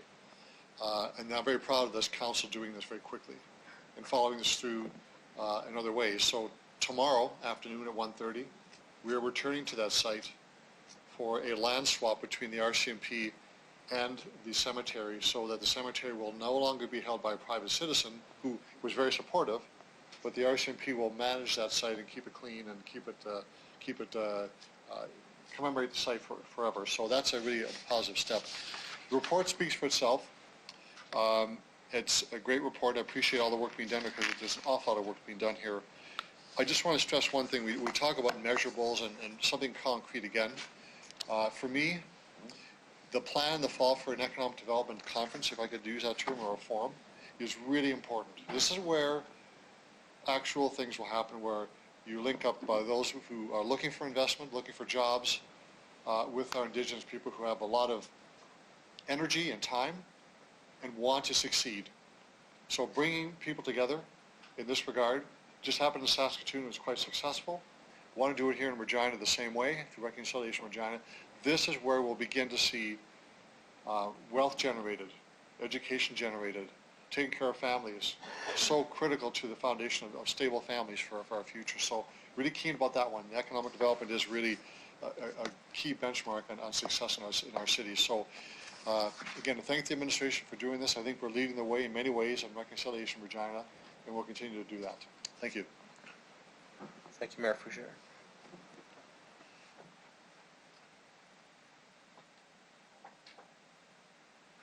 So Councillor O'Donnell moved. I did not get a seconder for that, so I have a seconder for that, please. Councillor Massanelli. Any further discussion? All those in favor? Opposed? Carried. It is 10 o'clock, and in order to continue on past 10 o'clock, we need to have consent of council. Councillor Bryce, you have the floor. Thank you. I just maybe ask administration, is there anything else on tonight's agenda that is time sensitive that we couldn't move to the next council meeting? I know there's one. That's the next item on the Build Canada. That's critical. Okay. That go through. So maybe I'll suggest if we could do that one, and maybe after that I could move adjournment if the committee agrees. Let's move on with this, and I will ask Councillor Murray as Executive Committee Chair to introduce the Executive Committee report and have Mr. Holden provide some background. So this is Report 63, the new Build Canada Fund, and this is really the end of the final steps in an agreement we have already for some funding. Councillor Murray? Thanks. I'll just need a second to pull it up here. New building fund. Perfect. So I can just read the recommendation that's before us. Yes. Yep. The new Building Canada Fund, the recommendation brought forward from administration is that the city manager be authorized to review, approve, negotiate, and enter into an amending contribution agreement with the Government of Canada and the Government of Saskatchewan for the new Building Canada Fund. Provincial Territorial Infrastructure Component, National Regional Projects, the Rail Yard Renewal Project, which I'm very excited about. We're all excited about that. Winnipeg Street Overpass Project, and the City Clerk, number 2, that the City Clerk be authorized to execute the amending contribution agreements and review for the City Solicitor. I have a seconder for that, please. Councillor Flegel, City Manager, you want to provide some background on this? So through your worship, as you indicated, this is really the final step which will, with council's approval, give administration the authority to negotiate the agreements so that we can move forward on the Winnipeg Street Overpass Project and the Rail Yard Renewal Project. So it's really a rubber stamp that allows us to secure the funding in a formal way. In the same discussion we had at the Executive Committee a couple of weeks ago. Okay. So, any debate, any discussion? Councillor Flegel. Thanks. Glad to see this come forward, but if I'm not mistaken, wasn't our 38 million for the overpass done a couple of years ago? Funding? Mr. Holden. So through you, Your Worship, so this is the funding from the New Building Canada Fund, the provincial territorial component. So this is money that was introduced in 2014 as a part of the federal government's program. And of course, the three programs that we're receiving funding for is transit fleet maintenance at 30.1, Winnipeg Street at 28.8, and the rail yard at 33.6. These are all programs that have been jointly announced by the federal government, the provincial government, and council. This is simply now your approval to say, go and negotiate the contribution agreements with the provincial government so that we can start to receive the money. Okay. We're already able, because the projects have been approved, to spend the money in terms of the design activities that we're undertaking. Okay. Because my understanding is that this year we're starting to do design work on 2019 for the Winnipeg overpass? Yes. But then we're also bringing that other component into a possibility of an overpass or moving rail lines off of the ring road. Is there money in this, in any way, shape or form to take the studies forward and et cetera, et cetera? Mr. Holden. Through you, Your Worship, the Winnipeg Street Overpass project, that funding is for the Winnipeg Street Overpass project. We do have the other railway crossing on Ring Road that we are doing the work on. We'll be bringing that report to council for consideration in August. And if there was any implications, obviously we would have to look at that in terms of the designs that we're doing currently, but we don't anticipate that there'll be any conflict in terms of the two projects. Moving forward. So I have just one other question about this then. So we're finally getting the process to go forward with funding for the overpass now. But we asked for it in 2013. So does that mean that if we ask for money for the rail change overpass conversion on Ring Road, that it could be like 6-7 years to get funding again? Because we're asking for it in 2013 and we're just getting it in 2019. We haven't even received a report like that, Councillor. That's what I'm asking. Is that sort of the normal process in terms of time? Rail yard relocate, rail yard thing, we started that in 2012. So is it Holden? 6-7 years to get the money? That's all I'm asking. Mr. Holden. So through you, Your Worship, when the federal government makes an announcement, they're going to make an investment in infrastructure. Obviously, they make a Canada-wide announcement. They then negotiate with the provinces in terms of the terms of how the money will be flowed to municipalities. And it also the negotiation on the funding level, whether it's a third, or in this case, the most recent funding from the federal government is at 40% from themselves. So there's a time frame in which those negotiations occur. Once those agreements have been signed, then they start to reach out and ask for the project lists. And then, so it takes an extended period in terms of from a program being awarded to the money flowing and then projects being approved. Perfect. Glad to see this coming. Thanks. Thank you, Councillor Flagel. No other questions? I'm going to call the question on the report. All those in favor? Opposed? That's carried unanimously. That I think we should probably do, and I think that I think what I'm going to do, though, so we don't go this way, is I'm simply going to ask now, if you have a motion to adjourn, we'll deal with the motion to adjourn. And if we decide to adjourn, then we will. Otherwise, we'll continue on. So, if I have a seconder for your motion to adjourn, Councillor Hawkins moves adjournment. All those in favor? All those opposed? Motion is defeated. We'll continue on. Okay. We have Planning Commission, Councillor Young. No, it isn't 1920. This is a discretionary use application for a proposed house form in the TAR residential zone. It preserves the existing house form and the residential nature of the neighborhood, and there's an art gallery expected to be in there, and Regina Planning Commission thought it was wonderful, and so we asked for concurrence. Can I have a seconder for that, please? Councillor Hawkins? Yes, some discussion on this one. Councillor Massinelli? Thank you. Through the chair, I was just looking for a little bit of backstory on this discretionary use permit. I notice in it that it's dated January 20th. I know that we've had low permits this year. We're not having a busy year for a lot of building. January 20th to today is 4 months for a discretionary permit. Why the lapse? Why the turnaround time on this? Ms. Harlock? To you, Your Worship. So our process is with the discretionary use that we have to circulate it.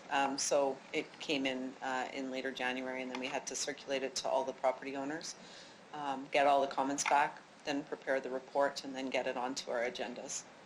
Was it quite controversial for this art gallery to be located in this location? Well, we received 2 comments with regards to the application. They indicated the support for the proposal. So both were in support of this, and yet still we have 4 months for this business owner to come through to our council to get a permission for something everyone's in support of. Well, I think you made your point. Okay, that's all I want to do to make sure everyone heard. Thank you. Thank you, Councilor Massani. Other speakers? Call the question. All those in favor? Opposed? It's carried. I'll move the motion to adjourn. No more pressing business.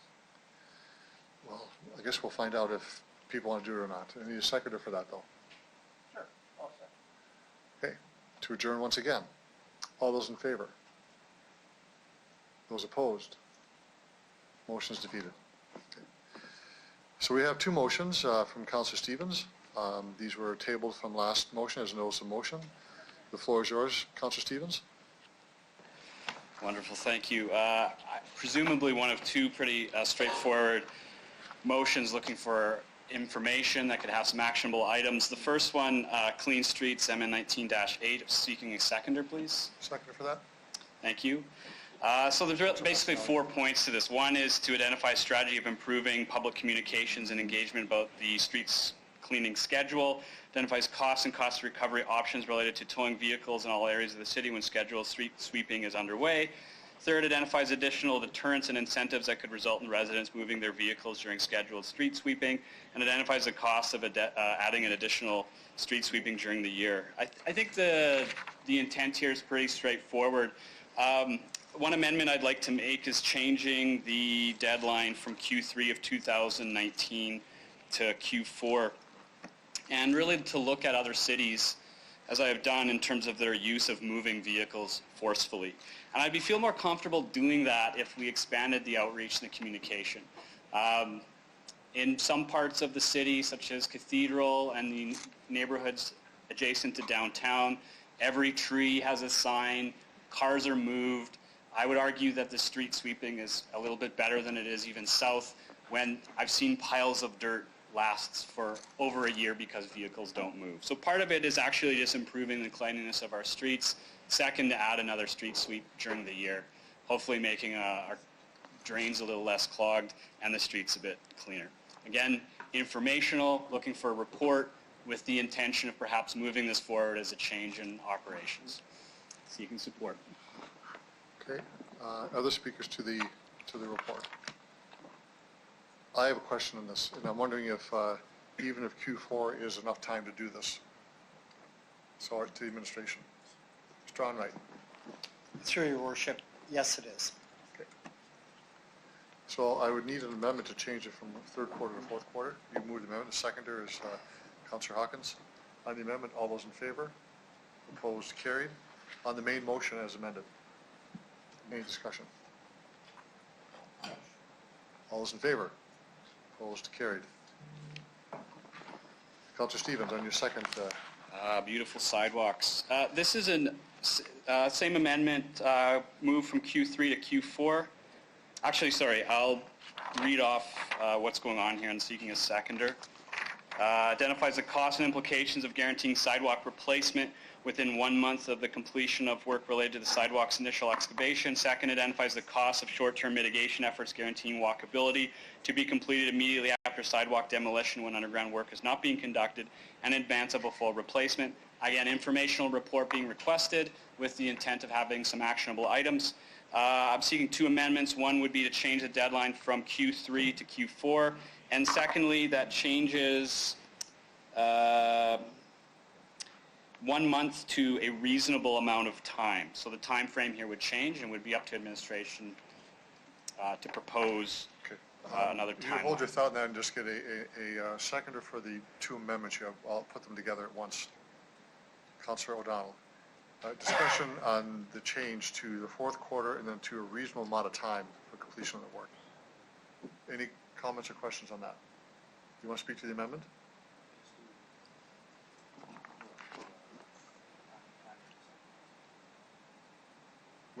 Okay. Are you speaking on the amendment or what? Just about the time about how long it will take to, when the sidewalk is cut or work is done to when the sidewalk is repaired. Okay, you said a reasonable amount of time. Okay. So my question to that is, tracking some of these cuts to the administration. How do we track the cuts and we prioritize them? What happens if some of the cuts, some of the work that gets missed, let's say, doesn't end up on next year or this year's repair? What happens? So that means Through your worship, there is carryover. At the beginning of this year, we started with approximately 750 open cuts. So we are anticipating we will have the majority of those cleaned up, but there will be some carryover, and due to the amount of water breaks we've had over the last 2 years, we've seen an increase in the cuts. One of the things we have done this year is we have put an additional crew on repairing the cuts. So we're anticipating there will be some carryover from 19 into 20, but we're monitoring the progress of the repairs as we go through the year. Okay, thank you. Any other speakers to the amendment?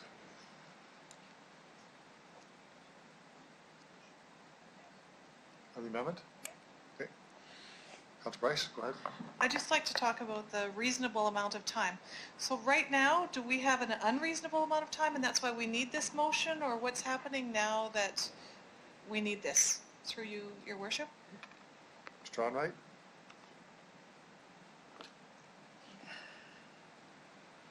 Through your worship, so the cuts are monitored in terms of when they are repaired.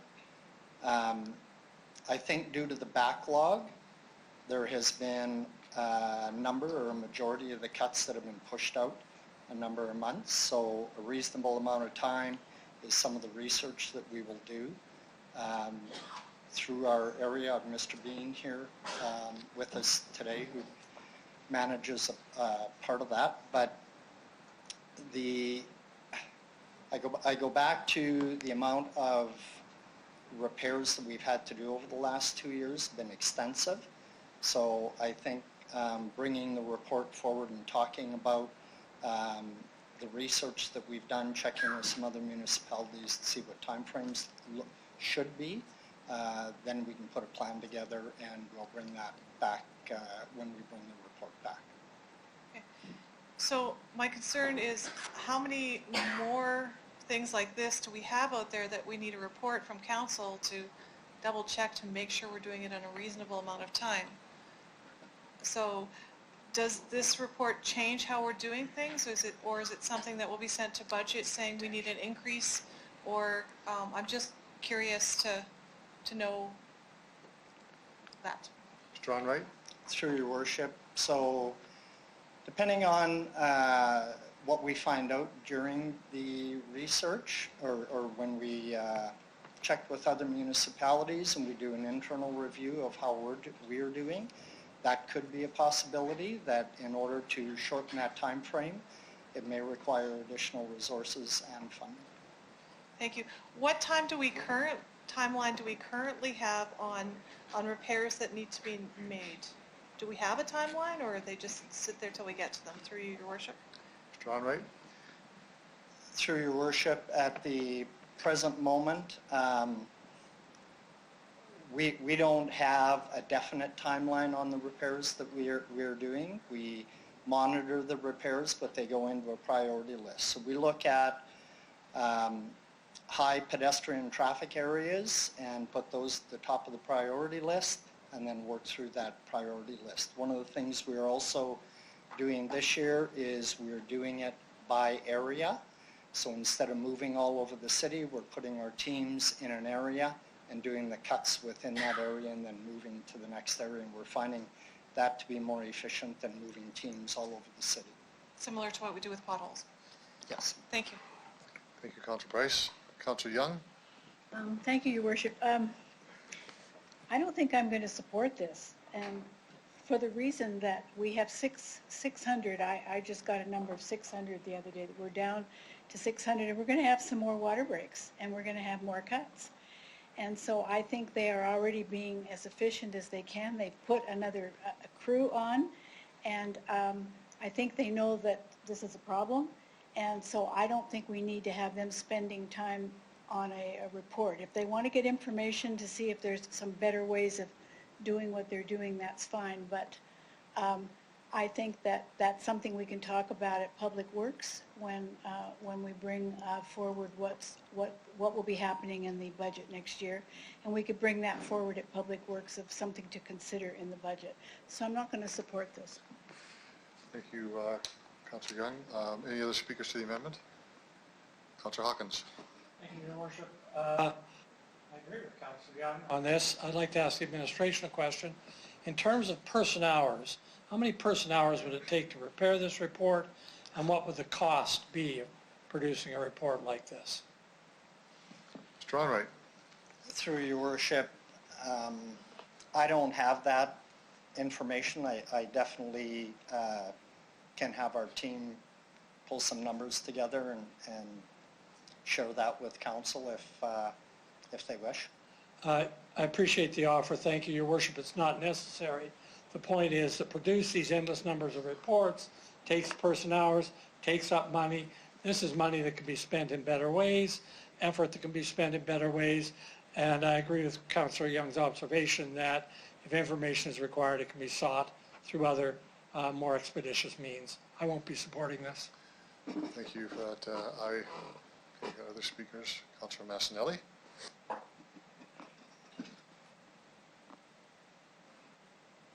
Sorry. There you go. Just wanted to say, one of those rare occasions on record, I agree with people. It feels great to agree. I think this is a common sense problem, and I don't think we have to have a special report to address it. We know what's going on with our infrastructure and the emergency repairs we've had to do. I'd rather put that money back into the repairs in the report. I think you can bring the recommendations back to Public Works as well. Thank you. Thank you for that. Councillor Bresciani. Thank you, Your Worship.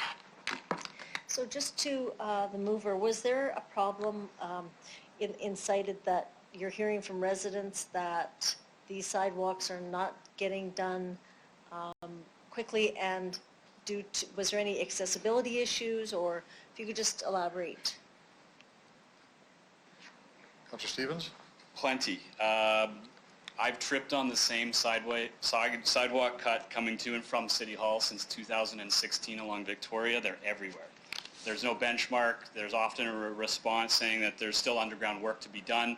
It remains a dirt patch that's completely inaccessible by walker, people of a certain vintage, walkability, wheelchairs inaccessible. This is an ongoing problem, especially in inner city communities with the underground infrastructure issue that we have. So yes, it is a problem. I'd like to at least have a benchmark that we could compare ourselves to. The only way to do this, I think, is to push it ahead this way. Hopefully administration in the report to Public Works, which is the intention, would also develop some kind of reflection of the tracking system, perhaps ways of improving it, operations management, but at least having a time frame that we could hold ourselves accountable to, and we could prevent this type of cut from going neglected for as long as it has. When sidewalks are repaired, they're done well. There's just too many in this area, I think, to track and keep up with the workload. Thank you. I have heard from people in the community in regards to people with disability that can't access because of this exact issue in regards to the sidewalks and the shape of the sidewalk. So I think this is well warranted. I think I'd like to ask city administration also I mean, what do other cities, do they have actually a benchmark that they can reach to?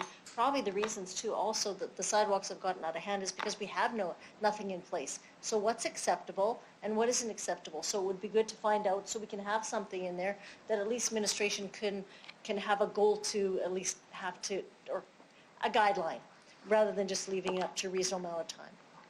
So I'll support this. Thank you, Councilor Bresciani. Councilor O'Donnell. Thanks. So I'll start on a positive note. Every resident that I've ever dealt with over the years who's had a problem with the cuts or their yard being damaged because of a water main break is thrilled with the repair work. I want to be really clear about that. Thrilled, compliment me, which I had nothing to do with it, compliment staff, and they're really happy. And that reflects on a number of different services. That's one. As Mr. Onright would be aware, I have a number right now. I'll give you one in particular, just because it's on the top of my head and we talked about it. And I got a nice call back from Chris Moore, by the way, thank you. The water main break broke early last fall. I can't remember if it was September or October. It is not repaired yet. It will likely not be repaired until August. The fellow is fine. He just would like to know when. The notion is, when can I, bring in the folks to help me with my yard, to whatever. This is his driveway, so he has a garage. It's, to me, not so much about, and I disagree with the word guarantee and so on, by the way.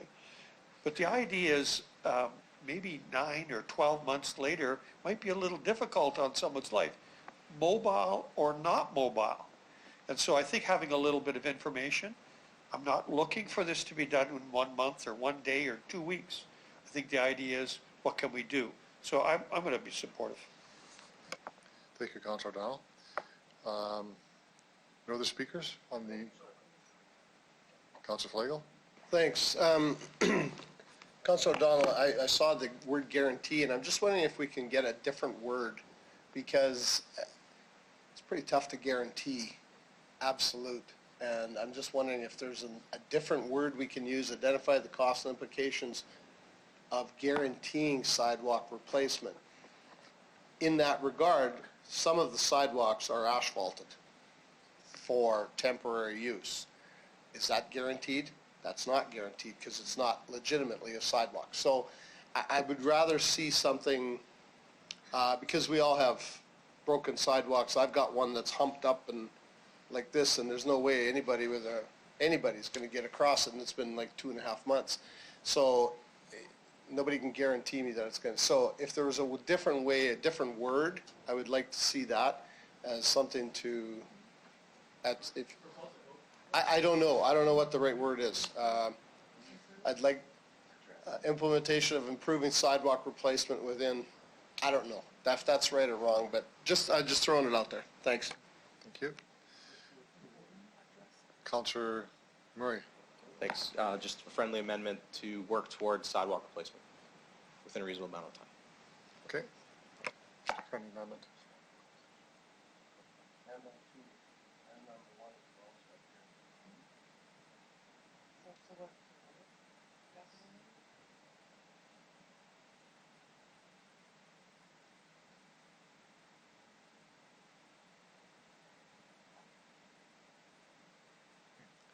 It's a friendly amendment.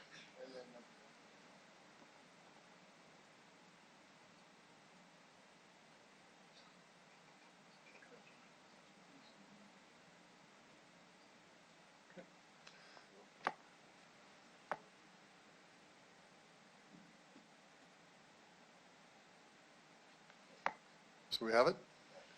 Call the question on the amended report. All those in favor? Those opposed? One more time. Those in favor? Motion's carried. So we have bylaw now. Councilor Murray? Thank you, Mr. Mayor. Perfect. So this is the Regina Traffic Amendment Bylaw. I move, seconded by Councilor Bresciani, that Bylaw 2019-36 be introduced and read a first time. All those in favor? Opposed? It's carried. I move, seconded by Councilor Flagel, that Bylaw 2019-36 be read a second time. Any discussion? All those in favor? Opposed? Carried. I move, seconded by Councillor Bryce, the council hereby consents to bylaw 2019-36 going to a third reading at this meeting. All those in favor? Opposed? That's carried. Pardon me? You're opposed to it? I think we should adjourn. But that doesn't change anything on this. It won't, I know, but it doesn't change the, this is an important bylaw, Councillor Hawk. You made your point.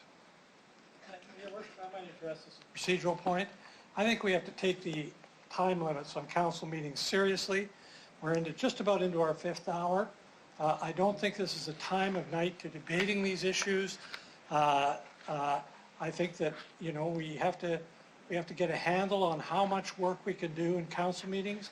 We may have to have other council meetings. I think that this is a way I can make that point. Now, I don't want to be obtuse about this. I'll withdraw my comment. I'll vote for it. Okay, you made your point. That's good. So, all those in favor? Those opposed? It's carried unanimously. I move, seconded by Councillor Young, that bylaw 2019-36 be read a third time. All those in favor? Opposed? That's carried. Thank you.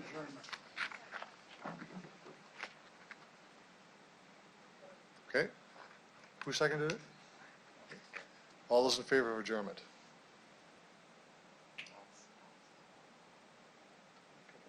Opposed? Motion's carried.